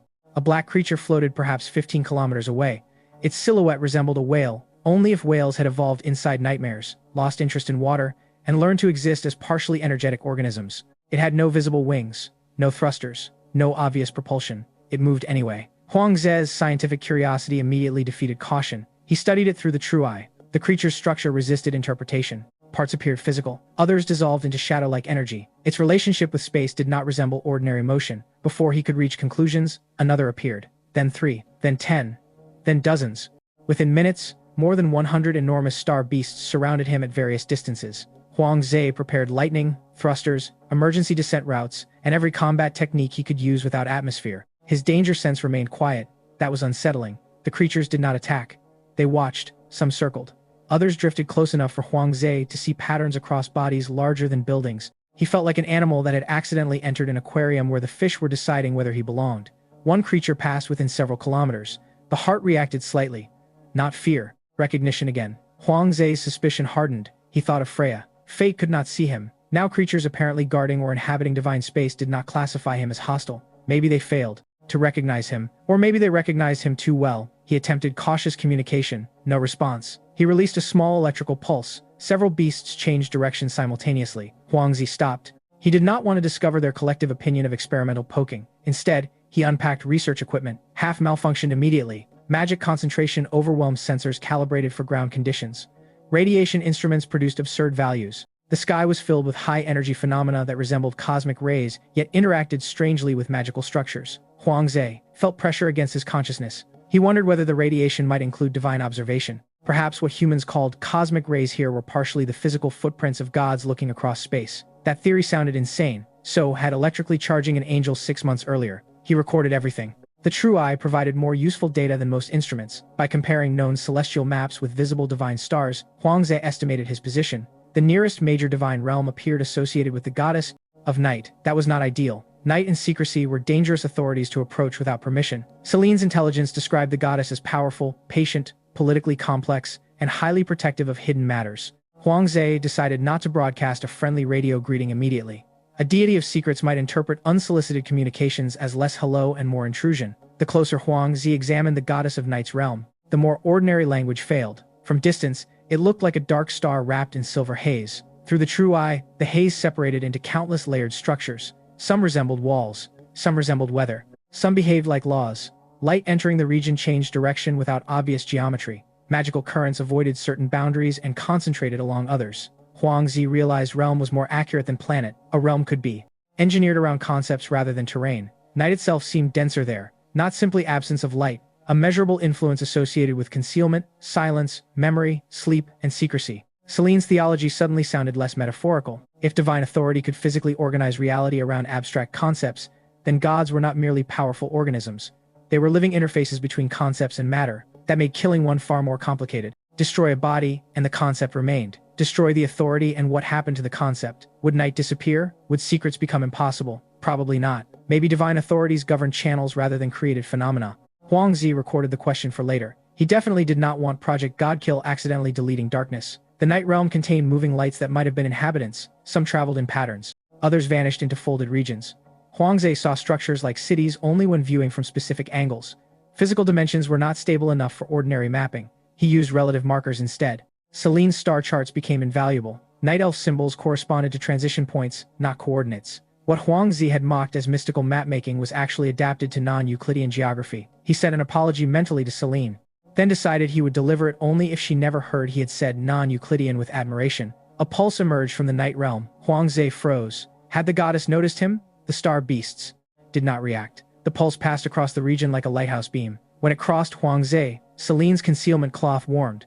The tiny artifact reduced his magical signature enough that the pulse moved on. Huangzi exhaled from habit despite not needing air. He owed Celine more than an apology. The goddess might not have actively searched for him. Still, divine detection could cover enormous space. Approaching without concealment would have been foolish. Huangzi marked the pulse interval. Predictable periodic scanning, useful military data. He felt guilty immediately. Celine had provided the concealment tool for safety, not espionage against her goddess. Then he remembered Shia's mission required understanding potential threats. Information itself was not attack. What mattered was use. That principle became harder in diplomacy. Every friendship crossed strategic interests. Celine represented night elves. Red Lady represented herself and dragon networks. Gao represented Xia institutions but also personal care. Freya represented divine interests. Huangzi represented both himself and country. Relationships did not eliminate conflicts. They made honesty more important. He chose not to approach the night realm further. Instead, he observed celestial traffic. Small, luminous constructs entered and left along specific routes. Some might have been souls, others divine servants. A larger vessel emerged once, shaped less like a ship than a moving piece of architecture. It crossed thousands of kilometers without visible propulsion. Huangzi nearly forgot the mission again while staring. Technology, magic, divinity. The categories blurred. If Xia could understand celestial transportation, rockets might become temporary history. He recorded every detail. One star beast moved near the night realm boundary. The divine scanning pulse touched it. Nothing happened. That suggested the beasts were normal celestial ecology or recognized entities. Huangzi considered following one closer. He rejected the idea. Using animals to test divine border security felt unethical and strategically stupid. He instead watched how the beast navigated. Its body shifted slightly, but motion did not correspond to reaction mass. The true eye detected local distortions around it. The creature altered its relationship with surrounding magical space, not moving through space, changing how space connected around it. Huangze felt a breakthrough coming. Then the true eye produced pain. He closed it. Some mechanisms could not be understood safely at current capability. That limitation frustrated him. It also protected him from repeating Pan Weiming's mistake. Curiosity needed brakes. He waited until pain faded. The star beast remained nearby. Huangze nicknamed it Kun mentally, though several creatures fit the name. The closest one displayed unusual interest in him. It approached within a few kilometers and emitted soft pulses. Huangze responded with controlled dragon pressure. The beast's reaction was immediate. It relaxed. That surprised him. Dragon pressure frightened ground creatures. Here it acted like identification. He modulated the field. Different pulse. The beast answered. A primitive exchange began. Not language. Status, presence, non-hostility. Huangze became absurdly excited. He had established communication with a space whale using dragon vibes. No scientific paper would survive that wording. He repeated patterns carefully. One signal caused several beasts to orient toward him. Another caused them to move farther away. A third produced the strange recognition sensation again. Keeper. The word did not come from Huangze's vocabulary alone. His heart translated. He stopped the experiment. Any communication filtered through the heart could manipulate meaning. Still, the results suggested his body possessed celestial signaling abilities disabled by missing memory. He wondered whether Mage Hand, Dragon Pressure, and Magical Flight were fragments of a much larger control system.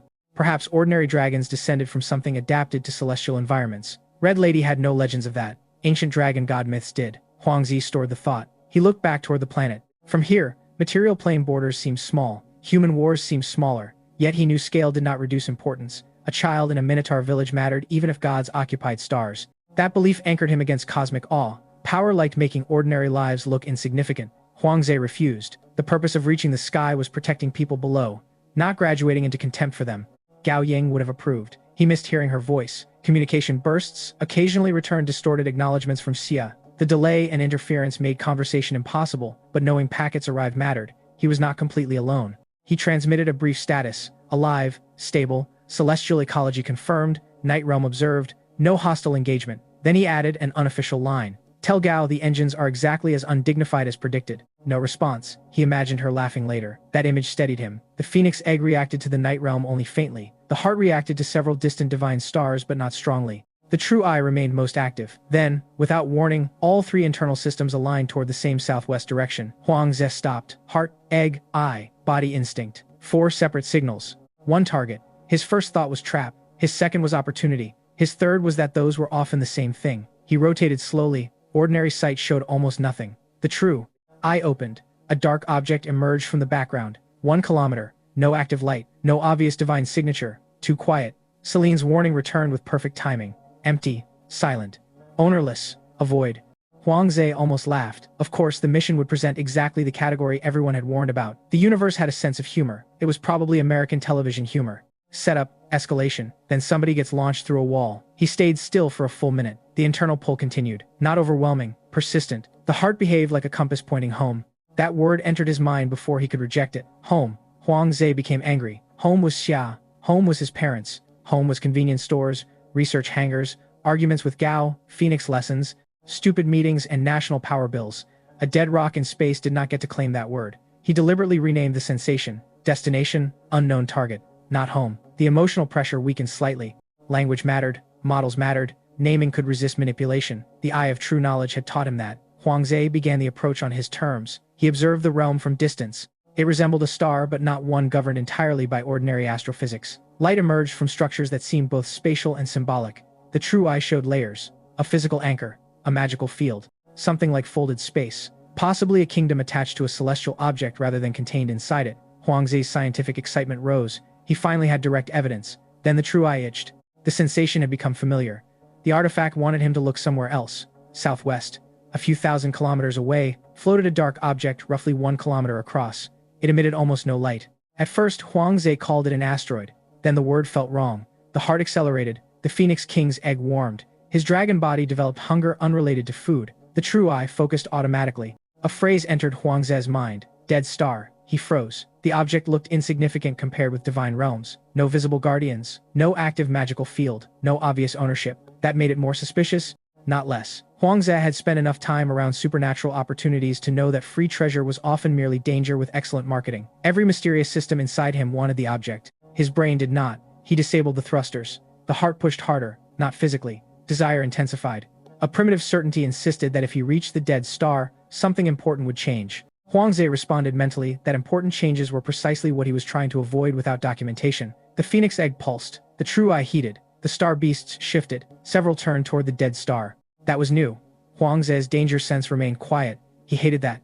Absence of warning might mean safety. It might mean the mechanism responsible for warning did not consider the threat hostile. A trap designed for him would not necessarily feel like an attack. He remembered Freya's white space. You entered a system without being written into it. What if that was backward? What if he had been written into something else? His original human life, the black dragon body, the modified heart, Phoenix King recognition, true eye compatibility, star beasts, dead star. Too many coincidences had accumulated. Huangze finally admitted the thought he had been avoiding. Maybe becoming this dragon had not been an accident. The statement did not produce revelation. The universe remained silent. That silence felt heavier than any answer. Mission priorities required reconnaissance, not treasure hunting. Huangze should map the area, gather celestial data, then return to Xia. He activated a thruster for a controlled turn toward home. The engine fired. His trajectory changed. The heart reacted violently. For one moment, power surged through the dragon body without his command. The thruster alignment shifted. Huangze moved toward the dead star. He shut everything down. Anger replaced fear. The heart had crossed a line. Again, he concentrated subjective will and locked internal systems under direct control. The heart resisted. Huangze used Mage Hand internally, a technique he had refined specifically for moments like this. Invisible force pressed around the organ. Absolutely not. The heartbeat slammed against restraint. Huangze felt ridiculous, arguing with anatomy in space while surrounded by cosmic monsters. He also felt completely serious. The body belonged to him. If somebody had designed it with a destination, they should have included a consent form. The heart calmed. Temporarily, Huangze turned back toward the dead star voluntarily, not because the heart demanded it. Because he needed information. There was a difference. He would approach cautiously, stop well outside direct contact, scan everything, and retreat at the first sign of danger. That was the plan. The star beasts began following. Not all, perhaps 20. Their movement remained silent and effortless. Huangzi watched them and wondered whether he had accidentally acquired an escort, or witnesses. Approaching the dead star required Huangzi to abandon every instinct that told him speed equaled safety. He reduced thrust until motion became almost ceremonial. The star beasts matched him. Their escort pattern changed from loose curiosity to something resembling formation. That bothered him. He had not asked for honor guards. The object ahead remained dark. Ordinary vision showed fractured stone. The true eye showed layers beneath the surface. Some fractures were impact damage. Others were seams, panels, conduits. Geometric channels stretched across kilometers. Huangzi transmitted images repeatedly. Signal quality was terrible. No confirmation returned. He might be alone with the data. That increased caution. At 800 kilometers, magical density around the star changed. Ambient currents bent inward. The object absorbed energy without obvious emission. Not dead then. Dormant. Huangze changed his terminology internally. Dead star remained convenient. Dormant machine was more accurate and much worse. He sampled the field. The heart's reaction intensified. Each beat synchronized slightly with pulses from the star. Huangze deliberately altered his heart rate. The external pulse adjusted. He stopped. The star was responding. Or the heart was. The distinction could not be resolved remotely. He used Mage Hand to press gently against the heart, a reminder of authority. The organ reduced synchronization. Good. Still controllable. At 700 kilometers, the phoenix egg produced a second hairline crack. Warm light leaked through the mental shell. Huangze became angry at it too. You are not hatching in space. No response. He realized he had begun talking to mysterious internal objects as if they were badly behaved pets. Gao Ying would have material for years. The true eye began revealing inscriptions buried beneath surface dust.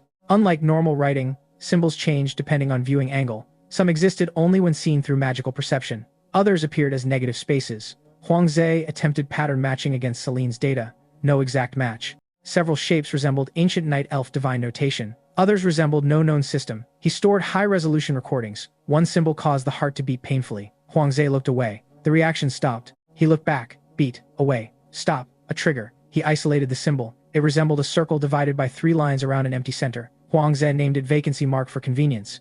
The phoenix egg also reacted weakly. Whatever culture built the star connected to both systems. At 600 kilometers, one star beast moved ahead of him. It approached the object's surface. No defense activated. The creature touched a glowing seam.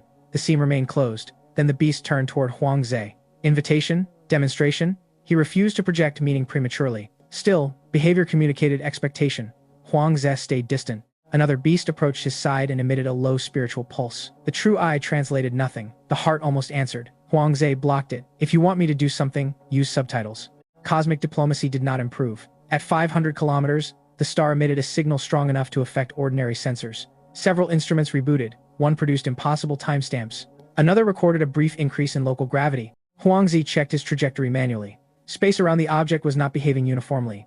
The star might contain folded dimensions. Entering physically could lead somewhere much larger than its 1-kilometer exterior suggested. Freya's warning returned. Do not accept an empty throne. Celine's warning joined it. Ownerless things were rarely ownerless. Red Lady's warning completed the committee. Attractive treasure was bait until proven otherwise. Huangzi felt strangely supported by 3 women who would probably argue over everything else. Gao Ying's rule mattered most. Impulse was not command. Reflection created choice. He continued. At 400 kilometers, the star's surface opened several tiny apertures. No weapons emerged. Thin golden light scanned across space. When it touched one star beast, nothing changed. When it touched Huangzi, every scale vibrated. The effect passed through physical armor and into identity. He experienced memory fragments that were not his. A dark chamber, hands, or claws, adjusting mechanisms. A voice speaking a language he did not know. A sense of duty without context. Then nothing. Huangzi nearly fled. Foreign memory meant the body retained information somewhere. Perhaps the heart, perhaps tissues, perhaps spiritual channels. He demanded access. The heart stayed silent. Huangzi began to suspect the system required environmental keys. Certain memories might only unlock near-associated infrastructure. That would explain why 6 months on the ground revealed nothing. The dragon had been disconnected from its network, a biological device operating offline. The thought felt insulting. He was not a device. The body might have been. Huangzi, the person, remained separate. He repeated that distinction consciously. At 300 kilometers, the star beasts stopped following everyone. They formed a rough boundary behind him. Huangzi stopped too. This was important. Whatever lay closer, the beasts did not enter casually. He turned. The nearest creature emitted another pulse. This time the heart allowed a fragment through before Huangzi blocked it. Permission zone. The phrase appeared. Star beasts could escort, not enter. Huangzi asked himself the obvious question. Who had permission? The answer was standing alone ahead of them. He backed away 10 kilometers. Nothing pursued. Good. He moved forward again. The beasts remained. A checkpoint. His danger sense still quiet. He trusted that less than ever. At 250 kilometers, the true eye showed the star's hollow center clearly. Internal volume exceeded exterior geometry. Impossible under ordinary space. A folded environment. Celine had described God kingdoms similarly. Maybe the dead star was a divine realm stripped of an active god. Empty throne. Huangzi nearly turned around permanently. Then he saw something in the internal model. A shape resembling his heart. Not identical. A central core with branching channels. The dead star's architecture mirrored biological design. Or his heart mirrored the star. That discovery changed everything. The organ inside Huangzi might be a miniature version of celestial infrastructure. A control core. A seed. A portable node. He felt suddenly small. The heart had seemed impossibly powerful inside one dragon. Maybe it was not designed for dragons at all. Maybe the dragon body had been built around it. He transmitted the observation. Still no acknowledgement from Xia. Distance and interference had isolated him. Huangzi considered mission termination. The data was already revolutionary. Approaching further increased unknown risk. His conscious decision leaned toward retreat. Then the star emitted the first vision. The older black dragon appeared on the platform. Golden lines covered its body. Scars crossed scales. A phoenix circled. Behind them stood a faceless figure. The vision contained emotion this time. Exhaustion. Loss. Urgency. The older dragon looked directly toward Huangzi. Impossible. It spoke. No sound reached him. The true eye reconstructed lip movement poorly. 2 words emerged. Not yet. The vision vanished. Huangzi's entire body went cold. If the figure was a recording, why address him? If prophecy, why could fate not see him? If memory, whose memory? The heart accelerated. The phoenix egg cracked further. Huangzi backed away immediately. The star's apertures closed slightly. No force stopped him. That reduced the likelihood of a simple trap. It did not eliminate manipulation. He hovered at 300 kilometers for nearly 10 minutes, doing nothing. Choice required time. He reviewed mission objectives. Reconnaissance completed. Unknown object identified. Evidence collected. No requirement to enter. He reviewed personal objectives. Understand body. Protect autonomy. Return home. Entering now risked all 3. Decision made. Retreat. He turned. The heart resisted. Not violently. A strong internal pull. Huangzi refused.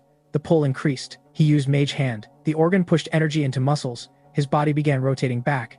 That crossed from desire into action. Huangzi reacted with fury. He locked motor control. Closed magical channels. Reduced heart output. For several seconds, internal systems fought. The star beasts watched from their boundary. Huangzi shouted aloud into vacuum even though nobody could hear. My body, my call. The struggle ended. The heart yielded. Huangzi remained facing home. He waited another minute. Then, deliberately, he turned back toward the star. Not because the heart wanted it, because he wanted one more controlled scan before leaving. That distinction mattered enough to risk time. He approached only to 200 kilometers. No closer. The star responded with an opening. A channel unfolded across the surface. Golden light traced a path toward an entrance. Return authorization. The concept appeared. Huangzi laughed without humor. Return. The body had been here. or something inside it had. He asked the star a question through magical projection. Who am I? The answer did not come as language. A system queried him in return. Identity, authority, continuity. The scan touched layers of him. Human memories, dragon tissues, heart, phoenix egg, true eye. When it reached the hidden spiritual layer, Celine could not see. The entire star flickered. The scan stopped. For the first time, the dead star seemed uncertain. Huangze found that strangely reassuring. At least the mystery did not understand him perfectly either. Then golden text appeared. Unreadable to the true eye. Readable to the heart. Keeper credential incomplete. Return authorization provisional. Huangzi felt every scale tighten. Keeper, not god, not king, not owner, a role. Freya's warning about authority became more relevant. He refused every implied prompt. No acceptance, no confirmation, no claim. The star left the door open. Huangze did not enter. A star beast at the boundary lowered its head when he returned. The gesture carried recognition. Keeper again. Huangze hated titles earned without interviews. He passed the beasts and moved away. Only after several hundred kilometers did the star close. The golden pathways vanished. The object became dark again. Anyone without the true eye might never know it contained anything. Huangzi saved coordinates redundantly. He would return, but next time with preparation, analysis, and preferably several committees. Mysteries dislike committees. That might be Shai's greatest weapon. The dead star grew larger. Its surface was dark gray, covered in fractures and structures too regular to be natural. The true eye identified repeating geometric patterns beneath dust. Huangze's excitement returned despite every warning. Artificial. The object was not merely a dead celestial body. It had been built or modified. At 1,000 kilometers, his heart began producing information fragments, not words exactly, concepts, anchor, authority, vacancy, core.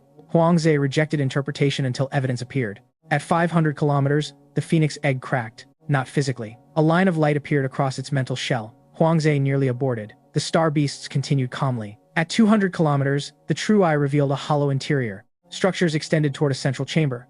The dead star resembled a machine, fortress, organ, and tomb simultaneously. At 100 kilometers, something inside activated. A pulse passed through space. Every star beast stopped. Huangze stopped. The pulse touched him. The world vanished. For less than a second, Huangze saw a black dragon standing on a celestial platform beneath a sky full of shattered stars. Not himself.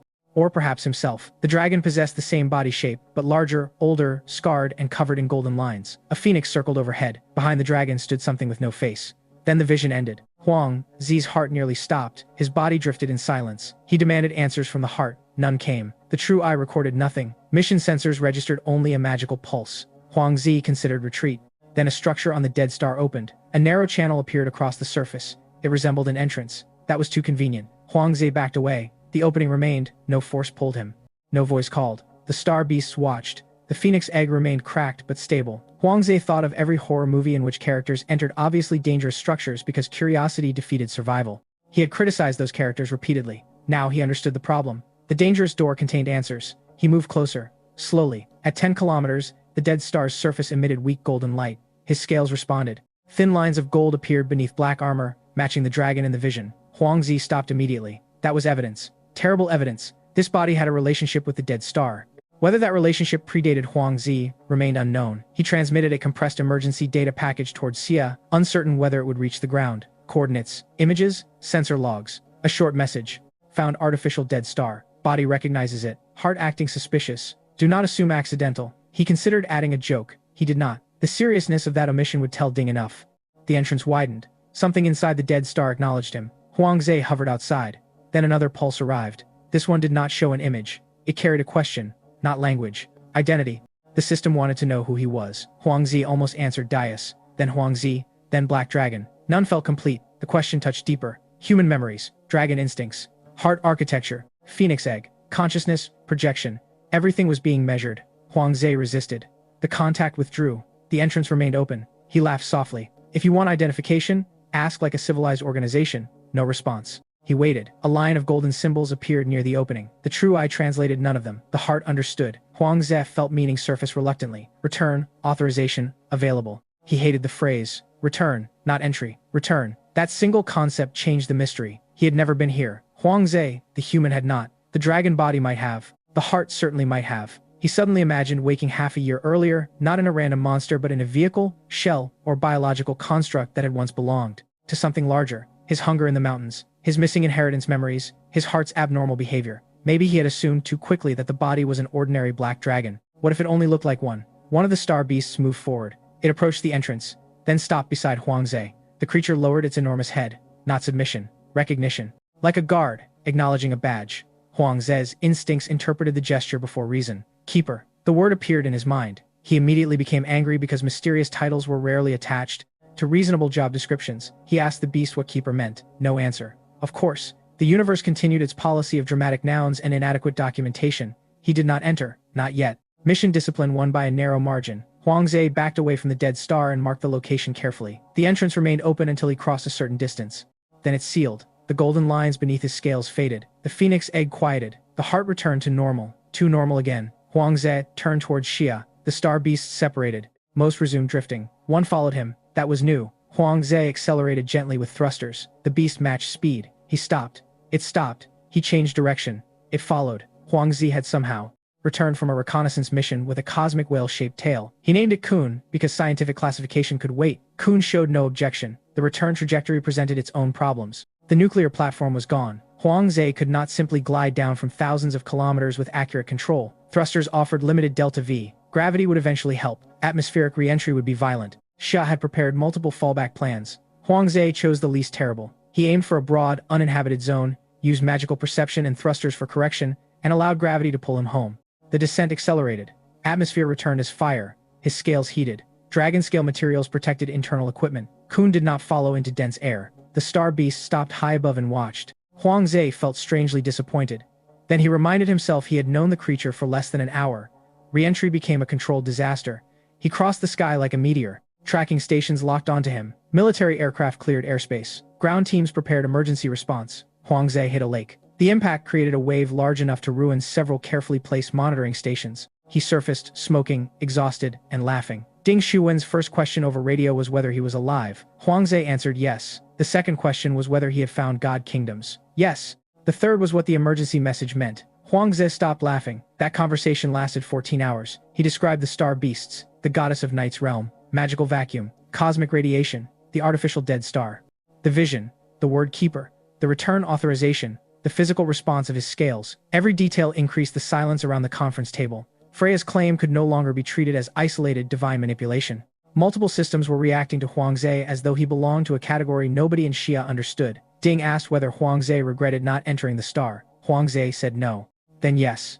Then no again. Curiosity wanted answers. Survival wanted preparation. He had learned one thing in the wilderness. Being powerful did not make recklessness intelligent. Xia would study the data first. Then they would decide how to approach the dead star together. That word mattered. Together. Huang Ze did not want the heart, Phoenix King, Freya, or some forgotten celestial machine, deciding his future privately. If the mystery wanted him, it would have to deal with an entire national research system. He found that comforting. Gao Ying conducted another psychological session. She asked how it felt to discover evidence that his transformation might have been planned. Huang Ze said violating. Not heroic. Not destined. Violating. If somebody chose his body, manipulated the heart, or moved his soul, then somebody had made the most important decision of his life without asking. Gao nodded. Huang Ze said he did not care if the intention had been benevolent. A gift forced into someone's body was still force. That belief became central. He would use the power, protect people with it, study it, improve it, but he would not worship the source.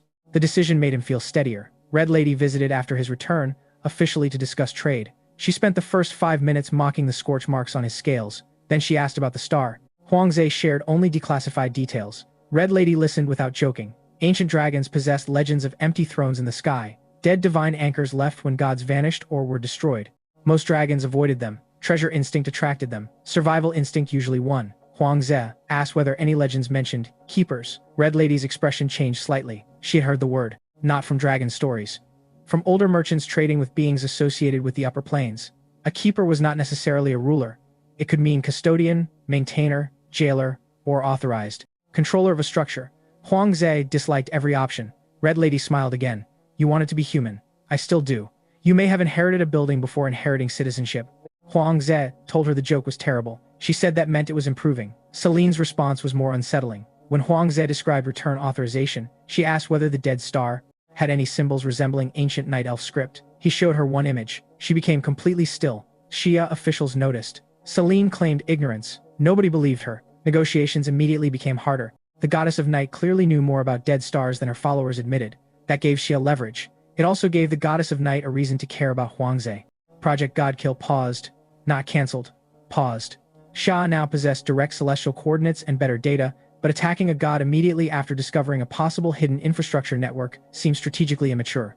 Huangze agreed reluctantly. He still wanted the Eye of True Knowledge stopped. Pan Weiming remained hospitalized. Meteor threats continued, but the sky had become more complicated than a target map. Killing the wrong god might trigger systems nobody understood. The delay gave Huangze time to return to unfinished problems on the ground. The Goblin Technology Development Bureau had become an actual supervised institution. That sentence would have sounded impossible months earlier. Goblin students learned algebra reluctantly and measurement enthusiastically. Their favorite scientific principle was that standardized parts made stealing replacements easier. Teachers corrected the wording. Mostly. The Goblin King reported fewer uncontrolled visions from the eye after formal education began.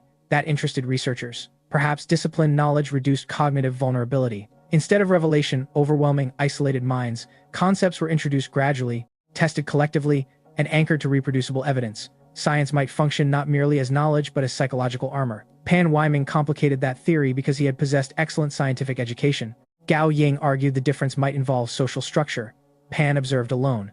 The goblins now learned in groups where claims were challenged and verified. Huangze found the idea important. No mind, however intelligent, should face reality without external correction. That applied to him too. It applied to gods. It applied to hearts. He added the principle to his internal government. The heart received no unilateral authority. Red Lady, hearing about the Goblin School, invested indirectly in several legal workshops. Huangze accused her of profiting from a security crisis. She said recovery was part of capitalism. He reminded her that Xia did not define itself by pure capitalism. She replied that gold remained politically neutral. Their arguments became a recurring source of entertainment for Gao Ying. More importantly, Red Lady began adopting Xia-style contracts when dealing with local races. She discovered written labor rules, reduced theft, insurance reduced revenge killings, standard weights reduced trade disputes, accounting increased profit. Civilization infected her faster than ideology. Huangze found this deeply satisfying. Red Lady insisted she was only optimizing revenue. Huangze said history could work with that. The Night-Elf conflict also evolved. Celine returned repeatedly as the war worsened. Sai refused military alliance but increased humanitarian trade. Medical teams treated wounded from both sides under neutrality agreements. Life Spring purchases expanded. World Tree samples entered controlled research. Moon Elf and Night Elf leaders both accused Xia of favoring the other side at different times, which diplomats considered evidence of excellent balance. Huangze sometimes attended negotiations in his avatar. Celine's interest in his soul remained. She eventually admitted that Night Elf theology described fate as woven darkness, illuminated by stars. Unthreaded beings were not supposed to exist. Ancient records suggested only 3 categories could escape normal fate visibility: entities from outside the world, beings erased from causality, and administrators operating at a higher layer of law. Huangze disliked the 3rd category most. It sounded too close to keep her. He asked whether dragons could qualify. Celine said, ordinary dragons, absolutely not. Red Lady, when told, acted personally insulted by the word ordinary. The 3 of them argued for 20 minutes. Gao Ying later noted Huangze appeared increasingly comfortable socializing with supernatural beings while maintaining human identity. That was progress. Huangzi asked whether attraction to a 1,000-year-old dragon counted as progress. Gao said she had not mentioned attraction. Huangze regretted speaking. His dragon body continued changing. The Golden Tooth project expanded. He could crush scales and certain magical materials more efficiently. Researchers developed coatings. Military engineers tested protected electronics outside the boundary. Results improved steadily. A small, unmanned nuclear system retained far more expected behavior when shielded with process-scale composite. The strategic implication was enormous. Magic could interfere with science. Science was learning to carry its own local rules with it. Huangze called it taking home field advantage on the road. Ding Xuwen called it a stabilization envelope. Both meant the same thing. The heart also offered upgrades. After absorbing larger quantities of gold, golden dragon blood production could increase dramatically. Huangzi refused rapid investment. The heart's business plan remained suspiciously enthusiastic. He preferred to distribute gold into teeth, scales, skeletal reinforcement, and carefully monitored tissues. He also began designing auxiliary hearts with researchers. No replacement yet existed, but the act of planning reduced psychological dependence. Gao Ying noticed his anxiety about the heart decreasing. Huangze said redundancy was therapeutic. If one suspicious organ could ruin his life, several independently controlled organs would at least create healthy competition. Ding suggested not turning cardiology into market economics. Huangze thought the metaphor remained excellent. Palos recovered from radiation exposure and received a job. A major construction company needed security around railway projects using Minotaur labor. The Hellhound's presence discouraged bandits, monsters, and workplace disputes. Palos also possessed enough strength to move Earth when ordered. Huangze argued for a salary. The company asked whether supernatural pets required payroll accounts. Legal departments became involved. Within a month, Xia had accidentally created preliminary employment regulations for contracted intelligent or semi-intelligent supernatural creatures. Huangze considered that more impressive than defeating monsters. A civilization proved itself through the boring rules created after excitement ended. That belief separated Sha from many local powers. Gods offered miracles, kings offered protection, Sha offered insurance forms for hellhounds. Somehow, people kept coming, the safe zones grew. So did opposition. Religious factions warned that she had disrupted sacred hierarchy. Traditional rulers feared educated workers, merchants feared industrial competition, druids hated infrastructure expansion. Certain gods lost followers. Huangzi understood that the conflict would not remain theoretical. Science and magic were already merging, civilizations were already choosing sides, and above all of it, a dead star waited with an open door that called his dragon body home.